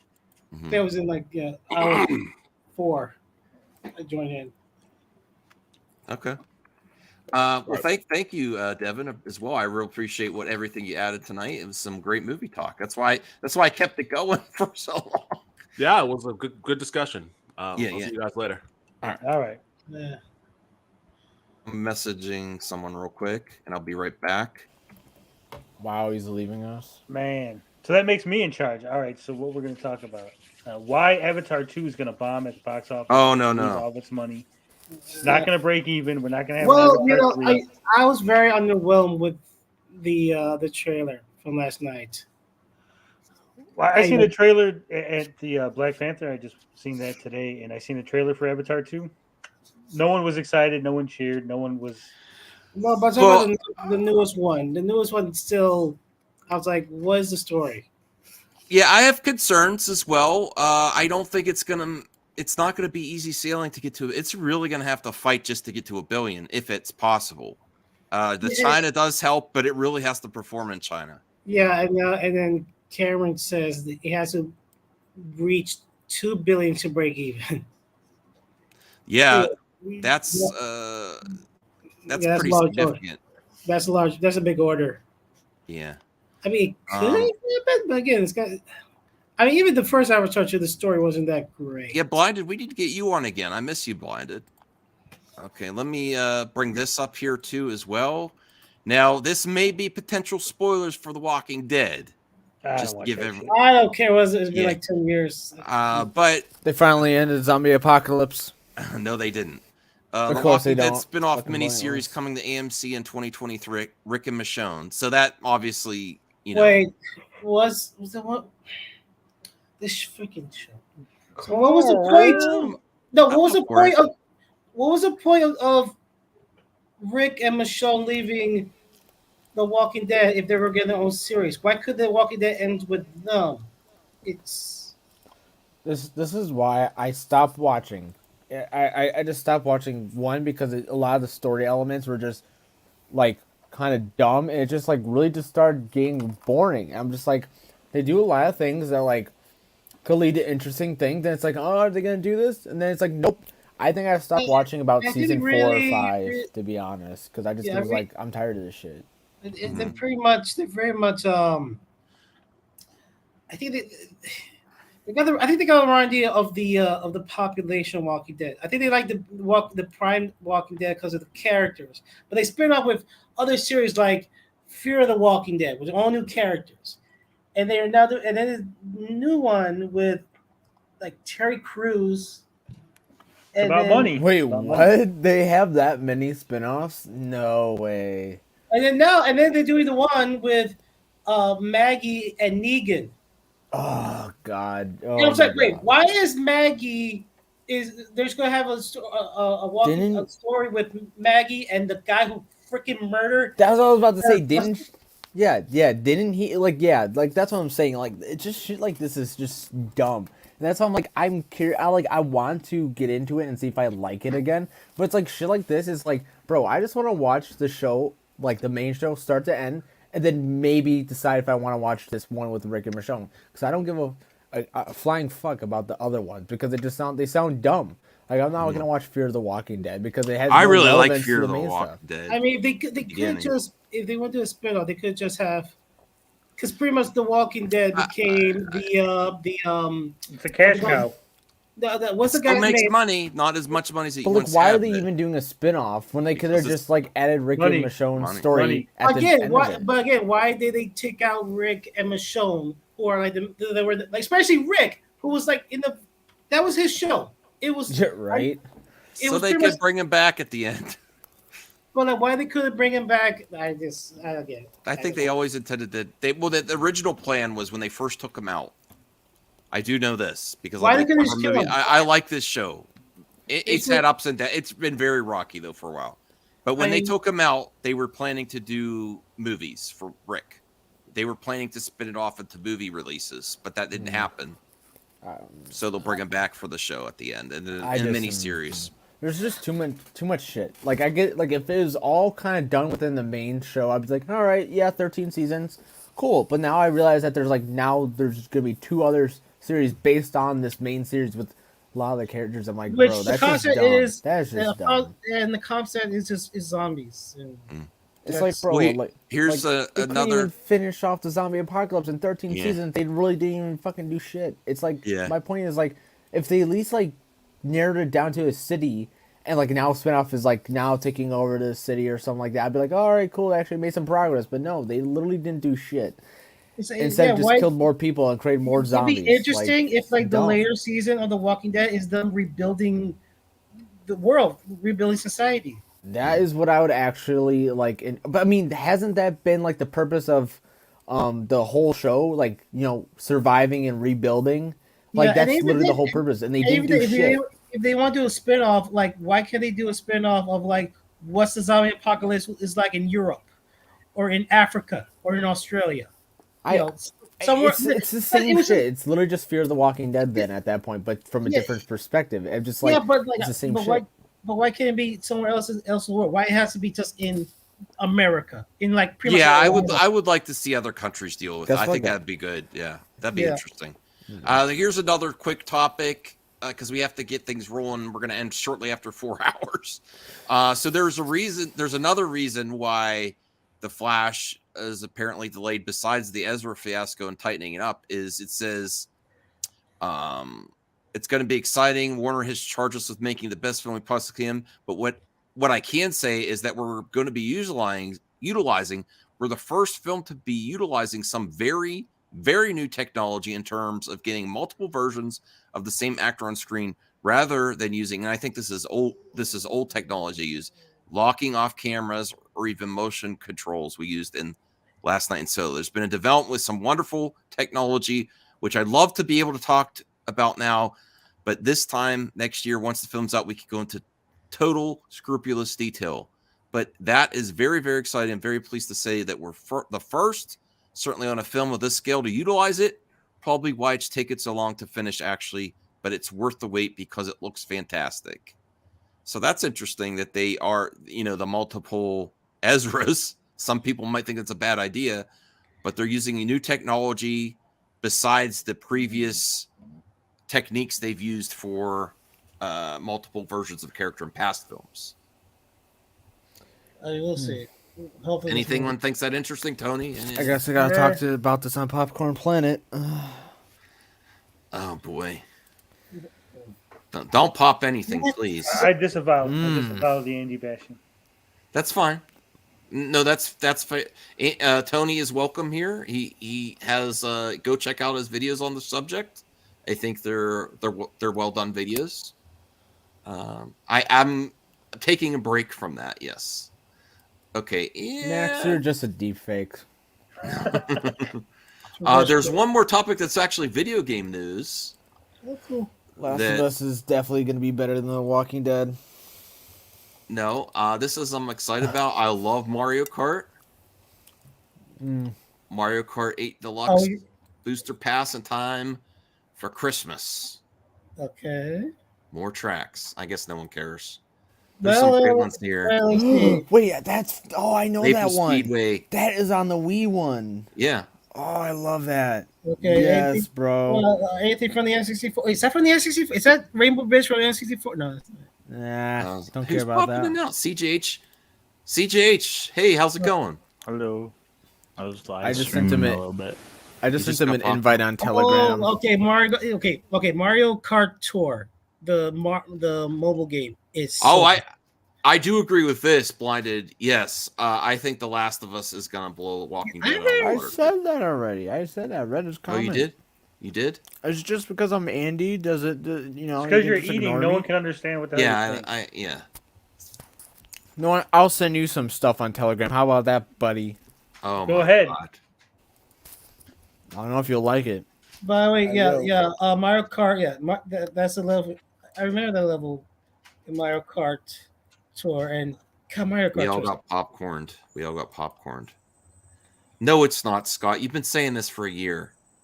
We have breaking news.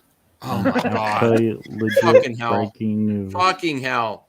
Come on, bros. I'm 5 minutes left. It's James Cameron. All right, hold on. No, Oh, wait. No. We know.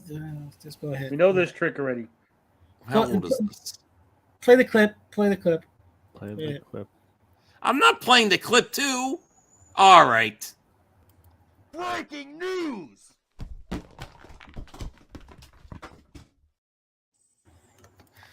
James Cameron cursed. You guys share this. I'm going to share it.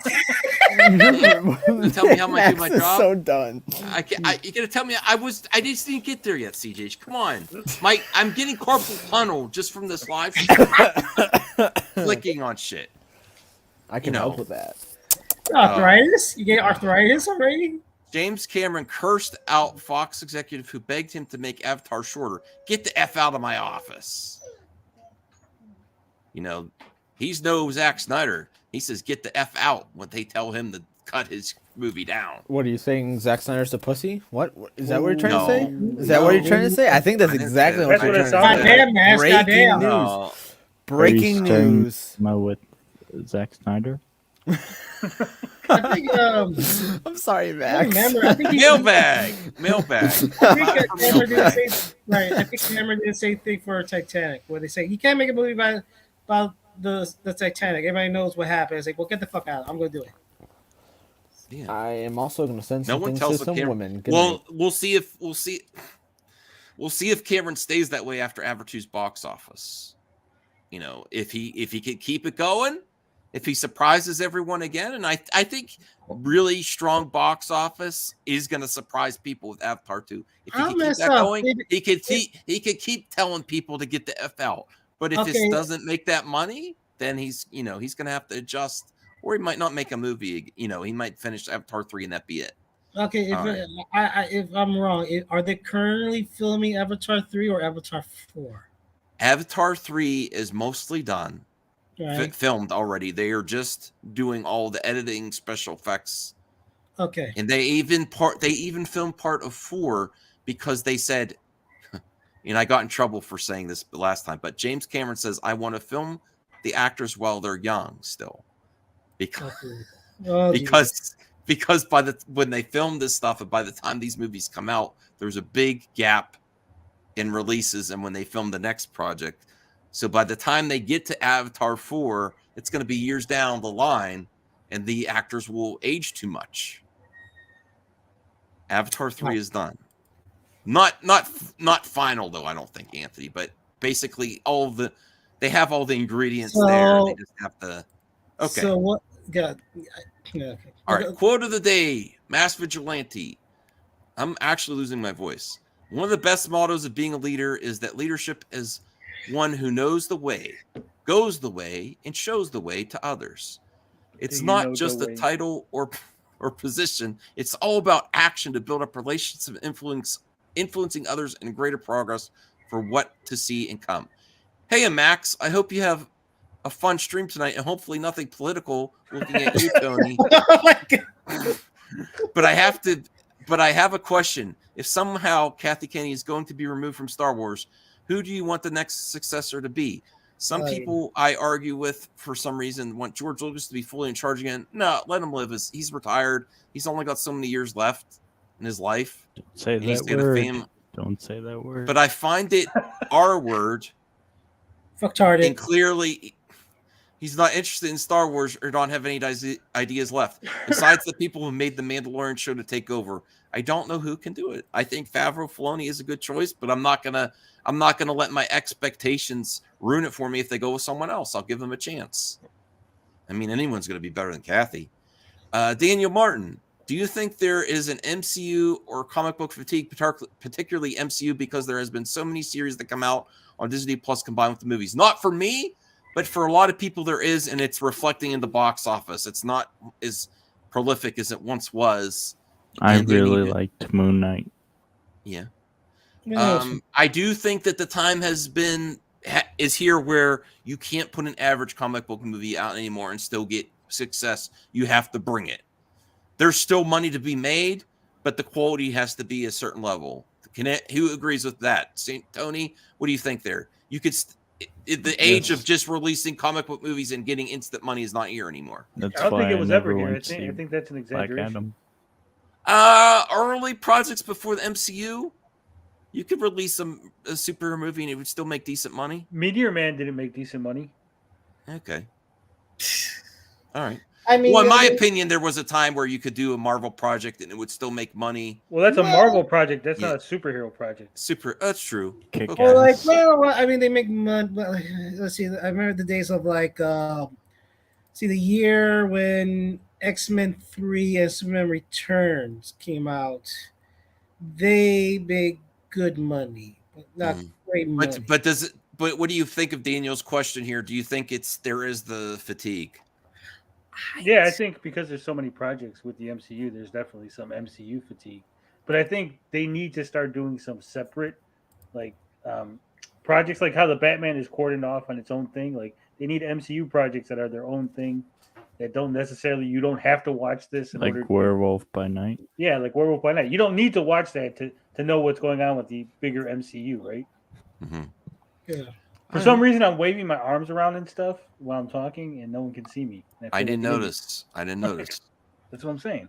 Yeah, I agree. I agree, Blinded. I think if it was a better product, it would have made that 200 million. Well, I mean, it had like. I don't think it was bad, but I think it's a No, step I mean, down. you gotta remember. I mean, they'll have the main character and the main star. That was like the biggest obstacle to them. Yeah, but there's You can't be like, well, there's ingredients to make a good movie still without Chadwick, and it just I kind of doubt that. I think Chadwick was. I mean, you felt his absence in that movie. Even though I love. Here, what do you think? Here's the question for you: do you think if they would have recast and it would have been T'Challa, just a different actor, do you think it would have been better box office? Yes. It depends on what the script is, though. We can't. We could just say yeah, but I mean, what was the script? Yeah. Remember, Ryan Coogler wrote Black Panther 2 while Chadwick was still alive. I think that it's going to be T'Challa leading the movie. All right. Well, let's get through these questions because we're already over the 4 hours. Ibrahim Khan, is the MCU damaging its brand by its lackluster Disney Plus shows? No. For some people, it is. Not for me. I mean, there's been hit and miss. I don't love everything, but I like everything. Moon Knight. I loved Loki. I don't know that you could blame. But it is for a lot of people, though. I don't know why you want to blame why Thor: Love and Thunder didn't do well because people didn't like Moon Knight. It's just they're separate. You know, yeah. The Geek Getaway. Is Henry Cavill done with DC? I don't think so. No. Not yet. To what extent? I'm not sure. I don't think they're going to bring him back just for nothing if nothing else comes after this, but I don't know to what extent. I think they're going to give him some finality to this version of Superman in some way. I just don't know yet. That's my answer to that one. Ibrahim Khan, for those that complain there isn't original films in theaters anymore, support them. Glass Onion, Bones, and All Devotion, Strange Worlds, and The Fableman. Seeing all of them across 1 week. Glass Onion tomorrow. Can't wait. I want to see Fables, man. The majority of my friends apparently Seth Rogen looks like he's a really good actor when he's not a comedian. Yeah, I mean, I think he got nominated for Academy Award for that Steve Jobs movie. We play Woz. Yeah, I think I like him as a comedian too, but I do agree that he has some talents that maybe people don't realize besides just comedy. I mean, I like him as a producer. I like him as a producer. But I do think also the people that say they want original stuff don't support it enough. I want original films, but I only go to the movies for the big blockbuster. I think they don't support them on the theaters anymore. I think they support them on the smaller screen. Yeah, I agree. But I hear a lot of people saying that, and they don't put their money where their mouth is and actually go when there's an original IP out. A lot of people in movie talk that say that make something original. They don't support it. Okay, so the Geek Getaway says, why do you think Black Panther 2 was so bad? I think missed opportunities with a lot of the characters besides T'Challa. I actually think T'Challa's character was handled great for what they wanted to do, if they're going to go that route. And I can't say that it was so good, though, that I wanted to go in. I was going in with an open mind saying, okay, you're not recasting T'Challa. Let me see what you got. And honestly, the people that keep saying recast T'Challa, I can't say that wasn't the better choice. I was going in hoping that it's all subjective, but the opinion would be that, you know what? They did such a great job telling this story that I see why they went this way. And I don't think the story justifies not recasting. And I would have liked to go out of that saying that, in my opinion. Even though it was done well, I think ultimately, after seeing it, I think they could have recast it and probably would have been a better product. Winston Duke was great in that movie. They needed more of him. Oh yeah, he was really good. But you mean in the first one or this Wakanda Forever? This one. Yeah, he was used for certain scenes, and I think he could have been used more and more effectively as well. I mean, here's the thing. I think Val and Ross got more screen time in Wakanda Forever than M'Baku, and that's not right. They need to give him his superpowers already because he's supposed to be stronger than the Black Panther. I think he's strong, but like natural strong. Like he No, almost but in the comics he worships the white gorilla cult, and that's why he becomes the man ape. Oh yeah. I don't think they could do that because they think that would be racist. How is it more racist? He's already making gorilla sounds, pounding his chest. Exactly. As I don't think. Yeah. Oh, if I'll just say this. Let's go get off this to get to the last one. But I will say this: if a white director told him to do that, the director would have been canceled. Yeah. I'm just saying. But it's right. I'm just saying. Right. Exactly. I'm just saying if he was directed to do that, what do you think would happen, Tony? If a white director said, do this. No, it would be all over the news. It'd be done. That's just. I mean, anyone disagree with me on that? CJ, senior nerd. No, I mean, yeah. Why are you asking me? Imagine Never mind. Don't ask CJ. I'm not asking. CJ. Never imagine mind. like M'Baku was in Infinity War. If the Russo probably say, "Hey, so when you're gonna fight the aliens, do the gorilla." Yes. That'll mess. Yeah, that'll. He'll be like. Or what if they asked Ray Fisher? Forget about it. We need right. He got so pissy. He got so pissy when Whedon told him to say "booyah." Yeah. He almost walked out the set. So you want me to say what, motherfucker? Yeah. He should have been in Teen Titans. Yeah. Okay, so Ibrahim Khan, final question of the night. And I oh my God, 4 hours. Ibrahim Khan, Avatar: The Way of Water is secured China release, a major win for James Cameron. The movie is now locked for $2 billion. What are your thoughts? Yeah, it needed it. Well, I don't think it's locked for $2 billion though. I think potentially $1 billion, but James Cameron said that's not good enough. So I don't know what he's thinking. I don't know. We'll wait and see. But I don't bet against him though. That's for sure. He pretty much admitted he just made the most expensive movie ever made. Oh, wait, breaking news. No breaking news, CJ. No breaking news. I'm gonna click on this. I'm gonna check this shit out. Hold on. Let me see this. Don't play the clip. Don't play the clip. You go ahead. Breaking news.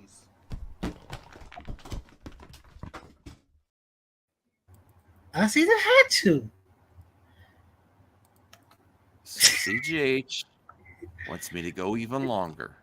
CJH, you are testing my patience tonight, bro. I'm trying to get through all my topics, the mailbag.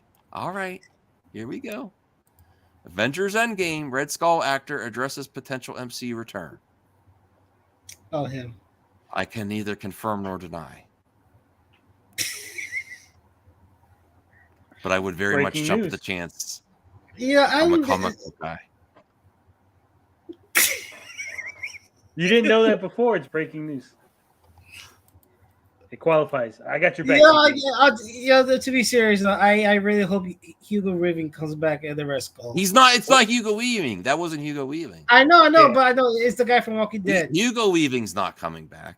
Nah. Well, they get a new actor. Get a new actor. They did. They got the guy from Endgame. That's the guy they wanted to come back. Oh, yeah, but get like a. All right. I can't. I literally can't take anymore. Bye, everyone. Thank you for the support. Peace. Thank you. Go sub to Tony. Go sub to CGH. Sub to Senior Nerd and go check out his old videos. Well, what? Say that again, CGH. I need the subs.